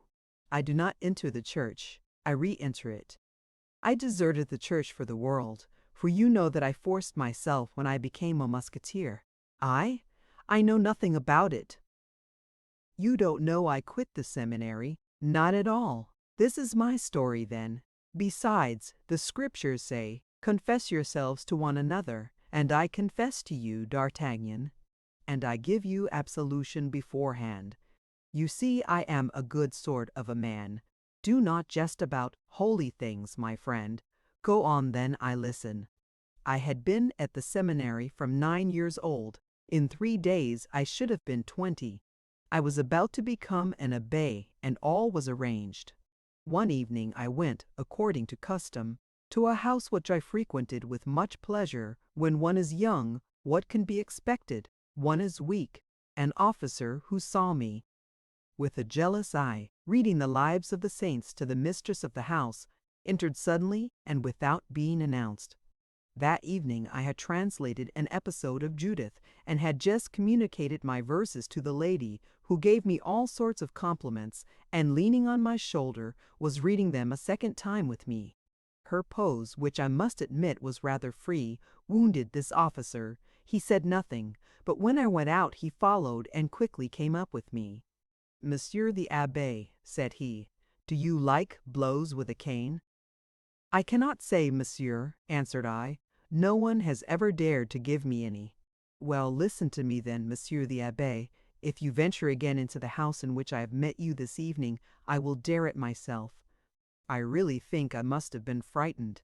I became very pale. I felt my legs fail me. I sought for a reply, but could find none. I was silent. The officer waited for his reply, and seeing it so long coming, he burst into a laugh, turned upon his heel, and re-entered the house. I returned to the seminary. I am a gentleman born, and my blood is warm, as you may have remarked, my dear D'Artagnan. The insult was terrible, and although unknown to the rest of the world, I felt it live and fester at the bottom of my heart. I informed my superiors that I did not feel myself sufficiently prepared for ordination, and at my request the ceremony was postponed for a year. I sought out the best fencing master in Paris. I made an agreement with him to take a lesson every day, and every day for a year I took that lesson. Then, on the anniversary of the day on which I had been insulted, I hung my cassock on a peg, assumed the costume of a cavalier, and went to a ball given by a lady friend of mine, and to which I knew my man was invited. It was in the Rue des Francs Bourgeois, close to La Force. As I expected, my officer was there. I went up to him as he was singing a love ditty and looking tenderly at a lady, and interrupted him exactly in the middle of the second couplet.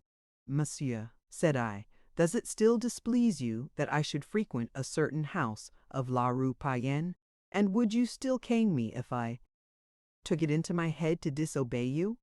The officer looked at me with astonishment, and then said, What is your business with me, monsieur? I do not know you. I am, said I, the little abbé who reads the lives of the saints and translates Judith into verse. Ah, ah! I recollect now, said the officer in a jeering tone. Well, what do you want with me? I want you to spare time to take a walk with me. Tomorrow morning, if you like, with the greatest pleasure. No, not tomorrow morning, if you please, but immediately, if you absolutely insist. I do insist upon it. Come then, ladies, said the officer, do not disturb yourselves. Allow me time just to kill this gentleman, and I will return and finish the last couplet. We went out. I took him to the Rue Payenne, to exactly the same spot where, a year before, at the very same hour, he had paid me the compliment I have related to you. It was a superb moonlight night. We immediately drew, and at the first pass I laid him stark dead. The devil! Cried D'Artagnan. Now, continued Aramis, as the ladies did not see the singer come back, and as he was found in the Rue Payenne with a great sword wound through his body, it was supposed that I had accommodated him thus, and the matter created some scandal which obliged me to renounce the cassock for a time.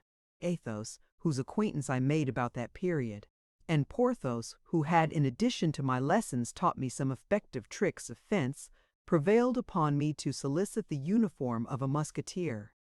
The king entertained great regard for my father, who had fallen at the siege of Arras, and the uniform was granted. You may understand that the moment has come for me to re-enter the bosom of the church, and why today rather than yesterday or tomorrow? What has happened to you today, to raise all these melancholy ideas? This wound, my dear D'Artagnan, has been a warning to me from heaven. This wound? Bah, it is now nearly healed, and I am sure it is not that which gives you the most pain. What then? Said Aramis, blushing. You have one at heart, Aramis, one deeper and more painful, a wound made by a woman. The eye of Aramis kindled in spite of himself. Ah, said he, dissembling his emotion under a feigned carelessness. Do not talk of such things, and suffer love pains, vanitas vanitatum. According to your idea, then, my brain is turned, and for whom, for some grisette, some chambermaid with whom I have trifled in some garrison. Fie! Pardon, my dear Aramis, but I thought you carried your eyes higher, higher, and who am I to nourish such ambition? A poor musketeer, a beggar, an unknown who hates slavery and finds himself ill-placed in the world. Aramis, Aramis, cried D'Artagnan, looking at his friend with an air of doubt. Dust I am, and to dust I return. Life is full of humiliations and sorrows, continued he, becoming still more melancholy. All the ties which attach him to life break in the hand of man, particularly the golden ties. Oh, my dear D'Artagnan, resumed Aramis, giving to his voice a slight tone of bitterness, trust me. Conceal your wounds when you have any. Silence is the last joy of the unhappy. Beware of giving anyone the clue to your griefs. The curious suck our tears as flies suck the blood of a wounded heart. Alas, my dear Aramis, said D'Artagnan, in his turn heaving a profound sigh, that is my story you are relating. How? Yes, a woman whom I love, whom I adore, has just been torn from me by force. I do not know where she is or whither they have conducted her. She is perhaps a prisoner, she is perhaps dead. Yes, but you have at least this consolation, that you can say to yourself, she has not quit you voluntarily, that if you learn no news of her, it is because all communication with you is interdicted, while well, nothing, replied Aramis, nothing. So you renounce the world, then, forever. That is a settled thing, a resolution registered. Forever! You are my friend today. Tomorrow you will be no more to me than a shadow, or rather, even, you will no longer exist. As for the world, it is a sepulchre, and nothing else. The devil! All this is very sad which you tell me. What will you? My vocation commands me, it carries me away. D'Artagnan smiled, but made no answer. Aramis continued, and yet, while I do belong to the earth, I wish to speak of you, of our friends. "And on my part," said D'Artagnan, "I wish to speak of you, but I find you so completely detached from everything. To love you cry, fie, friends are shadows, the world is a sepulchre." "Alas, you will find it so yourself," said Aramis with a sigh. "Well then, let us say no more about it," said D'Artagnan, "and let us burn this letter, which, no doubt, announces to you some fresh infidelity of your grisette or your chambermaid." "What letter?" cried Aramis eagerly. "A letter which was sent to your abode in your absence, and which was given to me for you. But from whom is that letter?" "Oh, from some heartbroken waiting woman, some desponding grisette."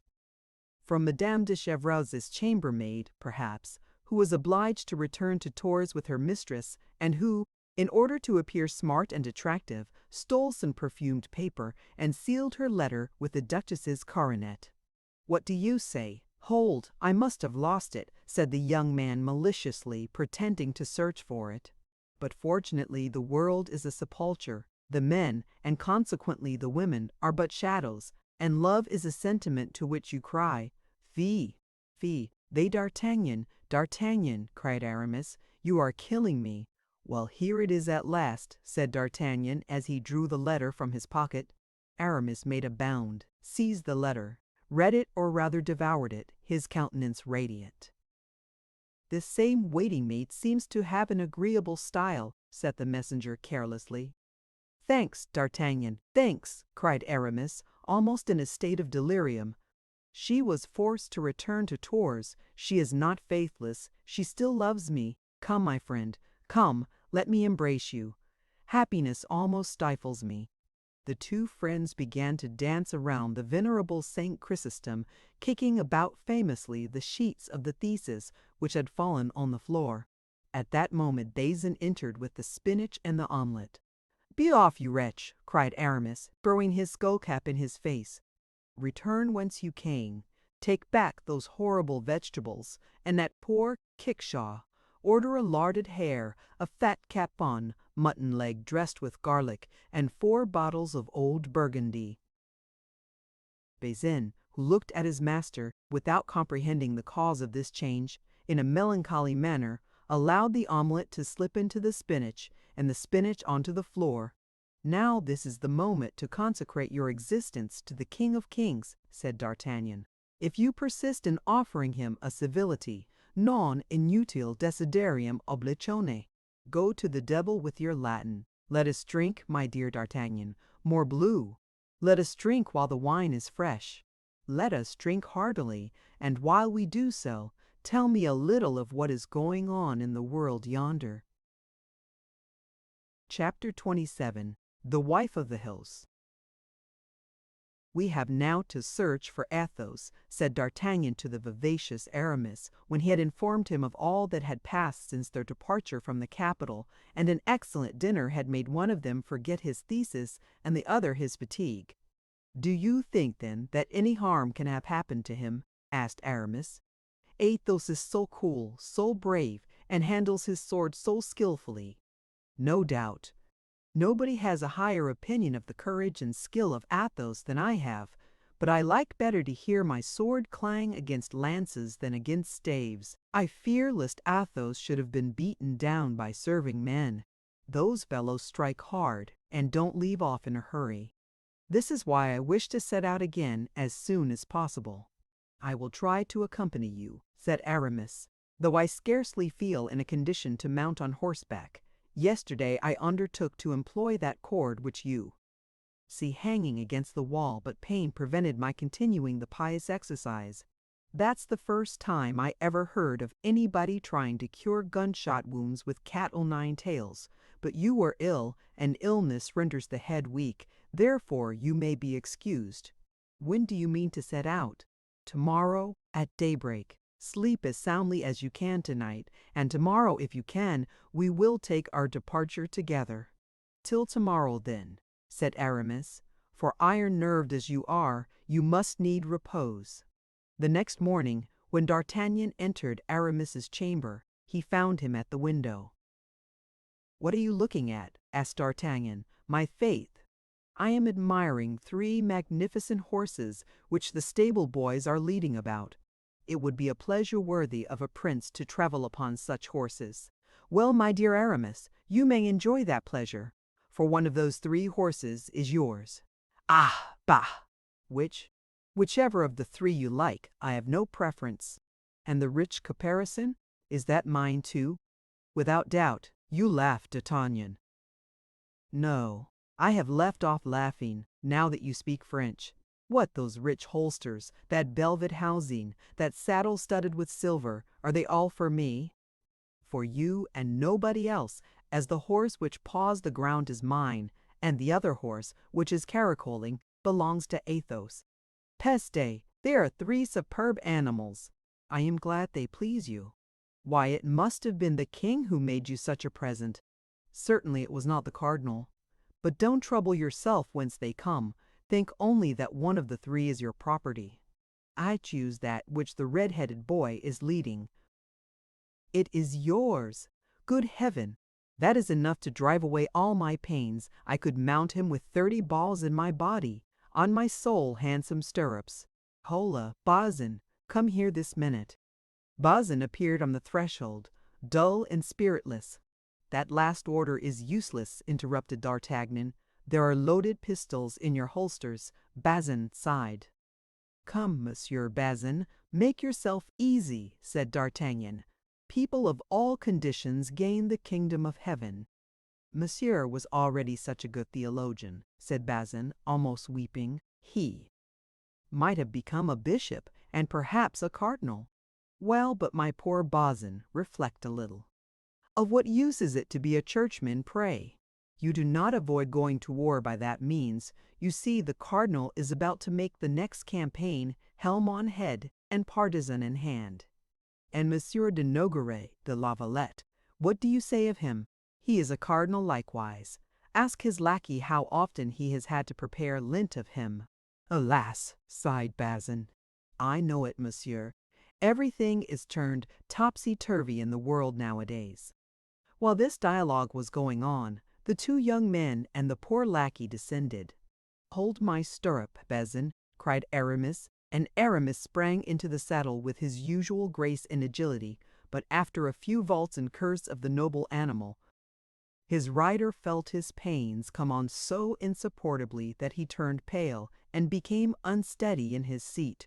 D'Artagnan, who, foreseeing such an event, had kept his eye on him, sprang toward him, caught him in his arms, and assisted him to his chamber. "That's all right, my dear Aramis, take care of yourself," said he. "I will go alone in search of Athos." "You are a man of brass," replied Aramis. "No, I have good luck, that is all. But how do you mean to pass your time till I come back? No more theses, no more glosses upon the fingers or upon benedictions. Hey?" Aramis smiled. "I will make verses," said he. "Yes, I dare say, verses perfumed with the odor of the billet from the attendant of Madame de Chevreuse. Teach Bazin prosody, that will console him. As to the horse, ride him a little every day, and that will accustom you to his maneuvers." "Oh, make yourself easy on that head," replied Aramis. "You will find me ready to follow you." They took leave of each other, and in 10 minutes, after having commended his friend to the cares of the hostess and Bazin, D'Artagnan was trotting along in the direction of Amiens. How was he going to find Athos? Should he find him at all? The position in which he had left him was critical. He probably had succumbed. This idea, while darkening his brow, drew several sighs from him, and caused him to formulate to himself a few vows of vengeance. Of all his friends, Athos was the eldest, and the least resembling him in appearance, in his tastes and sympathies.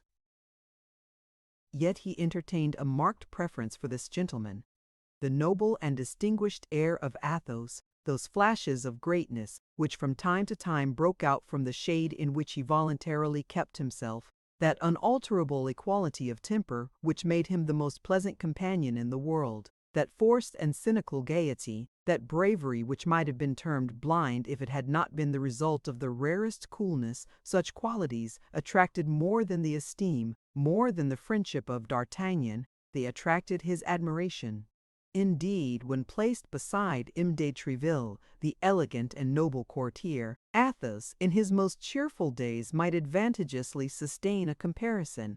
He was of middle height, but his person was so admirably shaped and so well proportioned that more than once in his struggles with Porthos he had overcome the giant whose physical strength was proverbial among the musketeers. His head, with piercing eyes, a straight nose, a chin cut like that of Brutus had, altogether an indefinable character of grandeur and grace. His hands, of which he took little care, were the despair of Aramis, who cultivated his with almond paste and perfumed oil. The sound of his voice was at once penetrating and melodious, and then that which was inconceivable in Athos, who was always retiring, was that delicate knowledge of the world and of the usages of the most brilliant society, those manners of a high degree which appeared, as if unconsciously to himself, in his least actions. If a repast were on foot, Athos presided over it better than any other, placing every guest exactly in the rank which his ancestors had earned for him, or that he had made for himself. If a question in heraldry were started, Athos knew all the noble families of the kingdom, their genealogy, their alliances, their coats of arms, and the origin of them. Etiquette had no minutiae unknown to him. He knew what were the rights of the great landowners. He was profoundly versed in hunting and falconry, and had one day, when conversing on this great art, astonished even Louis XIII himself, who took a pride in being considered a past master therein. Like all the great nobles of that period, Athos rode and fenced to perfection. But still further, his education had been so little neglected, even with respect to scholastic studies, so rare at this time among gentlemen, that he smiled at the scraps of Latin which Aramis sported, and which Porthos pretended to understand.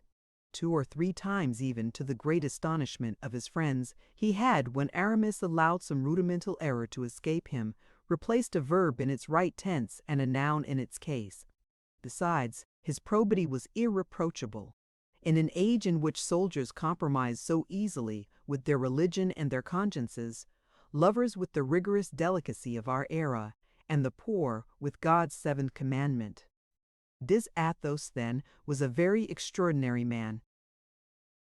And yet this nature so distinguished, this creature so beautiful, this essence so fine, was seen to turn insensibly toward material life, as old men turn toward physical and moral imbecility. Athos, in his hours of gloom, and these hours were frequent, was extinguished, as to the whole of the luminous portion of him, and his brilliant side disappeared as into profound darkness. Then the demigod vanished. He remained scarcely a man. His head hanging down, his eye dull, his speech slow and painful, Athos would look for hours together at his bottle, his glass, or at Grimaud, who, accustomed to obey him by signs, read in the faint glance of his master his least desire, and satisfied it immediately. If the 4 friends were assembled at one of these moments, a word, thrown forth occasionally with a violent effort, was the share Athos furnished to the conversation. In exchange for his silence, Athos drank enough for 4, and without appearing to be otherwise affected by wine than by a more marked constriction of the brow and by a deeper sadness. D'Artagnan, whose inquiring disposition we are acquainted with, had not whatever interest he had in satisfying his curiosity on this subject been able to assign any cause for these fits, or for the periods of their recurrence. Athos never received any letters. Athos never had concerns which all his friends did not know. It could not be said that it was wine which produced this sadness, for in truth he only drank to combat the sadness, which wine, however, as we have said, rendered still darker. This excess of bilious humor could not be attributed to play, for unlike Porthos, who accompanied the variations of chance with songs or oaths, Athos, when he won, remained as unmoved as when he lost. He had been known in the circle of the Musketeers to win in one night 3,000 pistoles, to lose them even to the gold-embroidered belt for gala days, win all this again with the addition of 100 louis, without his beautiful eyebrow being heightened or lowered half a line, without his hands losing their pearly hue, without his conversation, which was cheerful that evening, ceasing to be calm and agreeable. Neither was it, as with our neighbors the English, an atmospheric influence which darkened his countenance, for the sadness generally became more intense toward the fine season of the year. June and July were the terrible months with Athos. For the present he had no anxiety. He shrugged his shoulders when people spoke of the future. His secret, then, was in the past, as had often been vaguely said to D'Artagnan. This mysterious shade, spread over his whole person, rendered still more interesting the man whose eyes or mouth, even in the most complete intoxication, had never revealed anything, however skillfully questions had been put to him. Well, thought D'Artagnan, poor Athos is perhaps at this moment dead, and dead by my fault, for it was I who dragged him into this affair, of which he did not know the origin, of which he is ignorant of the result, and from which he can derive no advantage. Without reckoning, monsieur, added Planchet to his master's audibly expressed reflections, that we perhaps owe our lives to him. Do you remember how he cried, "On, D'Artagnan, on, I am taken"? And when he had discharged his 2 pistols, what a terrible noise he made with his sword! One might have said that 20 men, or rather 20 mad devils, were fighting.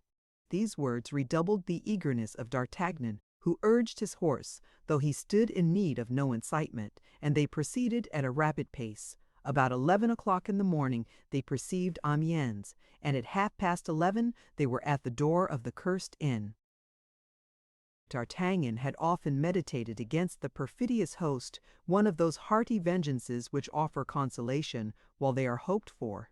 He entered the hostelry with his hat pulled over his eyes, his left hand on the pommel of the sword, and cracking his whip with his right hand. "Do you remember me?" said he to the host, who advanced to greet him. "I have not that honor, monseigneur," replied the latter, his eyes dazzled by the brilliant style in which D'Artagnan traveled. "What, you don't know me?" "No, monseigneur." "Well, 2 words will refresh your memory. What have you done with that gentleman against whom you had the audacity, about 12 days ago, to make an accusation of passing false money?"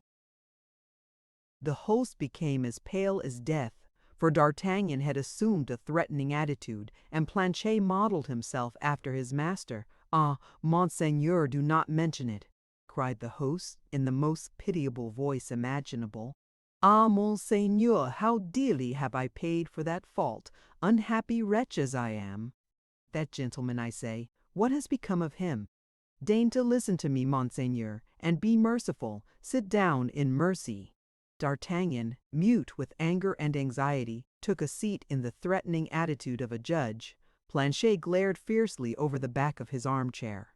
"Here is the story, monseigneur," resumed the trembling host, "for I now recollect you. It was you who rode off at the moment I had that unfortunate difference with the gentleman you speak of." "Yes, it was I. So you may plainly perceive that you have no mercy to expect if you do not tell me the whole truth. Condescend to listen to me, and you shall know all." I listen. I had been warned by the authorities that a celebrated coiner of bad money would arrive at my inn with several of his companions, all disguised as guards or musketeers.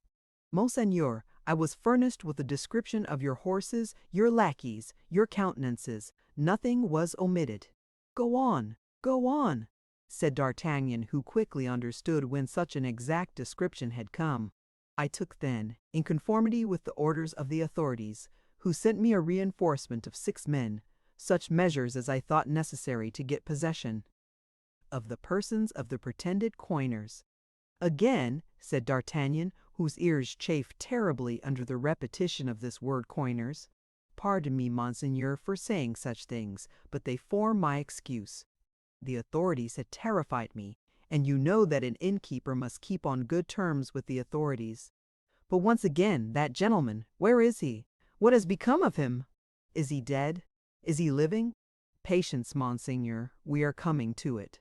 There happened then that which you know, and of which your precipitate departure," added the host, with an acuteness that did not escape D'Artagnan, "appeared to authorize the issue. That gentleman, your friend, defended himself desperately. his lackey, who by an unforeseen piece of ill luck had quarreled with the officers, disguised as stable lads. Miserable scoundrel, cried D'Artagnan, you are all in the plot then, and I really don't know what prevents me from exterminating you all. Alas, Monseigneur, we were not in the plot, as you will soon see. Monsieur, your friend pardon for not calling him by the honorable name which no doubt he bears, but we do not know that name, monsieur. Your friend, having disabled 2 men with his pistols, retreated fighting with his sword, with which he disabled one of my men and stunned me with a blow of the flat side of it. You villain, will you finish? Cried D'Artagnan. Athos, what has become of Athos? While fighting and retreating as I have told Monseigneur, he found the door of the cellar stairs behind him, and as the door was open, he took out the key and barricaded himself inside. As we were sure of finding him there, we left him alone. Yes, said D'Artagnan, you did not really wish to kill. You only wished to imprison him. Good God! To imprison him, Monseigneur? Why, he imprisoned himself, I swear to you he did. In the first place, he had made rough work of it. 1 man was killed on the spot, and 2 others were severely wounded. The dead man and the 2 wounded were carried off by their comrades, and I have heard nothing of either of them since. As for myself, as soon as I recovered my senses, I went to Monsieur the Governor, to whom I related all that had passed and asked what I should do with my prisoner. Monsieur the Governor was all astonishment. He told me he knew nothing about the matter, that the orders I had received did not come from him, and that if I had the audacity to mention his name as being concerned in this disturbance, he would have me hanged. It appears that I had made a mistake, monsieur, that I had arrested the wrong person, and that he whom I ought to have arrested had escaped. But Athos, cried D'Artagnan, whose impatience was increased by the disregard of the authorities, Athos, where is he? As I was anxious to repair the wrongs I had done the prisoner, resumed the innkeeper, I took my way straight to the cellar in order to set him at liberty. Ah, monsieur, he was no longer a man, he was a devil. To my offer of liberty he replied that it was nothing but a snare, and that before he came out he intended to impose his own conditions. I told him very humbly, for I could not conceal from myself the scrape I had got into by laying hands on one of His Majesty's musketeers. I told him I was quite ready to submit to his conditions. In the first place, said he, I wish my lackey placed with me, fully armed. We hastened to obey this order, for you will please to understand, monsieur, we were disposed to do everything your friend could desire. Monsieur Grimaud, he told us his name, although he does not talk much. Monsieur Grimaud, then, went down to the cellar, wounded as he was. Then his master, having admitted him, barricaded the door afresh and ordered us to remain quietly in our own bar. But where is Athos now? Cried D'Artagnan. Where is Athos? In the cellar, monsieur. What, you scoundrel! Have you kept him in the cellar all this time? Merciful heaven! No, monsieur, we keep him in the cellar. You do not know what he is about in the cellar. Ah! If you could but persuade him to come out, monsieur, I should owe you the gratitude of my whole life. I should adore you as my patron saint. Then he is there? I shall find him there? Without doubt you will, monsieur. He persists in remaining there. We every day pass through the air-hole some bread at the end of a fork, and some meat when he asks for it. But alas! It is not a bread and meat of which he makes the greatest consumption. I once endeavored to go down with 2 of my servants, but he flew into terrible rage. I heard the noise he made in loading his pistols, and his servant in loading his musketoon.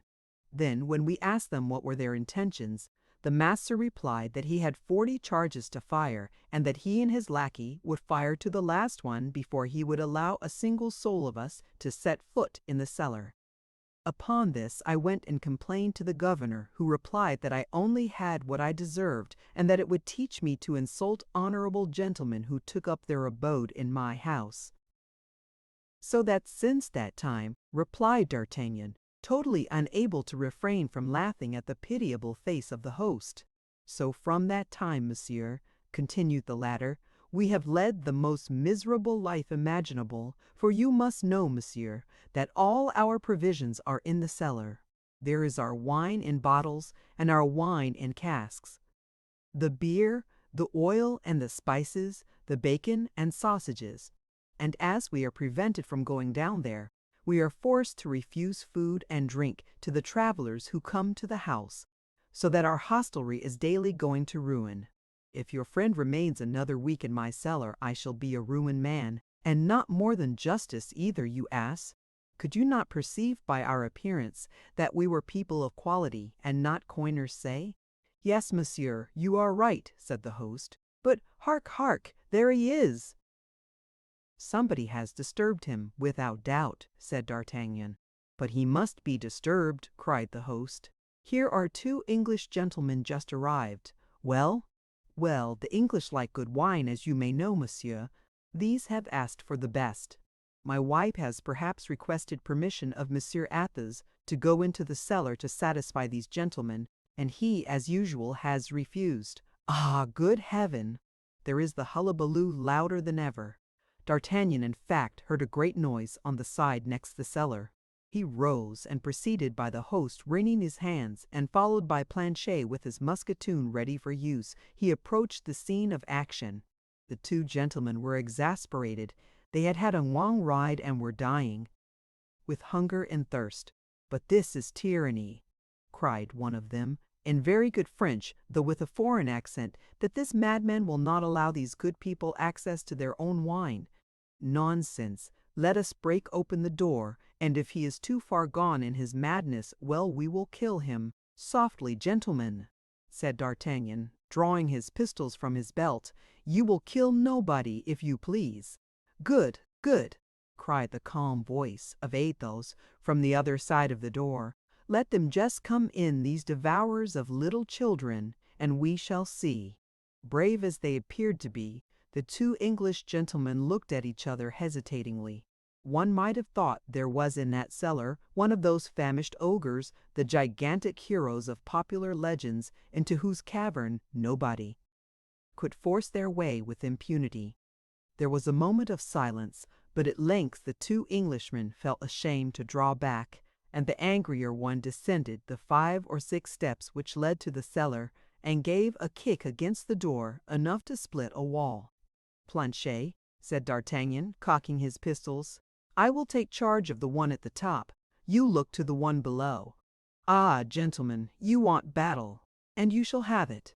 Good God! Cried the hollow voice of Athos. I can hear D'Artagnan, I think. Yes? Cried D'Artagnan, raising his voice in turn. I am here, my friend. Ah, good then, replied Athos. We will teach them, these door-breakers. The gentlemen had drawn their swords, but they found themselves taken between 2 fires. They still hesitated an instant, but, as before, pride prevailed, and a second kick split the door from bottom to top. Stand on one side, D'Artagnan, stand on one side, cried Athos. I am going to fire.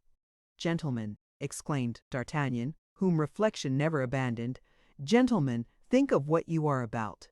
Patience, Athos. You are running your heads into a very silly affair. You will be riddled.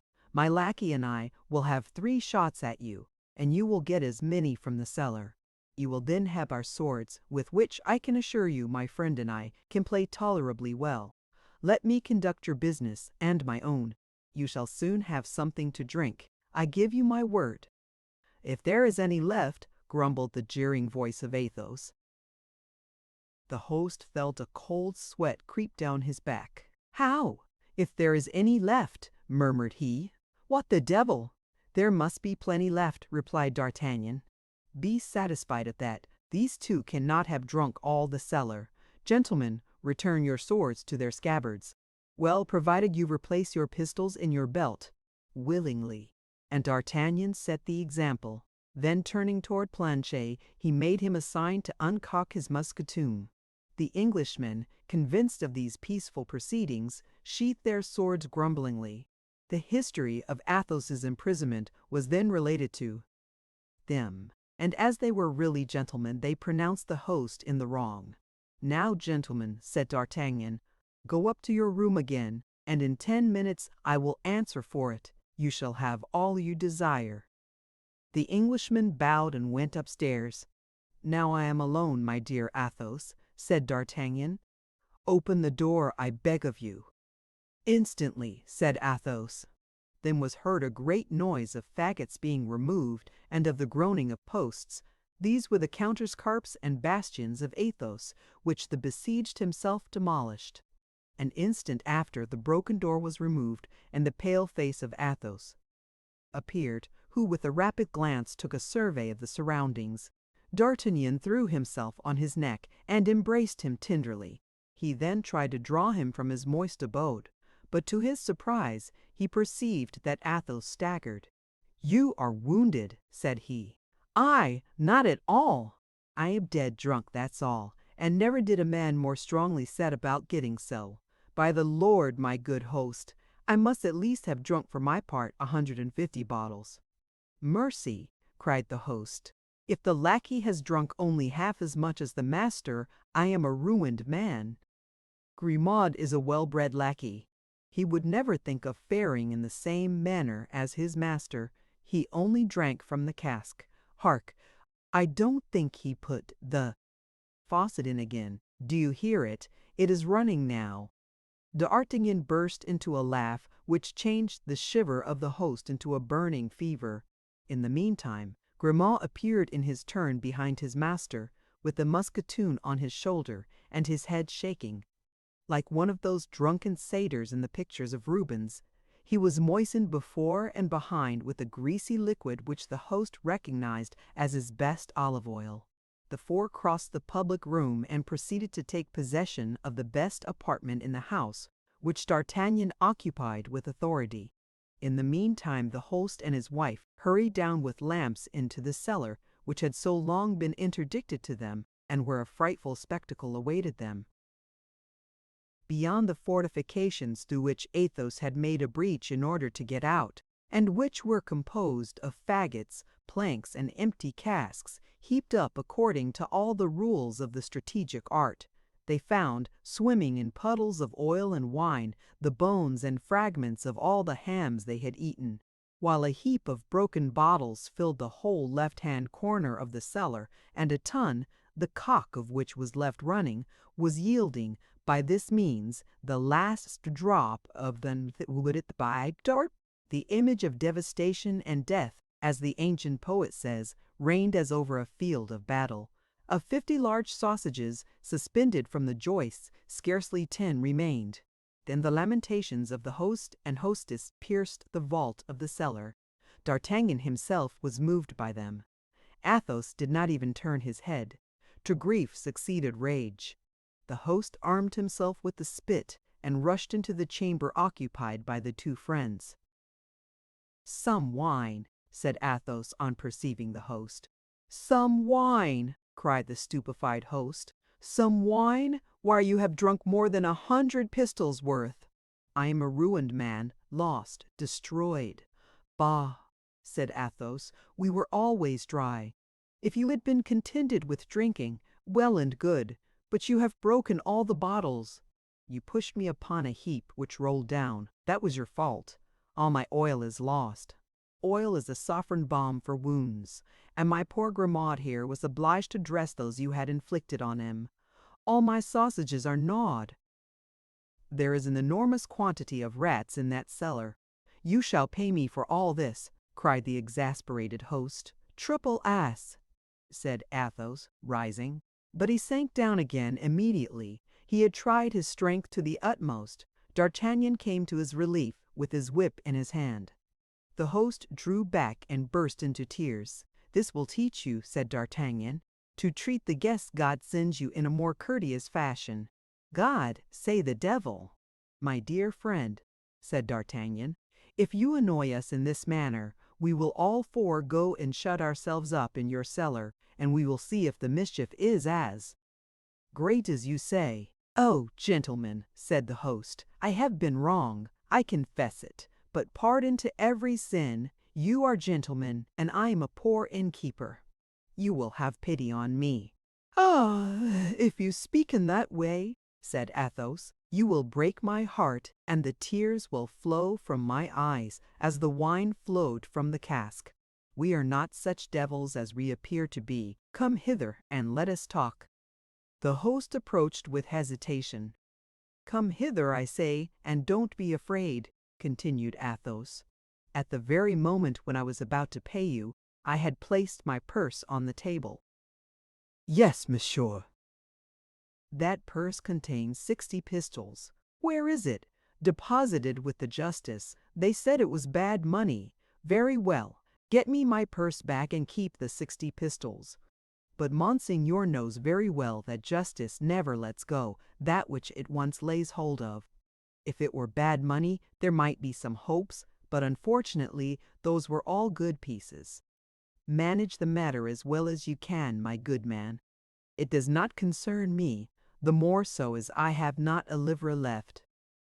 "Come," said D'Artagnan, "let us inquire further. Athos's horse, where is that?" "In the stable. How much is it worth?" 50 pistoles at most. It's worth 80. Take it, and there ends the matter."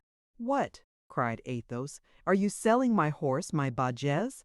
And pray upon what shall I make my campaign? Upon Grimaud?" "I have brought you another," said D'Artagnan. "Another?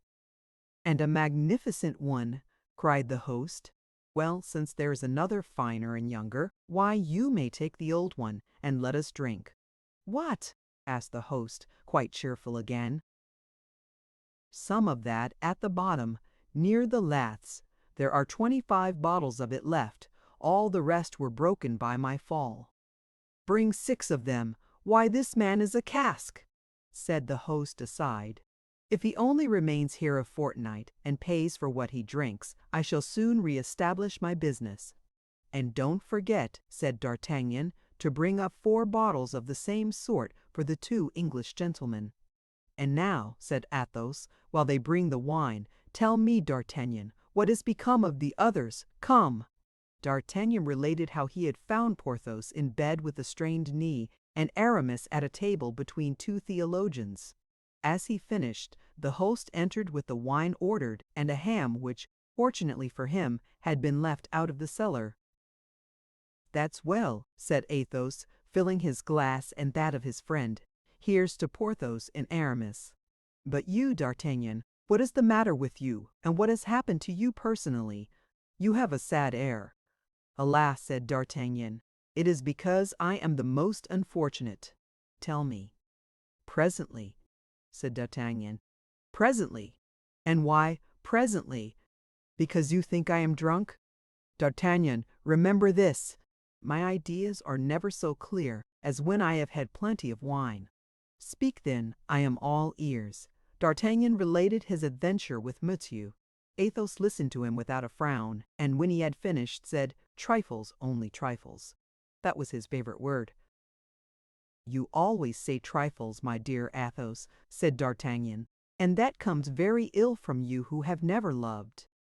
The drink-deadened eye of Athos flashed out, but only for a moment. It became as dull and vacant as before. "That's true," said he quietly. "For my part, I have never loved." "Acknowledge then, you stony heart," said D'Artagnan, "that you are wrong to be so hard upon us tender hearts." "Tender hearts, pierced hearts," said Athos. "What do you say?" "I say that love is a lottery in which he who wins, wins death. You are very fortunate to have lost, believe me, my dear D'Artagnan, and if I have any counsel to give, it is, always lose. She seemed to love me so." "She seemed, did she? Oh, she did love me." "You, child, why, there is not a man who has not believed, as you do, that his mistress loved him, and there lives not a man who has not been deceived by his mistress, except you, Athos, who never had one." "That's true," said Athos after a moment's silence. "That's true. I never had one. Let us drink." "But then, philosopher that you are," said D'Artagnan, "instruct me, support me. I stand in need of being taught and consoled." "Consoled for what?" "For my misfortune." "Your misfortune is laughable," said Athos, shrugging his shoulders. I should like to know what you would say if I were to relate to you a real tale of love. Which has happened to you, or one of my friends, what matters? Tell it, Athos, tell it. Better if I drink. Drink and relate then. Not a bad idea, said Athos, emptying and refilling his glass. The two things agree marvelously well. I am all attention, said D'Artagnan. Athos collected himself, and in proportion as he did so, D'Artagnan saw that he became pale. He was at that period of intoxication in which vulgar drinkers fall on the floor and go to sleep. He kept himself upright and dreamed without sleeping. This somnambulism of drunkenness had something frightful in it. "You particularly wish it?" asked he. "I pray for it," said D'Artagnan. "Be it then as you desire." One of my friends, please to observe, not myself," said Athos, interrupting himself with a melancholy smile. "One of the counts of my province, that is to say, of very noble as a Dandolo or a Montmorency, at 25 years of age, fell in love with a girl of 16, beautiful as fancy can paint. Through the ingenuousness of her age beamed an ardent mind, not of the woman, but of the poet. She did not please. She intoxicated. She lived in a small town with her brother, who was a curate. Both had recently come into the country. They came nobody knew whence, but when seeing her so lovely and her brother so pious, nobody thought of asking whence they came. They were said, however, to be of good extraction. My friend, who was seigneur of the country, might have seduced her or taken her by force at his will, for he was master. Who would have come to the assistance of two strangers, two unknown persons? Unfortunately, he was an honorable man. He married her, the fool, the ass, the idiot. How so, if he loved her? Asked D'Artagnan. Wait, said Athos. He took her to his chateau and made her the first lady in the province, and in justice it must be allowed that she supported her rank becomingly. Well? Asked D'Artagnan. Well, one day, when she was hunting with her husband, continued Athos in a low voice, and speaking very quickly, she fell from her horse and fainted.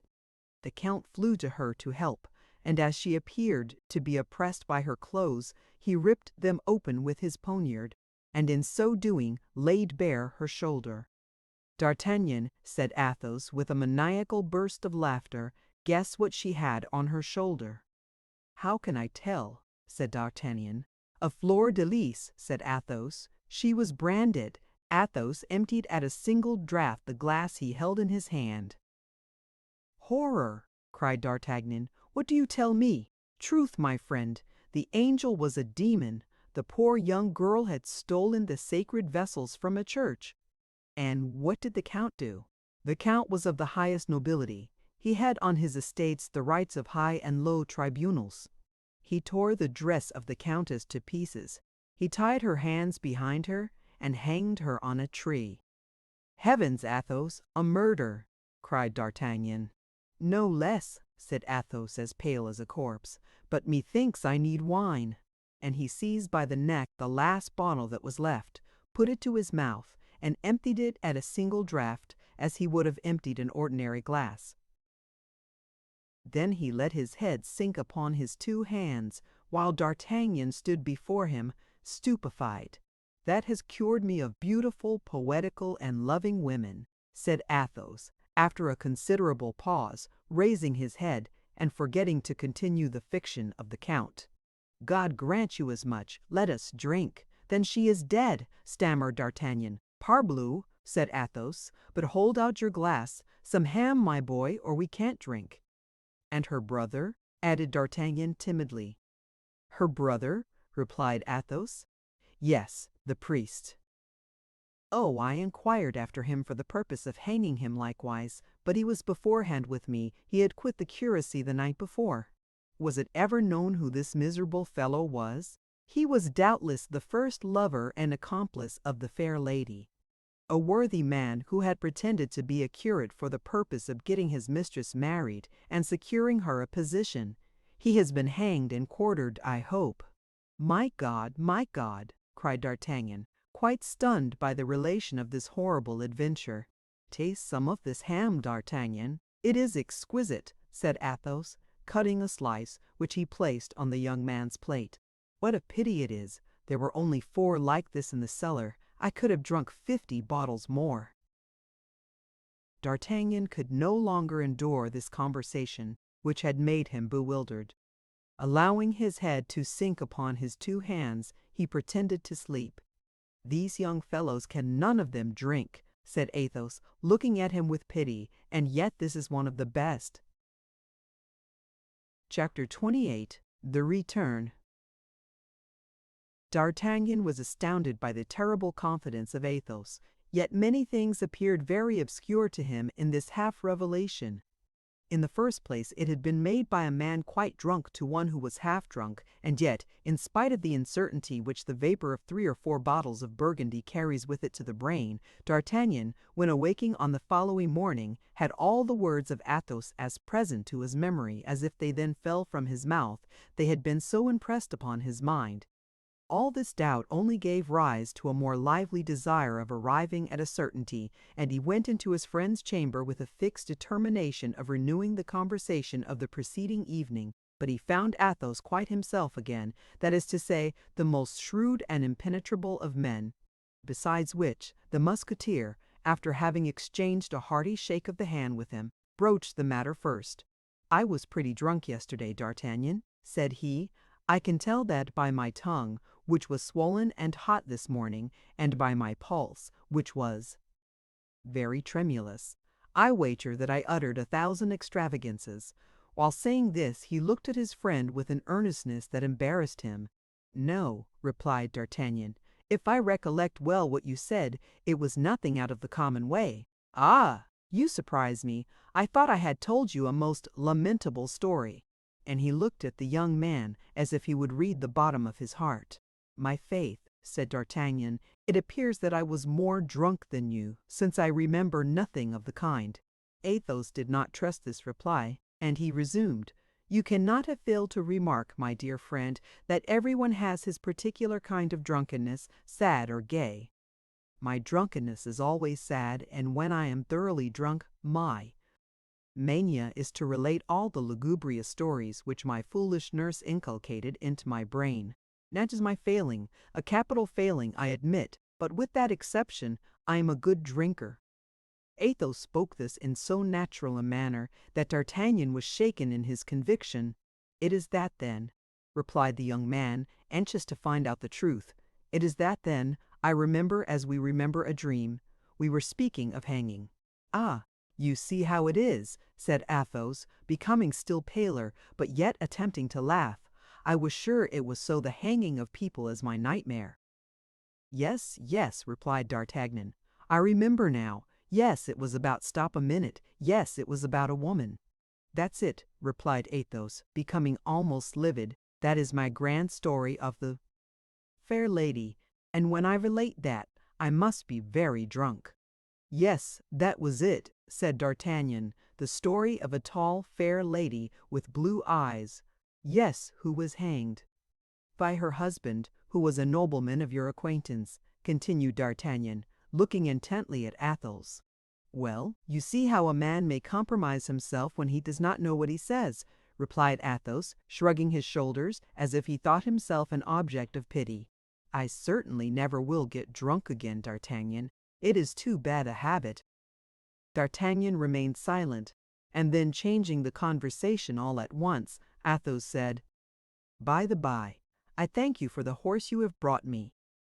"Is it to your mind?" asked D'Artagnan. "Yes, but it is not a horse for hard work." "You are mistaken. I rode him nearly 10 leagues in less than an hour and a half, and he appeared no more distressed than if he had only made the tour of the Place Saint-Sulpice." "Ah, you begin to awaken my regret." "Regret? Yes, I have parted with him." "How?" "Why, here is the simple fact. This morning I awoke at 6 o'clock. You were still fast asleep, and I did not know what to do with myself. I was still stupid from our yesterday's debauch. As I came into the public room, I saw one of our Englishmen bargaining with a dealer for a horse, his own having died yesterday from bleeding. I drew near, and found he was bidding 100 pistoles for a chestnut nag. "Pardieu," said I, "my good gentleman, I have a horse to sell too. Ay, and a very fine one. I saw him yesterday. Your friend's lackey was leading him. Do you think he is worth 100 pistoles? Yes. Will you sell him to me for that sum? No, but I will play for him. What? At dice? No sooner said than done, and I lost the horse. Ah, ah! But please to observe I won back the equipage," cried Athos. D'Artagnan looked much disconcerted. "This vexes you," said Athos. "Well, I must confess it does," replied D'Artagnan. "That horse was to have identified us in the day of battle. It was a pledge, a remembrance. Athos, you have done wrong." "But, my dear friend, put yourself in my place," replied the Musketeer. "I was hipped to death, and still further, upon my honor, I don't like English horses. If it is only to be recognized, why the saddle will suffice for that, it is quite remarkable enough. As to the horse, we can easily find some excuse for its disappearance.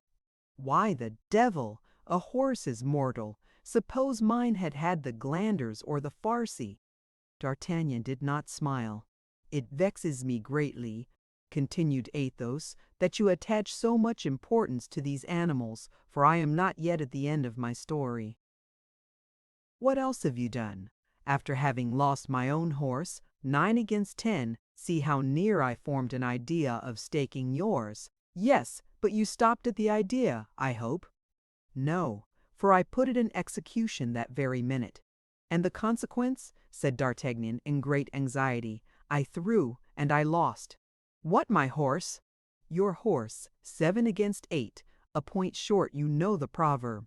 Athos, you are not in your right senses, I swear."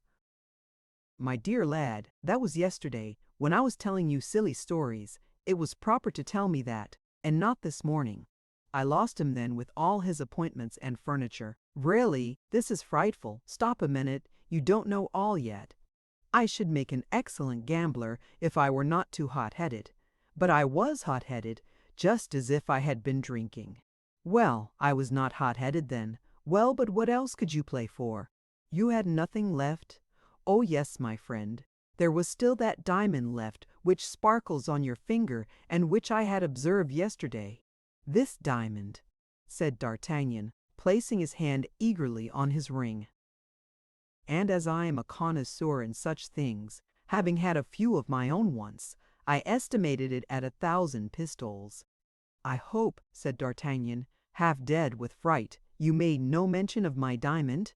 "On the contrary, my dear friend, this diamond became our only resource. With it I might regain our horses and their harnesses, and even money to pay our expenses on the road." "Athos, you make me tremble," cried D'Artagnan. "I mentioned your diamond then to my adversary, who had likewise remarked it." "What the devil, my dear? Do you think you can wear a star from heaven on your finger, and nobody observe it? Impossible! Go on, my dear fellow," said D'Artagnan, "for upon my honor you will. Kill me with your indifference. We divided, then, this diamond into 10 parts of 100 pistoles each. You are laughing at me, and want to try me," said D'Artagnan, whom anger began to take by the hair, as Minerva takes Achilles in the Iliad. "No, I do not jest, mordieu. I should like to have seen you in my place.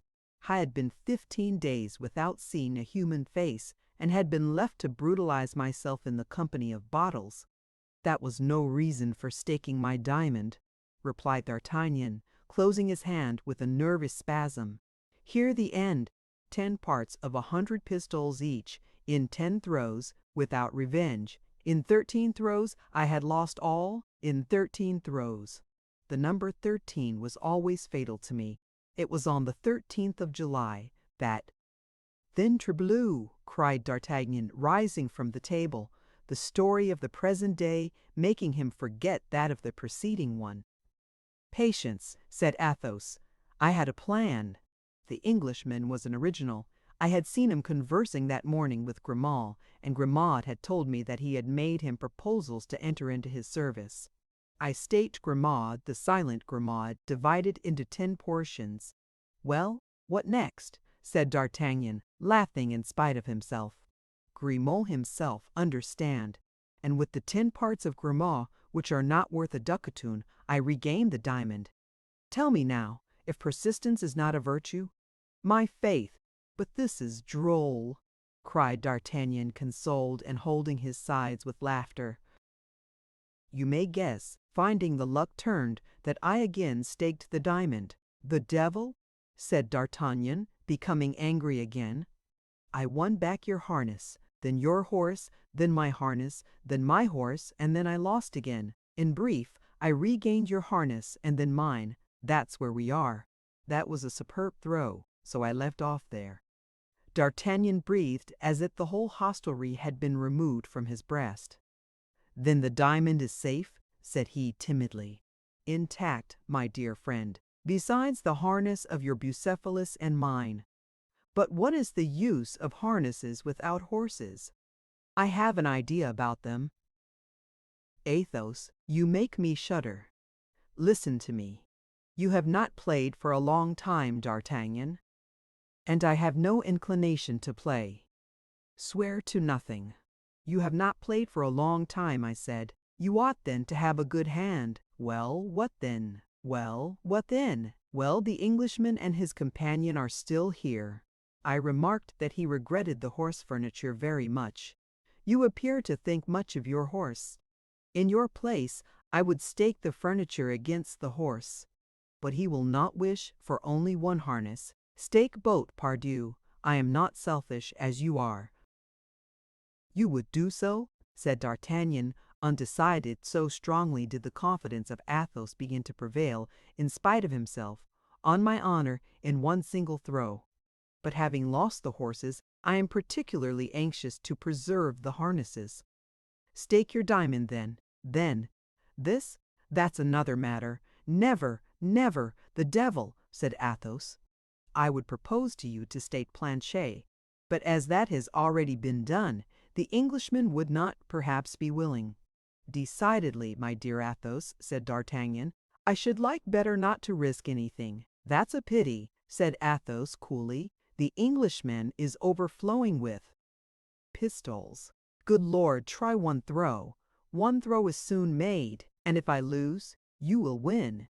And if I lose, you will surrender the harnesses. Have with you for one throw, said D'Artagnan. Athos went in quest of the Englishman, whom he found in the stable, examining the harnesses with a greedy eye. The opportunity was good. He proposed the conditions: the 2 harnesses, either against 1 horse or 100 pistols. The Englishman calculated fast. The 2 harnesses were worth 300 pistols. He consented. D'Artagnan threw the dice with a trembling hand and turned up the number 3. His paleness terrified Athos, who, however, consented himself with saying, "That's a sad throw, comrade. You will have the horses fully equipped, monsieur." The Englishman, quite triumphant, did not even give himself the trouble to shake the dice. He threw them on the table without looking at them, so sure was he of victory. D'Artagnan turned aside to conceal his ill humor. "Hold, hold, hold," said Athos with his quiet tone. "That throw of the dice is extraordinary. I have not seen such a one 4 times in my life. 2 aces!" The Englishman looked and was seized with astonishment. D'Artagnan looked and was seized with pleasure. "Yes," continued Athos, 4 times only. Once at the house of Monsieur Crequy, another time at my own house in the country, in my chateau, at Wennerie. Had a chateau. A 3rd time at Monsieur de Tréville's, where it surprised us all, and the 4th time at a cabaret, where it fell to my lot, and where I lost 100 louis and a supper on it. "Then Monsieur takes his horse back again," said the Englishman. "Certainly," said D'Artagnan. "Then there is no revenge."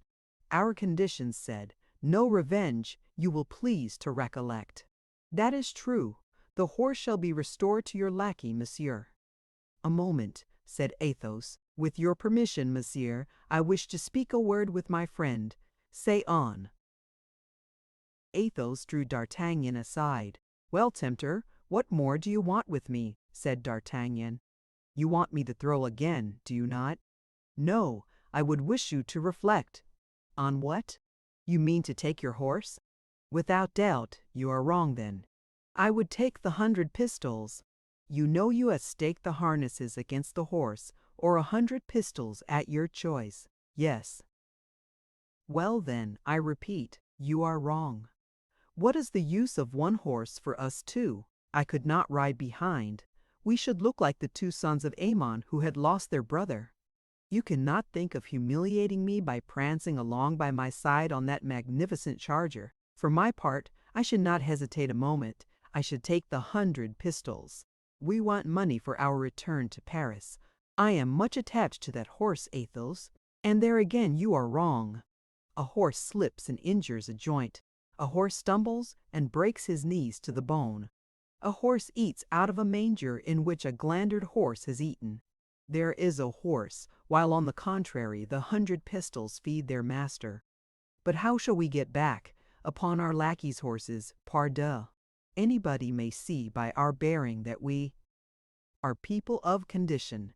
Pretty figures we shall cut on ponies, while Aramis and Porthos caracole on their steeds. Aramis, Porthos, cried Athos, and laughed aloud. What is it? Asked D'Artagnan, who did not at all comprehend the hilarity of his friend. Nothing, nothing, go on. Your advice, then? To take the 100 pistols, D'Artagnan. With the 100 pistols we can live well to the end of the month. We have undergone a great deal of fatigue, remember, and a little rest will do no harm. I rest? Oh no, Athos. Once in Paris I shall prosecute my search for that unfortunate woman. Well, you may be assured that your horse will not be half so serviceable to you for that purpose as good golden louis. Take the 100 pistols, my friend, take the 100 pistols. D'Artagnan only required one reason to be satisfied. This last reason appeared convincing. Besides, he feared that by resisting longer he should appear selfish in the eyes of Athos. He acquiesced, therefore, and chose the 100 pistols, which the Englishman paid down on the spot. They then determined to depart. Peace with the landlord, in addition to Athos's old horse, cost 6 pistols. D'Artagnan and Athos took the nags of Planchet and Grimaud, and the two lackeys started on foot, carrying the saddles on their heads. However ill our two friends were mounted, they were soon far in advance of their servants, and arrived at Crèvecoeur. From a distance they perceived Aramis, seated in a melancholy manner at his window, looking out, like Sister Anne, at the dust in the horizon. "Hola, Aramis! What the devil are you doing there?" cried the two friends. "Ah, is that you, D'Artagnan, and you, Athos?" said the young man. "I was reflecting upon the rapidity with which the blessings of this world leave us. My English horse, which has just disappeared amid a cloud of dust, has furnished me with a living image of the fragility of the things of the earth. Life itself may be resolved into 3 words, erat est fut, which means, said D'Artagnan, who began to suspect the truth, which means that I have just been duped 60 louis for a horse which by the manner of his gait can do at least 5 leagues an hour." D'Artagnan and Athos laughed aloud. "My dear D'Artagnan," said Aramis, "don't be too angry with me. I beg, necessity has no law. Besides, I am the person punished, as that rascally horse-stealer has robbed me of 50 louis, at least. Ah, you fellows are good managers. You ride on our lackeys' horses and have your own gallant steeds led along carefully by hand, at short stages." At the same instant a market cart which some minutes before had appeared upon the Amiens road pulled up at the inn, and Planchet and Grimaud came out of it with the saddles on their heads. The cart was returning empty to Paris, and the two lackeys had agreed, for their transport, to slake the wagoner's thirst along the route. "What is this?" said Aramis on seeing them arrive. "Nothing but saddles?" "Now do you understand?" said Athos. "My friends, that's exactly like me. I retained my harness by instinct. Hola, Bazin! Bring my new saddle and carry it along with those of these gentlemen." "And what have you done with your ecclesiastics?" asked D'Artagnan. "My dear fellow, I invited them to a dinner the next day, replied Aramis. They have some capital wine here, please, to observe that in passing. I did my best to make them drunk. Then the curate forbade me to quit my uniform, and the Jesuit entreated me to get him made a musketeer. Without a thesis? Cried D'Artagnan. Without a thesis? I demand the suppression of the thesis. Since then, continued Aramis, I have lived very agreeably. I have begun a poem in verses of one syllable. That is rather difficult, but the merit in all things consists in the difficulty. The matter is gallant. I will read you the first canto. It has 400 lines and lasts a minute. My faith, my dear Aramis, said D'Artagnan, who detested verses almost as much as he did Latin, add to the merit of the difficulty that of the brevity, and you are sure that your poem will at least have 2 merits. You will see, continued Aramis, that it breathes irreproachable passion. And so, my friends, we return to Paris. Bravo! I am ready. We are going to rejoin that good fellow Porthos. So much the better. You can't think how I have missed him, the great simpleton. To see him so self-satisfied reconciles me with myself. He would not sell his horse. Not for a kingdom. I think I can see him now, mounted upon his superb animal and seated in his handsome saddle. I am sure he will look like the great Mogul. They made a halt for an hour to refresh their horses. Aramis discharged his bill, placed Bazin in the cart with his comrades, and they set forward to join Porthos. They found him up, less pale than when D'Artagnan left him after his first visit, and seated at a table on which, though he was alone, was spread enough for 4 persons. This dinner consisted of meats nicely dressed, choice wines, and superb fruit. "Ah, pardieu," said he, rising, "you come in the nick of time, gentlemen. I was just beginning the soup, and you will dine with me." "Oh, oh," said D'Artagnan, "Mousqueton has not caught these bottles with his lasso. Besides, here is a piquant fricandeau and a fillet of beef." "I am recruiting myself," said Porthos. "I am recruiting myself. Nothing weakens a man more than these devilish strains. Did you ever suffer from a strain, Athos?" "Never. Though I remember, in our affair of the Rue Férou, I received a sword wound which at the end of 15 or 18 days produced the same effect. But this dinner was not intended for you alone, Porthos," said Aramis. "No," said Porthos. "I expected some gentlemen of the neighborhood, who have just sent me word they could not come. You will take their places, and I shall not lose by the exchange. Hola, Mousqueton, seats, and order double the bottles." "Do you know what we are eating here?" said Athos, at the end of 10 minutes. "Pardieu," replied D'Artagnan. "For my part, I am eating veal garnished with shrimps and vegetables." "And I have some lamb chops," said Porthos. "And I, a plain chicken," said Aramis. "You are all mistaken, gentlemen," answered Athos gravely. "You are eating horse." "Eating what?" said D'Artagnan. "Horse," said Aramis, with a grimace of disgust. Porthos alone made no reply. "Yes, horse. Are we not eating a horse, Porthos? And perhaps his saddle therewith?" "No, gentlemen, I have kept the harness," said Porthos. "My faith," said Aramis, "we are all alike. One would think we had tipped the wink." "What could I do?" said Porthos. "This horse made my visitors ashamed of theirs, and I don't like to humiliate people." "Then your Duchess is still at the waters?" asked D'Artagnan. "Still," replied Porthos. "And, my faith, the governor of the province, one of the gentlemen I expected today, seemed to have such a wish for him that I gave him to him." "Gave him?" cried D'Artagnan. "My God, yes, gave, that is the word," said Porthos. "For the animal was worth at least 150 louis, and the stingy fellow would only give me 80. "Without the saddle," said Aramis. "Yes, without the saddle." "You will observe, gentlemen," said Athos, "that Porthos has made the best bargain of any of us." And then commenced a roar of laughter in which they all joined, to the astonishment of poor Porthos. but when he was informed of the cause of their hilarity, he shared it vociferously according to his custom. "There is one comfort, we are all in cash," said D'Artagnan. "Well, for my part," said Athos, "I found Aramis's Spanish wine so good that I sent on a hamper 60 bottles of it in the wagon with the lackeys. That has weakened my purse."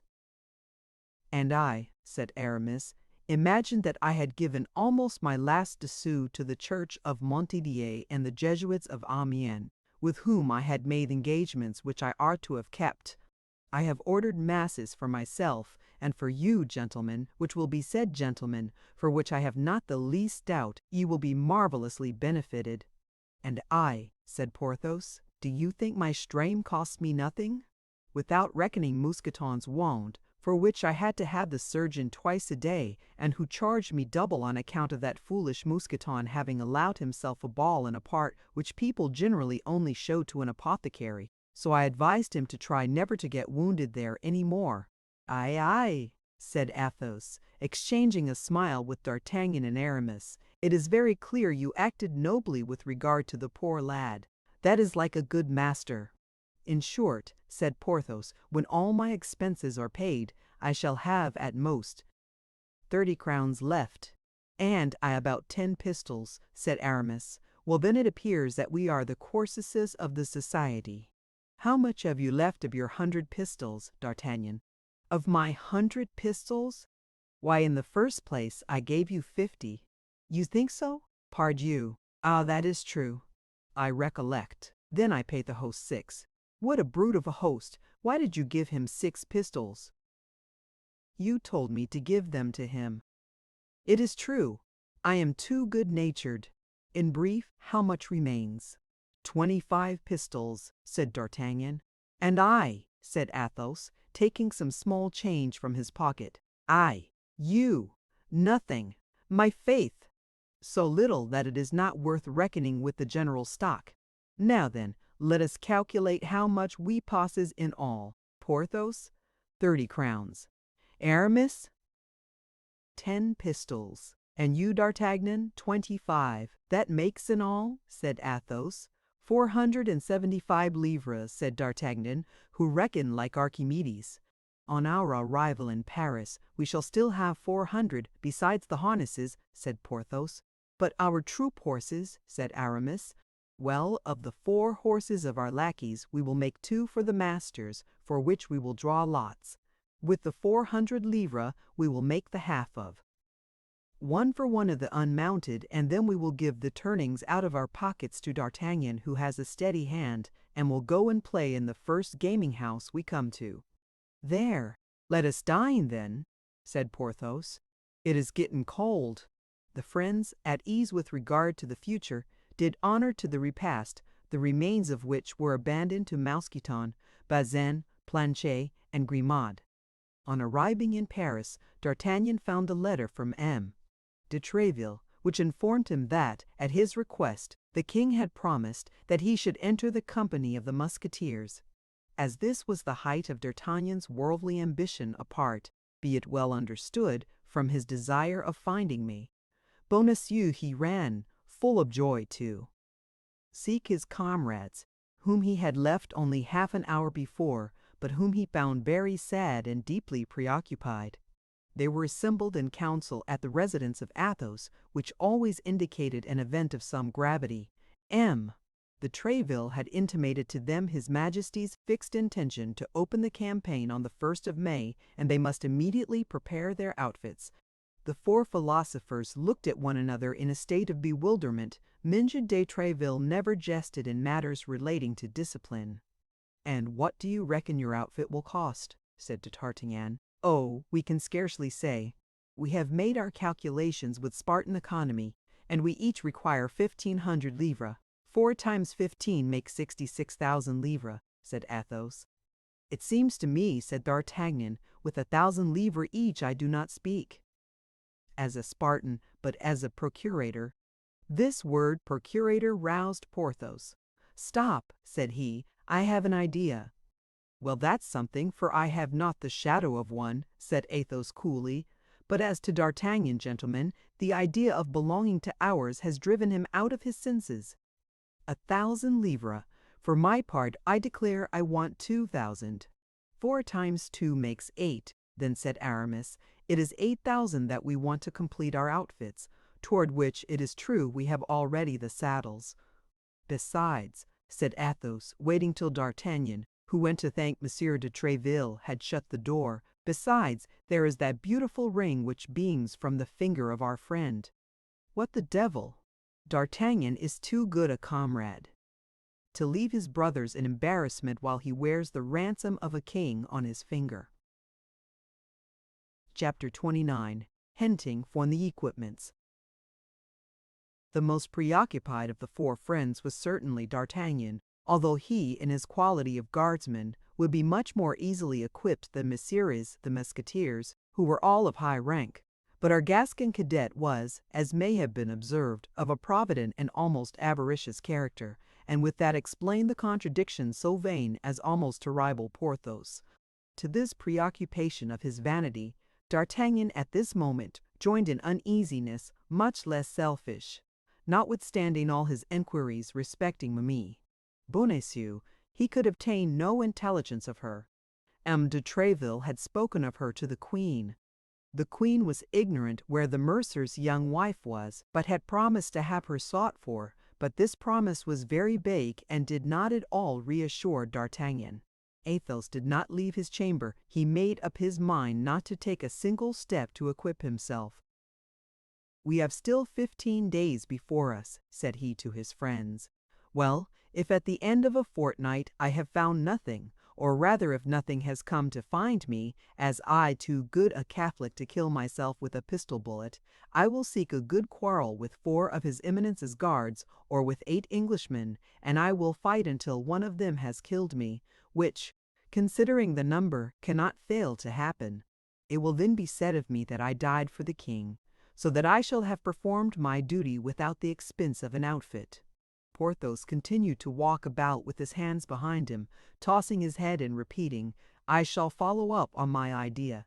Aramis, anxious and negligently dressed, said nothing. It may be seen by these disastrous details that desolation reigned in the community.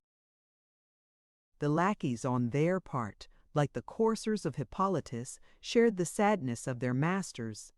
Mousqueton collected a store of crusts. Bazin, who had always been inclined to devotion, never quit the churches.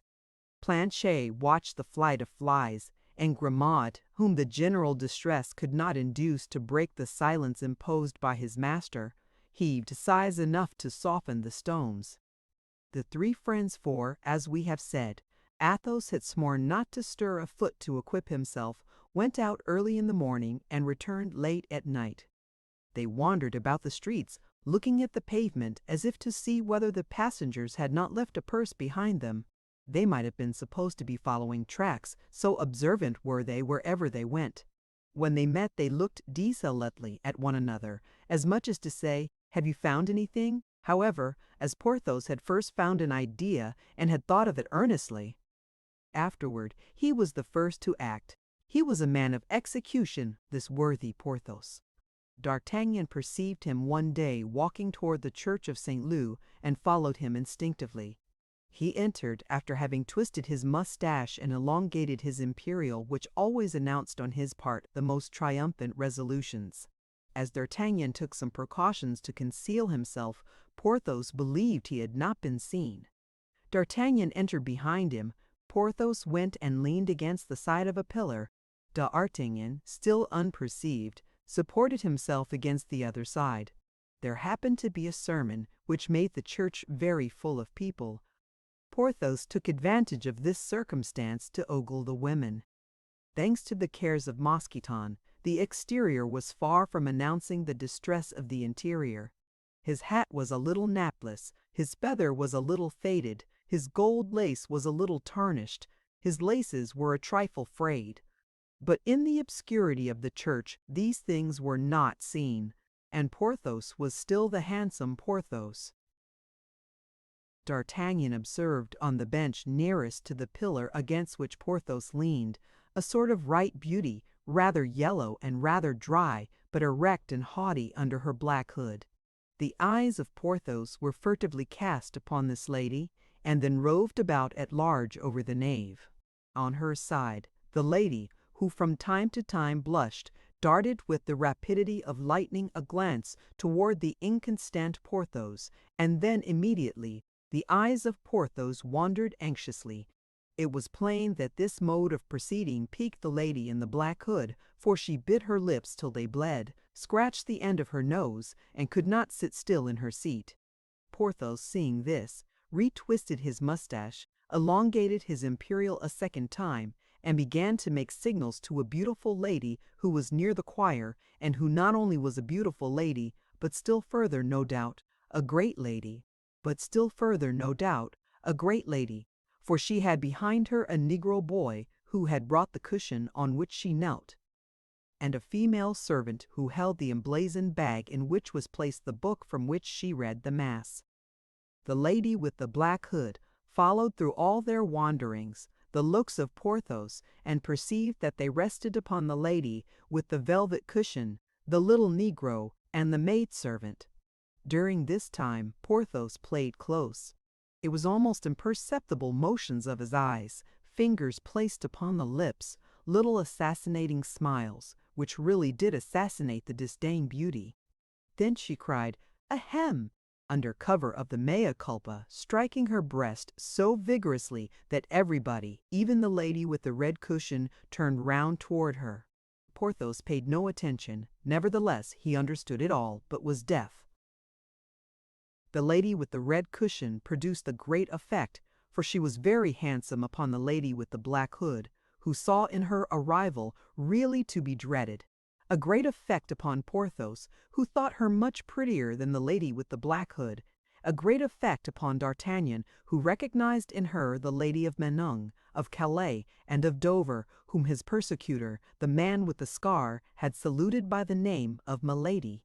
D'Artagnan, without losing sight of the lady of the red cushion, continued to watch the proceedings of Porthos, which amused him greatly. He guessed that the lady of the black hood was the procurator's wife of the Rue aux Ours, which was the more probable from the church of St. Leu, being not far from that locality. He guessed likewise by induction that Porthos was taking his revenge for the defeat of Chantilly, when the procurator's wife had proved so refractory with respect to her purse. Amid all this, D'Artagnan remarked also that not one countenance responded to the gallantries of Porthos. There were only chimeras and illusions. But for real love, for true jealousy, is there any reality except illusions and chimeras? The sermon over, the procurator's wife advanced toward the holy font. Porthos went before her, and instead of a finger, dipped his whole hand in. The procurator's wife smiled, thinking that it was for her Porthos had put himself to this trouble, but she was cruelly and promptly undeceived. When she was only about 3 steps from him, he turned his head round, fixing his eyes steadfastly upon the lady with the red cushion, who had risen and was approaching, followed by her black boy and her woman. When the lady of the red cushion came close to Porthos, Porthos drew his dripping hand from the font. The fair worshipper touched the great hand of Porthos with her delicate fingers, smiled, made the sign of the cross, and left the church. This was too much for the procurator's wife. She doubted not there was an intrigue between this lady and Porthos. If she had been a great lady, she would have fainted. But as she was only a procurator's wife, she contented herself saying to the musketeer with concentrated fury, "Eh, Monsieur Porthos, you don't offer me any holy water?" Porthos, at the sound of that voice, started like a man awakened from a sleep of 100 years. "My madame," cried he, "is that you? How is your husband, our dear Monsieur Coquenard? Is he still as stingy as ever? Where can my eyes have been not to have seen you during the 2 hours of the sermon?" "I was within 2 paces of you, monsieur," replied the procurator's wife, "but you did not perceive me because you had no eyes but for the pretty lady to whom you just now gave the holy water." Porthos pretended to be confused. "Ah," said he, "you have remarked, I must have been blind not to have seen. Yes, said Porthos, that is a duchess of my acquaintance, whom I have great trouble to meet on account of the jealousy of her husband, and who sent me word that she should come today to this poor church, buried in this vile quarter, solely for the sake of seeing me. Monsieur Porthos, said the procurator's wife, will you have the kindness to offer me your arm for 5 minutes? I have something to say to you. Certainly, madame, said Porthos, winking to himself as a gambler does who fast at the dupe he is about to pluck. At that moment D'Artagnan passed in pursuit of Milady. He cast a passing glance at Porthos, and beheld this triumphant look. Said he, reasoning to himself according to the strangely easy morality of that gallant period. There is one who will be equipped in good time. Porthos, yielding to the pressure of the arm of the procurator's wife, as a bark yields to the rudder, arrived at the cloister Saint Maguire, a little frequented passage, enclosed with a turnstile at each end. In the daytime nobody was seen there but mendicants devouring their crusts, and children at play.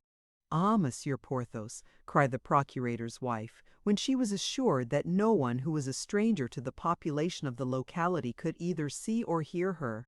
Ah, Monsieur Porthos, you are a great conqueror, as it appears. "Aye, madame," said Porthos, drawing himself up proudly. "How so? The signs just now, and the holy water. But that must be a princess, at least that lady with her Negro boy and her maid." "My God, madame, you are deceived," said Porthos. "She is simply a duchess." "And that running footman who waited at the door, and that carriage with a coachman in grand livery who sat waiting on his seat?" Porthos had seen neither the footman nor the carriage, but with the eye of a jealous woman, me. Coquenard had seen everything. Porthos regretted that he had not at once made the lady of the red cushion a princess. "Ah, you are quite the pet of the ladies, Monsieur Porthos," resumed the procurator's wife with a sigh. "Well," responded Porthos, "you may imagine, with the physique with which nature has endowed me, I am not in want of good luck."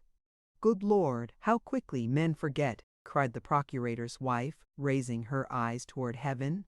"Less quickly than the women, it seems to me," replied Porthos. "For I, madame, I may say I was your victim. When wounded dying, I was abandoned by the surgeons. I, the offspring of a noble family who placed reliance upon your friendship, I was near dying of my wounds at first, and of hunger afterward, in a beggarly inn at Chantilly, without you ever deigning once to reply to the burning letters I addressed to you." "But, Monsieur Porthos," murmured the procurator's wife, who began to feel that, to judge by the conduct of the great ladies of the time, she was wrong. "I, who had sacrificed for you the Baron de, they know it well. The Comtesse de Monsieur Porthos. Be generous. You are right, madame, and I will not finish. But it was my husband who would not hear of lending." "Madame Coquenard," said Porthos, "remember the first letter you wrote me, and which I preserve engraved in my memory." The procurator's wife uttered a groan. "Besides," said she, "the sum you required me to borrow was rather large. Madame Coquenard, I gave you the preference. I had but to write to the Duchesse, but I won't repeat her name, for I am incapable of compromising a woman, but this I know, that I had but to write to her and she would have sent me 1,500. The procurator's wife shed a tear. "Monsieur Porthos," said she, "I can assure you that you have severely punished me, and if in the time to come you should find yourself in a similar situation, you have but to apply to me." "Fie, madame, fie," said Porthos, as if disgusted. "Let us not talk about money, if you please. It is humiliating. Then you no longer love me," said the procurator's wife, slowly and sadly. Porthos maintained a majestic silence. "And that is the only reply you make? Alas, I understand." "Think of the offense you have committed toward me, madame. It remains here," said Porthos, placing his hand on his heart and pressing it strongly. "I will repair it. Indeed I will, my dear Porthos. Besides, what did I ask of you?" resumed Porthos, with a movement of the shoulders full of good fellowship. Alone, nothing more. After all, I am not an unreasonable man. I know you are not rich, Madame Coquenard, and that your husband is obliged to bleed his poor clients to squeeze a few paltry crowns from them. Oh, if you were a duchess, a marchioness, or a countess, it would be quite a different thing. It would be unpardonable. The procurator's wife was piqued. Pleased to know, Monsieur Porthos, said she, that my strong box, the strong box of a procurator's wife though it may be, is better filled than those of your affected minxes. That doubles the offense, said Porthos, disengaging his arm from that of the procurator's wife. For if you are rich, Madame Coquenard, then there is no excuse for your refusal. When I said rich, replied the procurator's wife, who saw that she had gone too far, you must not take the word literally. I am not precisely rich, though I am pretty well off. Hold, madame, said Porthos. Let us say no more upon the subject, I beg of you. You have misunderstood me. All sympathy is extinct between us. Ingrate that you are! Ah, I advise you to complain, said Porthos. Begone then to your beautiful duchess. I will detain you no longer. And she is not to be despised, in my opinion. Now, Monsieur Porthos, once more, and this is the last, do you love me still? Ah, madame, said Porthos, in the most melancholy tone he could assume, when we are about to enter upon a campaign in which my presentiments tell me I shall be killed. Oh, don't talk of such things, cried the procurator's wife, bursting into tears. Something whispers me so, continued Porthos, becoming more and more melancholy. Rather say that you have a new love. Not so. I speak frankly to you. No object affects me, and I even feel here, at the bottom of my heart, something which speaks for you. But in 15 days, as you know, or as you do not know, this fatal campaign is to open. I shall be fearfully preoccupied with my outfit. Then I must make a journey to see my family, in the lower part of Brittany, to obtain the sum necessary for my departure. Porthos observed the last struggle between love and avarice. And as, continued he, the duchess whom you saw at the church has estates near to those of my family, we mean to make the journey together. Journeys, you know, appear much shorter when we travel two in company. Have you no friends in Paris, then, Monsieur Porthos? Said the procurator's wife. I thought I had, said Porthos, resuming his melancholy air, but I have been taught my mistake. You have some, cried the procurator's wife, in a transport that surprised even herself. Come to our house tomorrow. You are the son of my aunt, consequently my cousin. You come from Noyon, in Picardy. You have several lawsuits and no attorney. Can you recollect all that? Perfectly, madame. Come at dinner time? Very well. And be upon your guard before my husband, who is rather shrewd, notwithstanding his 76 years. 76 years, peste. That's a fine age, replied Porthos. A great age, you mean, Monsieur Porthos. Yes, the poor man may be expected to leave me a widow any hour, continued she, throwing a significant glance at Porthos. Fortunately, by our marriage contract, the survivor takes everything. All? Yes, all. You are a woman of precaution, I see. My dear Madame Coquenard, said Porthos, squeezing the hand of the procurator's wife tenderly. We are then reconciled, dear Monsieur Porthos, said she, simpering. For life, replied Porthos in the same manner. Till we meet again, then, dear traitor. Till we meet again, my forgetful charmer. Tomorrow, my angel. Tomorrow, flame of my life.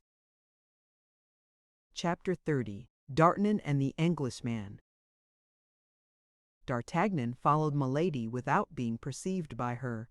He saw her get into her carriage and heard her order the coachman to drive to Saint-Germain. It was useless to try to keep pace on foot with the carriage drawn by two powerful horses. D'Artagnan therefore returned to the Rue Férou. In the Rue de Seine he met Planchet, who had stopped before the house of a pastry cook and was contemplating with ecstasy a cake of the most appetizing appearance. He ordered him to go and saddle 2 horses in Mem.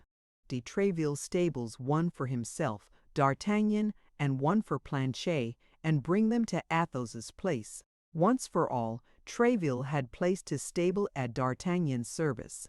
Planchet proceeded toward the Rue du Colombier, and D'Artagnan toward the Rue Férou.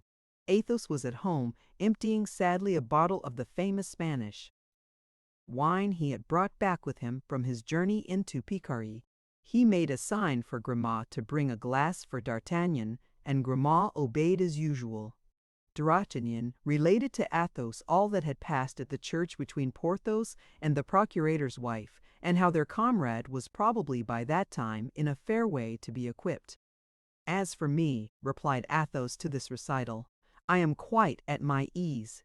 It will not be women that will defray the expense of my outfit. Handsome, well-bred, noble lord as you are, my dear Athos, neither princesses nor queens would be secure from your amorous solicitations. How young this D'Artagnan is!" said Athos, shrugging his shoulders, and he made a sign to Grimaud to bring another bottle. At that moment, Planchet put his head modestly in at the half-open door, and told his master that the horses were ready. "What horses?" asked Athos. "Two horses that Monsieur de Tréville lends me at my pleasure, and with which I am now going to take a ride to Saint-Germain." "Well, and what are you going to do at Saint-Germain?" then demanded Athos. Then D'Artagnan described the meeting which he had at the church, and how he had found that lady who, with the seigneur in the black cloak, and with the scar near his temple, filled his mind constantly.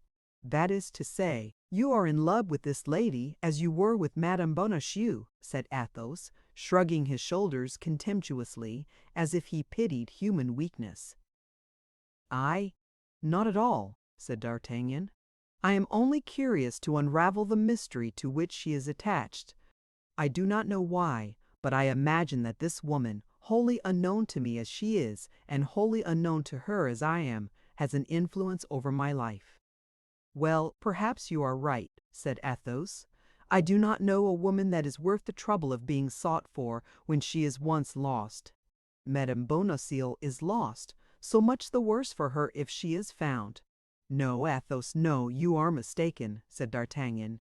"I love my poor Constance more than ever, and if I knew the place in which she is, were it at the end of the world, I would go to free her from the hands of her enemies, but I am ignorant. All my researches have been useless. What is to be said? I must divert my attention." "Amuse yourself with Milady, my dear D'Artagnan." "I wish you may with all my heart, if that will amuse you." "Hear me, Athos," said D'Artagnan. "Instead of shutting yourself up here as if you were under arrest, get on horseback and come and take a ride with me to Saint-Germain." "My dear fellow," said Athos, "I ride horses when I have any. When I have none, I go afoot." "Well," said D'Artagnan, smiling at the misanthropy of Athos, which from any other person would have offended him, "I ride what I can get. I am not so proud as you. So au revoir, dear Athos." "Au revoir," said the Musketeer, making a sign to Grimaud to uncork the bottle he had just brought. D'Artagnan and Planchet mounted and took the road to Saint-Germain. All along the road, what Athos had said respecting Madame Bonacieux recurred to the mind of the young man. Although D'Artagnan was not of a very sentimental character, the mercer's pretty wife had made a real impression upon his heart. As he said, he was ready to go to the end of the world to seek her, but the world, being round, has many ends, so that he did not know which way to turn. Meantime, he was going to try to find out Milady. Milady had spoken to the man in the black cloak, therefore she knew him. Now, in the opinion of D'Artagnan, it was certainly the man in the black cloak who had carried off Bonacieux the second time, as he had carried her off the first. D'Artagnan then only half lied, which is lying but little, when he said that by going in search of Milady, he at the same time went in search of Constance. Thinking of all this, and from time to time giving a touch of the spur to his horse, D'Artagnan completed his short journey, and arrived at Saint-Germain. He had just passed by the pavilion in which 10 years later Louis XIV was born.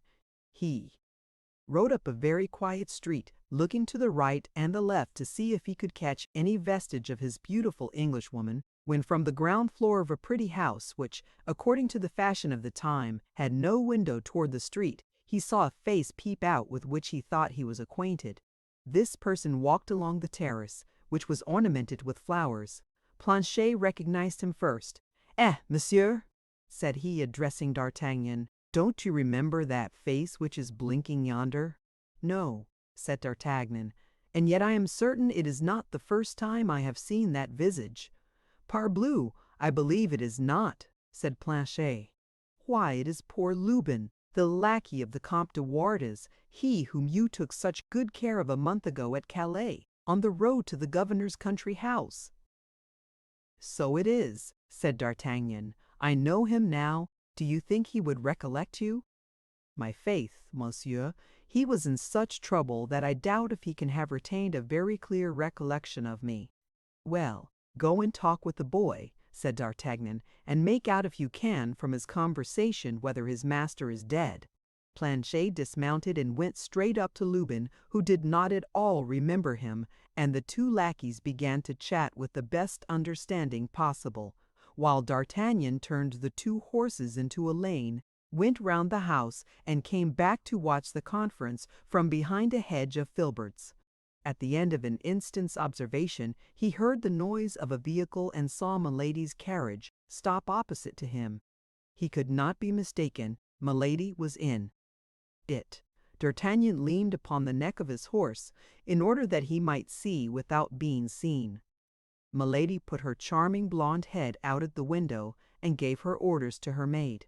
The latter, a pretty girl of about 20 or 22 years, active and lively, the true soubrette of a great lady, jumped from the step upon which, according to the custom of the time, she was seated, and took her way toward the terrace upon which D'Artagnan had perceived Lubin. D'Artagnan followed the soubrette with his eyes, and saw her go toward the terrace, but it happened that someone in the house called Lubin, so that Planchet remained alone, looking in all directions for the road where D'Artagnan had disappeared. The maid approached Planchet, whom she took for Lubin, and holding out a little billet to him, said, "For your master." "For my master," replied Planchet, astonished. "Yes, and important. Take it quickly." Thereupon she ran toward the carriage, which had turned round toward the way it came, jumped upon the step, and the carriage drove off. Planchet turned and returned the billet. Then, accustomed to passive obedience, he jumped down from the terrace, ran toward the lane, and at the end of 20 paces met D'Artagnan, who, having seen all, was coming to him. "For you, monsieur," said Planchet, presenting the billet to the young man. "For me?" said D'Artagnan. "Are you sure of that?" "Pardieu, monsieur, I can't be more sure. The soubrette said, 'For your master.' I have no other master but you, so a pretty little lass, my faith, is that soubrette." D'Artagnan opened the letter and read these words: "A person who takes more interest in you than she is willing to confess wishes to know on what day it will suit you to walk in the forest. Tomorrow at the Hotel Field of the Cloth of Gold, a lackey in black and red will wait for your reply." "Oh!" said D'Artagnan, "this is rather warm. It appears that Milady and I are anxious about the health of the same person. Well, Planchet, how is the good Monsieur de Wardes?" "He is not dead, then?" "No, monsieur, he is as well as a man can be, with 4 sword wounds in his body. For you, without question, inflicted 4 upon the dear gentleman, and he is still very weak, having lost almost all his blood. As I said, monsieur, Lubin did not know me, and told me our adventure from one end to the other. Well done, Planchet, you are the king of lackeys. Now, jump onto your horse, and let us overtake the carriage." This did not take long. At the end of 5 minutes, they perceived the carriage drawn up by the roadside. A cavalier, richly dressed, was close to the door. The conversation between Milady and the cavalier was so animated that D'Artagnan stopped on the other side of the carriage without anyone but the pretty soubrette perceiving his presence. The conversation took place in English, a language which D'Artagnan could not understand, but by the accent the young man plainly saw that the beautiful Englishwoman was in a great rage. She terminated it by an action which left no doubt as to the nature of this conversation. This was a blow with her fan, applied with such force that the little feminine weapon flew into 1,000 pieces.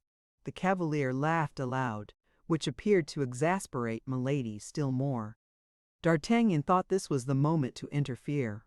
He approached the other door, and taking off his hat respectfully, said, "Madame, will you permit me to offer you my services? It appears to me that this cavalier has made you very angry. Speak one word, madame, and I take upon myself to punish him for his want of courtesy." At the first word, Milady turned, looking at the young man with astonishment, and when he had finished, she said in very good French, "Monsieur, I should with great confidence place myself under your protection if the person with whom I quarrel were not my brother." Excuse me then," said D'Artagnan. "You must be aware that I was ignorant of that, madame." "What is that stupid fellow troubling himself about?" cried the cavalier whom Milady had designated as her brother, stooping down to the height of the coach window. "Why does not he go about his business? Stupid fellow yourself!" said D'Artagnan, stooping in his turn on the neck of his horse, and answering on his side through the carriage window. "I do not go on because it pleases me to stop here." The cavalier addressed some words in English to his sister. "I speak to you in French," said D'Artagnan. "Be kind enough, then, to reply to me in the same language. You are Madame's brother, I learn be it so, but fortunately you are not mine." It might be thought that Milady, timid as women are in general, would have interposed in this commencement of mutual provocations in order to prevent the quarrel from going too far. But on the contrary, she threw herself back in her carriage and called out coolly to the coachman, "Go on home!" The pretty soubrette cast an anxious glance at D'Artagnan, whose good looks seemed to have made an impression on her. The carriage went on and left the two men facing each other. No material obstacle separated them.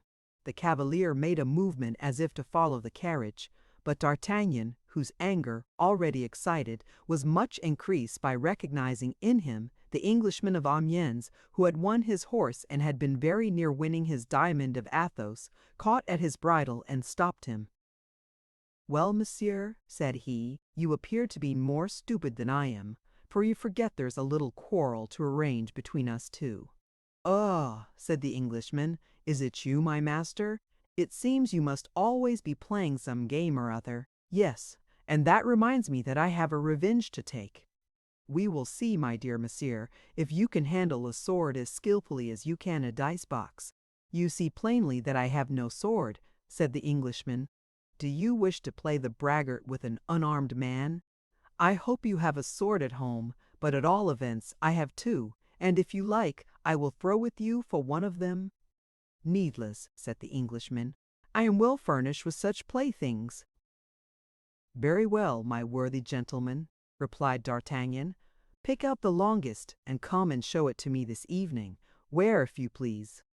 "Behind the Luxembourg. That's a charming spot for such amusements as the one I propose to you." "That will do. I will be there. Your hour?" 6 o'clock.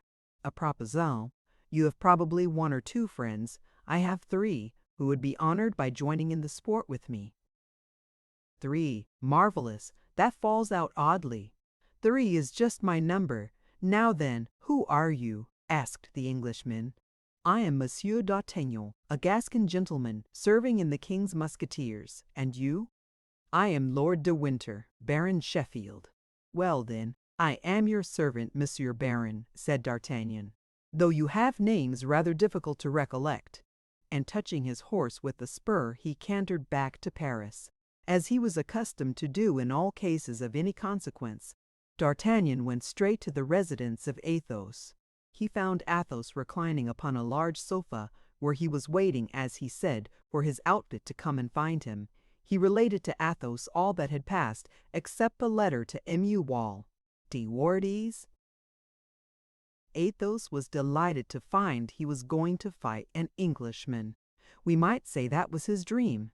They immediately sent their lackeys for Porthos and Aramis, and on their arrival made them acquainted with the situation. Porthos drew his sword from the scabbard and made passes at the wall, springing back from time to time and making contortions like a dancer. Aramis, who was constantly at work at his poem, shut himself up in Athos's closet and begged not to be disturbed before the moment of drawing swords. Athos, by signs, desired Grimaud to bring another bottle of wine.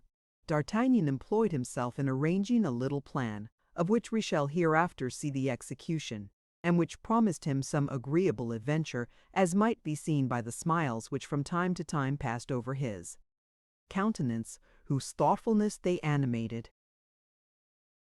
Chapter 31. English and French. The hour having come, they went with their 4 lackeys to a spot behind the Luxembourg given up to the feeding of goats. Athos threw a piece of money to the goat-keeper to withdraw. The lackeys were ordered to act as sentinels.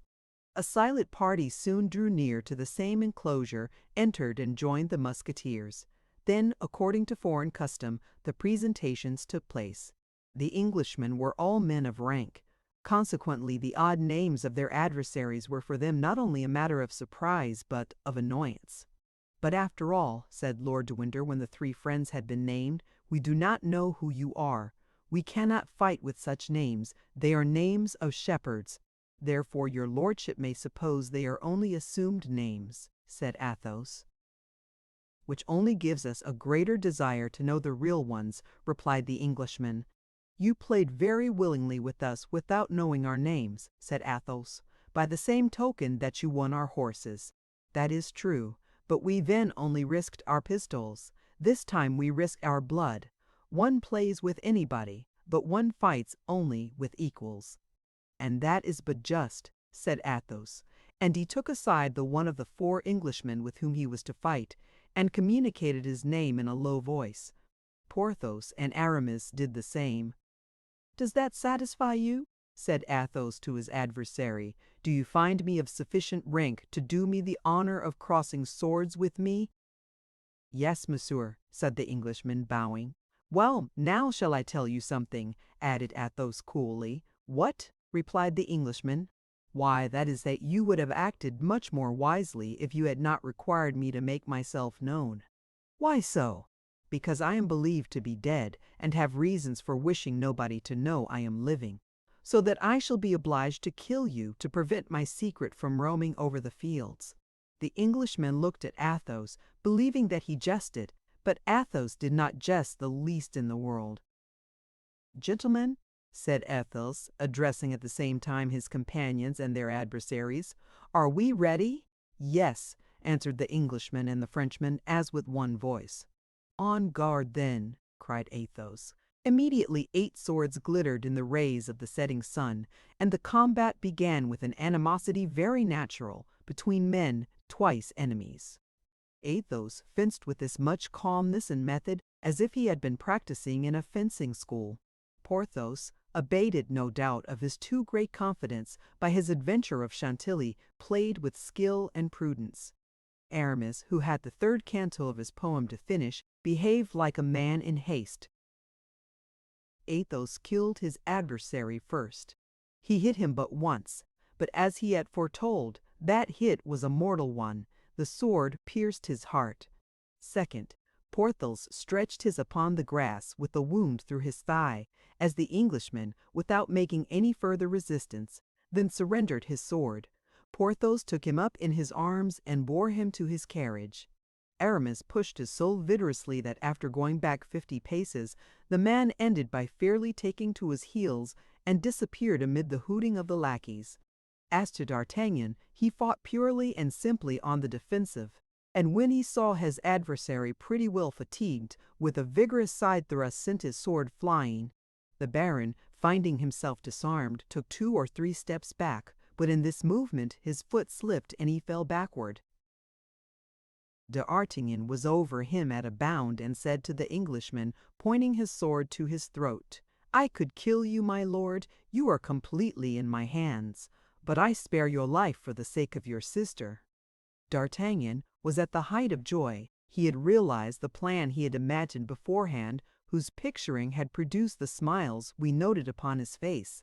The Englishman, delighted at having to do with a gentleman of such a kind disposition, pressed D'Artagnan in his arms and paid 1,000 compliments to the Three Musketeers, and as Porthos's adversary was already installed in the carriage, and as Aramis's had taken to his heels, they had nothing to think about but the dead.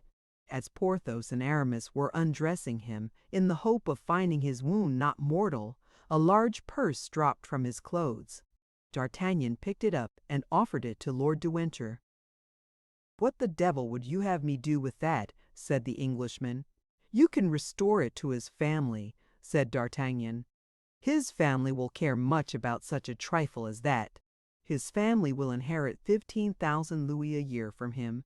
Keep the purse for your lackeys." D'Artagnan put the purse into his pocket. "And now, my young friend, for you will permit me, I hope, to give you that name," said Lord de Winter, "on this very evening, if agreeable to you, I will present you to my sister, Milady Clarik, for I am desirous that she should take you into her good graces, and as she is not in bad odor at court, she may perhaps on some future day speak a word that will not prove useless to you." D'Artagnan blushed with pleasure, and bowed a sign of assent. At this time Athos came up to D'Artagnan. "What do you mean to do with that purse?" whispered he. "Why, I meant to pass it over to you, my dear Athos." "Me? Why to me?"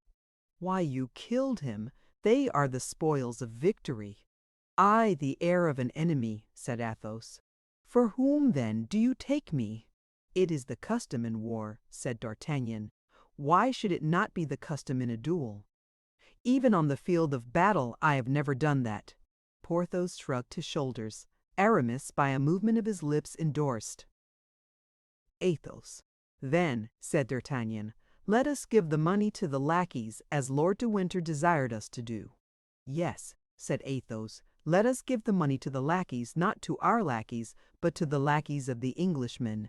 Athos took the purse and threw it into the hand of the coachman. "For you and your comrades."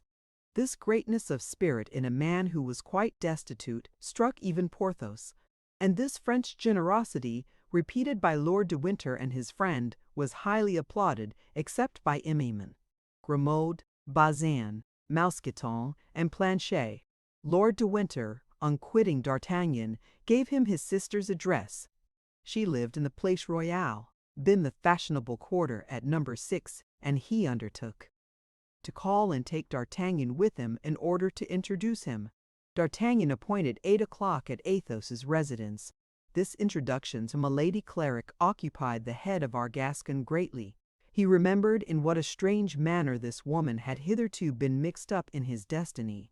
According to his conviction, she was some creature of the cardinal, and yet he felt himself invincibly drawn toward her by one of those sentiments for which we cannot account.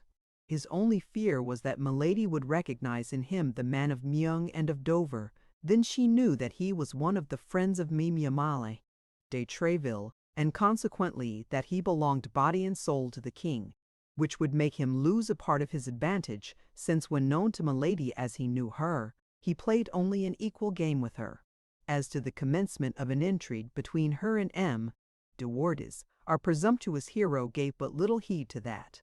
Although the Marquis was young, handsome, rich, and high in the cardinal's favor, it is not for nothing we are but 20 years old, above all if we were born at Tarbes. D'Artagnan began by making his most splendid toilet, then returned to Athos's, and according to custom related everything to him. Athos listened to his projects, then shook his head and recommended prudence to him with a shade of bitterness. "What?" said he. "You have just lost one woman whom you call good, charming, perfect, and here you are, running headlong after another." D'Artagnan felt the truth of this reproach. "I love Madame Bonacieux with my heart, while I only love my lady with my head," said he. "In getting introduced to her, my principal object is to ascertain what part she plays at court. The part she plays, pardieu! It is not difficult to divine that, after all. Have told me, she is some emissary of the cardinal, a woman who will draw you into a snare in which you will leave your head. The devil! My dear Athos, you view things on the dark side, methinks. My dear fellow, I mistrust women. Can it be otherwise? I bought my experience dearly, particularly fair women. Milady is fair, you say? She has the most beautiful light hair imaginable. Ah, my poor D'Artagnan, said Athos, listen to me. I want to be enlightened on a subject. Then, when I shall have learned what I desire to know, I will withdraw. Be enlightened, said Athos, phlegmatically. Lord de Winter arrived at the appointed time, but Athos, being warned of his coming, went into the other chamber. He therefore found D'Artagnan alone, and as it was nearly 8 o'clock, he took the young man with him. An elegant carriage waited below, and as it was drawn by 2 excellent horses, they were soon at the Place Royale. My Lady Claric received D'Artagnan ceremoniously. Her hotel was remarkably sumptuous, and while the most part of the English had quit, or were about to quit, France on account of the war, Milady had just been laying out much money upon her residence, which proved that the general measure which drove the English from France did not affect her. You see, said Lord de Winter, presenting D'Artagnan to his sister, a young gentleman who has held my life in his hands, and who has not abused his advantage, although we have been twice enemies, although it was I who insulted him, and although I am an Englishman. Thank him then, madame, if you have any affection for me. Milady frowned slightly. A scarcely visible cloud passed over her brow, and so peculiar a smile appeared upon her lips that the young man, who saw and observed this triple shade, almost shuddered at it.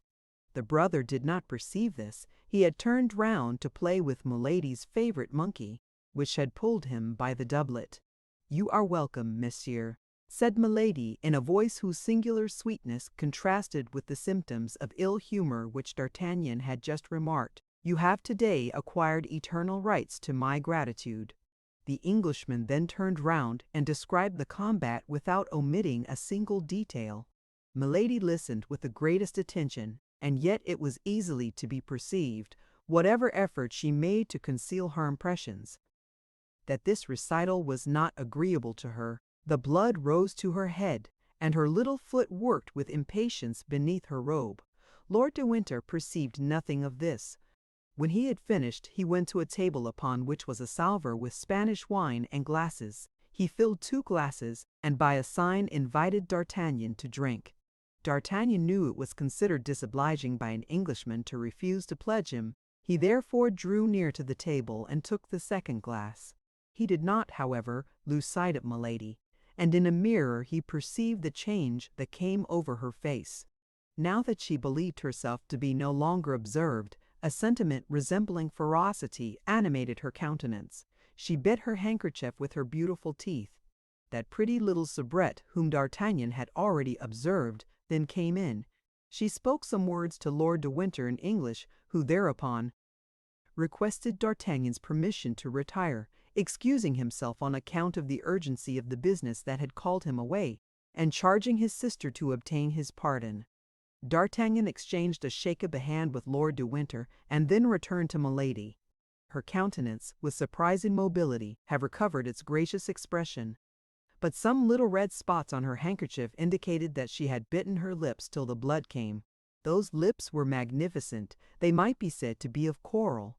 The conversation took a cheerful turn. Milady appeared to have entirely recovered. She told D'Artagnan that Lord de Winter was her brother-in-law, and not her brother. She had married a younger brother of the family, who had left her a widow with 1 child. This child was the only heir to Lord de Winter, if Lord de Winter did not marry. All this showed D'Artagnan that there was a veil, which concealed something, but he could not yet see under this veil. In addition to this, after a half-hour's conversation, D'Artagnan was convinced that Milady was his compatriot. She spoke French with an elegance and a purity that left no doubt on that head. D'Artagnan was profuse in gallant speeches and protestations of devotion. To all the simple things which escaped our Gascon, my lady replied with a smile of kindness. The hour came for him to retire. D'Artagnan took leave of Milady and left the saloon the happiest of men. On the staircase he met the pretty soubrette, who brushed gently against him as she passed, and then, blushing to the eyes, asked his pardon for having touched him in a voice so sweet that the pardon was granted instantly. D'Artagnan came again on the morrow, and was still better received than on the evening before. Lord de Winter was not at home, and it was Milady who this time did all the honors of the evening. She appeared to take a great interest in him, asked him whence he came, who were his friends, and whether he had not sometimes thought of attaching himself to the cardinal. D'Artagnan, who, as we have said, was exceedingly prudent for a young man of 20, then remembered his suspicions regarding Milady.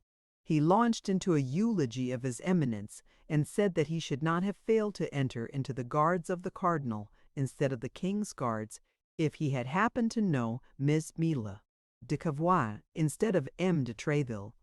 Milady changed the conversation without any appearance of affectation, and asked D'Artagnan in the most careless manner possible if he had ever been in England. D'Artagnan replied that he had been sent thither by M. de Tréville to treat for a supply of horses, and that he had brought back 4 as specimens. Milady, in the course of the conversation, twice or thrice bit her lips. She had to deal with a Gascon who played close. At the same hour as on the preceding evening, D'Artagnan retired. In the corridor he again met the pretty Kitty. That was the name of the soubrette. She looked at him with an expression of kindness which it was impossible to mistake. But D'Artagnan was so preoccupied by the mistress that he noticed absolutely nothing but her. D'Artagnan came again on the morrow and the day after that, and each day Milady gave him a more gracious reception. Every evening, either in the antechamber, the corridor, or on the stairs, he met the pretty soubrette. But, as we have said, D'Artagnan paid no attention to this persistence of poor Kitty. Chapter 32. A Procurator's Denon. However brilliant had been the part played by Porthos in the duel, it had not made him forget the dinner of the procurator's wife. On the morrow he received the last touches of Mousqueton's brush for an hour, and took his way toward the Rue aux Cures with the steps of a man who was doubly in favor with fortune. His heart beat, but not like D'Artagnan's with a young and impatient love. No, a more material interest stirred his blood.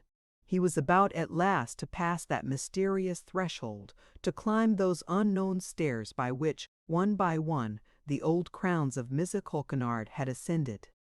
He was about to see in reality a certain coffer of which he had 20 times beheld the image in his dreams, a coffer long and deep, locked, bolted, fastened in the wall, a coffer of which he had so often heard, and which the hands a little wrinkled, it is true, but still not without elegance of the procurator's wife, were about to open to his admiring looks.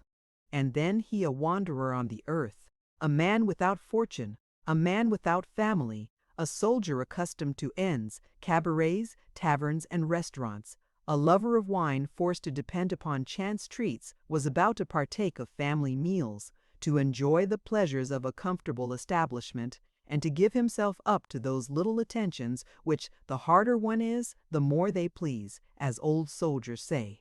To come in the capacity of a cousin, and seat himself every day at a good table, to smooth the yellow, wrinkled brow of the old procurator, to pluck the clerks a little by teaching them basset, passé, dix, and lansquenet in their utmost nicety, and winning from them, by way of fee for the lesson he would give them in an hour, their savings of a month. All this was enormously delightful to Porthos.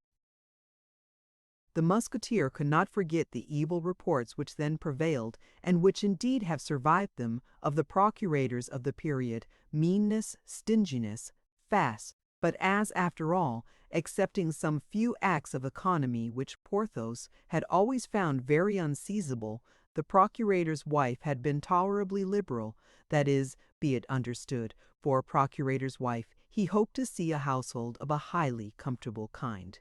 And yet, at the very door the Musketeer began to entertain some doubts. The approach was not such as to prepossess people. An ill-smelling, dark passage, a staircase half-lighted by bars through which stole a glimmer from a neighboring yard. On the first floor, a low door studded with enormous nails, like the principal gate of the Grand Châtelet. Porthos knocked with his hand.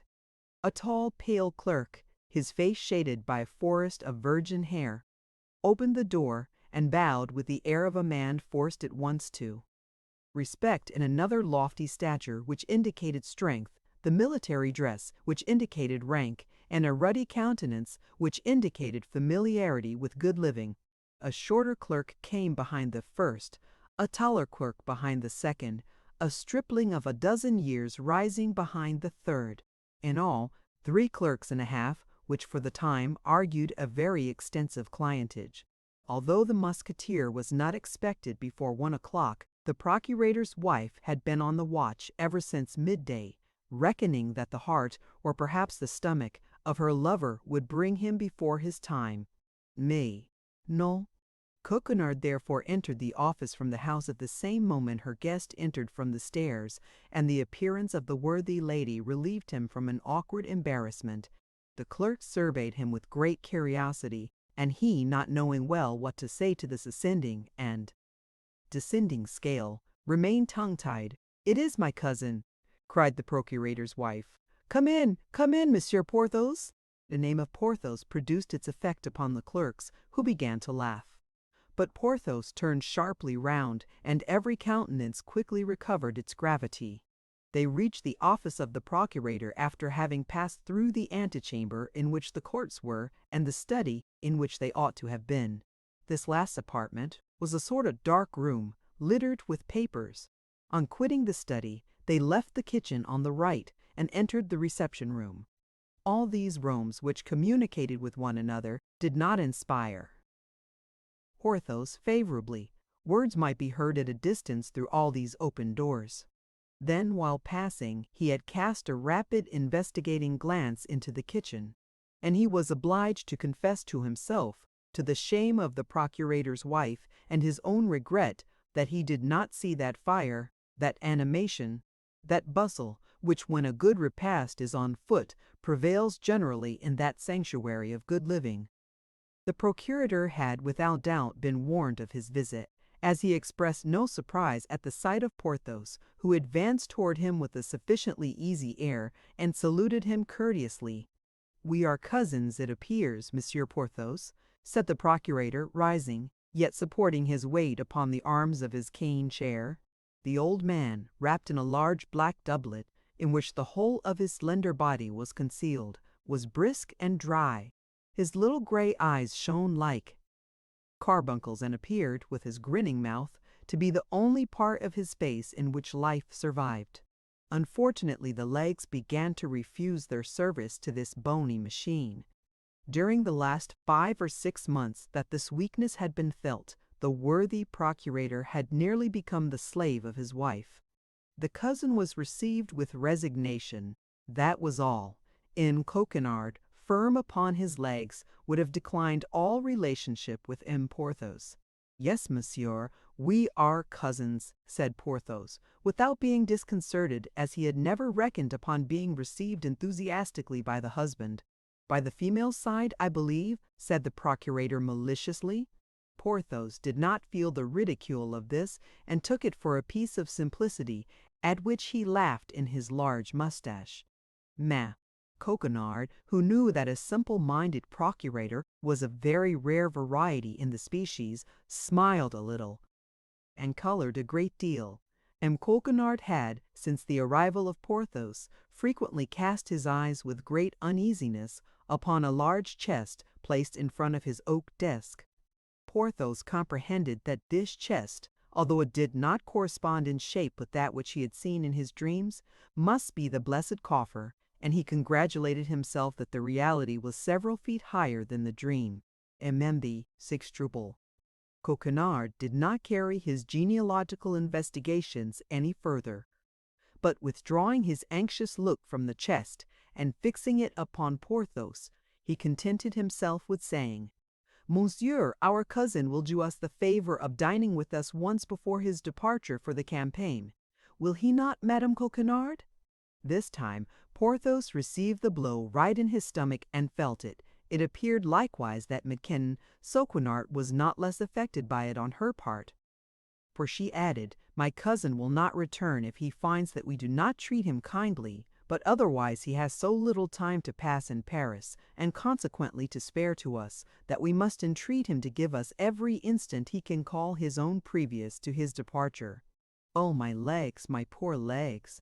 Where are you?" murmured Coquenard, and he tried to smile. This succor, which came to Porthos at the moment in which he was attacked in his gastronomic hopes, inspired much gratitude in the Musketeer toward the procurator's wife. The hour of dinner soon arrived. They passed into the eating-room, a large dark room situated opposite the kitchen. The clerks who, as it appeared, had smelled unusual perfumes in the house, were of military punctuality, and held their stools in hand quite ready to sit down. Their jaws moved preliminarily with fearful threatenings. "Indeed," thought Porthos, casting a glance at the 3 hungry clerks, for the errand-boy, as might be expected, was not admitted to the honors of the magisterial table. "In my cousin's place, I would not keep such gourmands. They look like shipwrecked sailors who have not eaten for 6 weeks. E.F.U."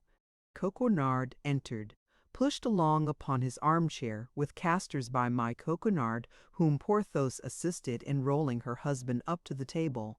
He had scarcely entered when he began to agitate his nose and his jaws after the example of his clerks. "Oh, oh!" said he, "here is a soup which is rather inviting." "What the devil can they smell so extraordinary in this soup?" said Porthos, at the sight of a pale liquid, abundant but entirely free from meat, on the surface of which a few crusts swam about as rare as the islands of an archipelago. Coquenard smiled, and upon a sign from her everyone eagerly took his seat. Miss Coquenard was served first, then Porthos, afterward Min. Coquenard filled her own plate and distributed the crusts without soup to the impatient clerks. At this moment the door of the dining-room unclosed with a creak, and Porthos perceived through the half-open flap the little clerk who, not being allowed to take part in the feast, ate his dry bread in the passage with the double odor of the dining-room and kitchen. After the soup, the maid brought a boiled fowl, a piece of magnificence which caused the eyes of the diners to dilate in such a manner that they seemed ready to burst. "One may see that you love your family, Madame Coquenard," said the procurator, with a smile that was almost tragic. "You are certainly treating your cousin very handsomely." The poor fowl was thin, and covered with one of those thick, bristly skins through which the teeth cannot penetrate with all their efforts. The fowl must have been sought for a long time on the perch, to which it had retired to die of old age. "The devil," thought Porthos, "this is poor work. I respect old age, but I don't much like it boiled or roasted." And he looked round to see if anybody partook of his opinion. But on the contrary, he saw nothing but eager eyes which were devouring in anticipation that sublime fowl which was the object of his contempt. Coquenard drew the dish toward her, skillfully detached the 2 great black feet which she placed upon her husband's plate, cut off the neck, which with the head she put on one side for herself, raised the wing for Porthos, and then returned the bird otherwise intact to the servant who had brought it in, who disappeared with it before the Musketeer had time to examine the variations which disappointment faces, according to the characters and temperaments of those who experience it, according to the characters and temperaments of those who visit it. In the place of the fowl, a dish of haricot beans made its appearance, an enormous dish, in which some bones of mutton, that at first sight one might have believed to have some meat on them, pretended to show themselves. But the clerks were not the dupes of this deceit, and their lugubrious looks settled down into resigned countenances. Coquenard distributed this dish to the young men with the moderation of a good housewife. The time for wine came. Coquenard poured from a very small stone bottle the third of a glass for each of the young men, served himself in about the same proportion, and passed the bottle to Porthos and Coquenard. The young men filled up their third of a glass with water. Then, when they had drunk half the glass, they filled it up again and continued to do so. This brought them, by the end of the repast, to swallowing a drink which from the color of the ruby had passed to that of a pale topaz. Porthos ate his wing of the fowl timidly and shuddered when he felt the knee of the procurator's wife under the table as it came in search of his. He also drank half a glass of this sparingly served wine and found it to be nothing but that horrible Montreuil, the terror of all expert palates. Coquenard saw him swallowing this wine undiluted and sighed deeply. "Will you eat any of these beans, cousin Porthos?" said Coquenard in that tone which says, "Take my advice, don't touch them." "Devil take me if I taste one of them," murmured Porthos to himself, and then said aloud, "Thank you, my cousin, I am no longer hungry." There was silence. Porthos could hardly keep his countenance. The procurator repeated several times, "Ah, Madame Coquenard, accept my compliments. Your dinner has been a real feast. Lord, how I have eaten!" Meuh! Coquenard had eaten his soup, the black feet of the fowl, and the only mutton bone on which there was the least appearance of meat. Porthos fancied they were mystifying him, and began to curl his moustache and knit his eyebrows. But the knee of Miss Coquenard gently advised him to be patient. This silence and this interruption in serving, which were unintelligible to Porthos, had, on the contrary, a terrible meaning for the clerks. Upon a look from the procurator, accompanied by a smile from Coquenard, they arose slowly from the table, folded their napkins more slowly still, bowed, and retired. "Go, young men, go and promote digestion by working," said the procurator gravely.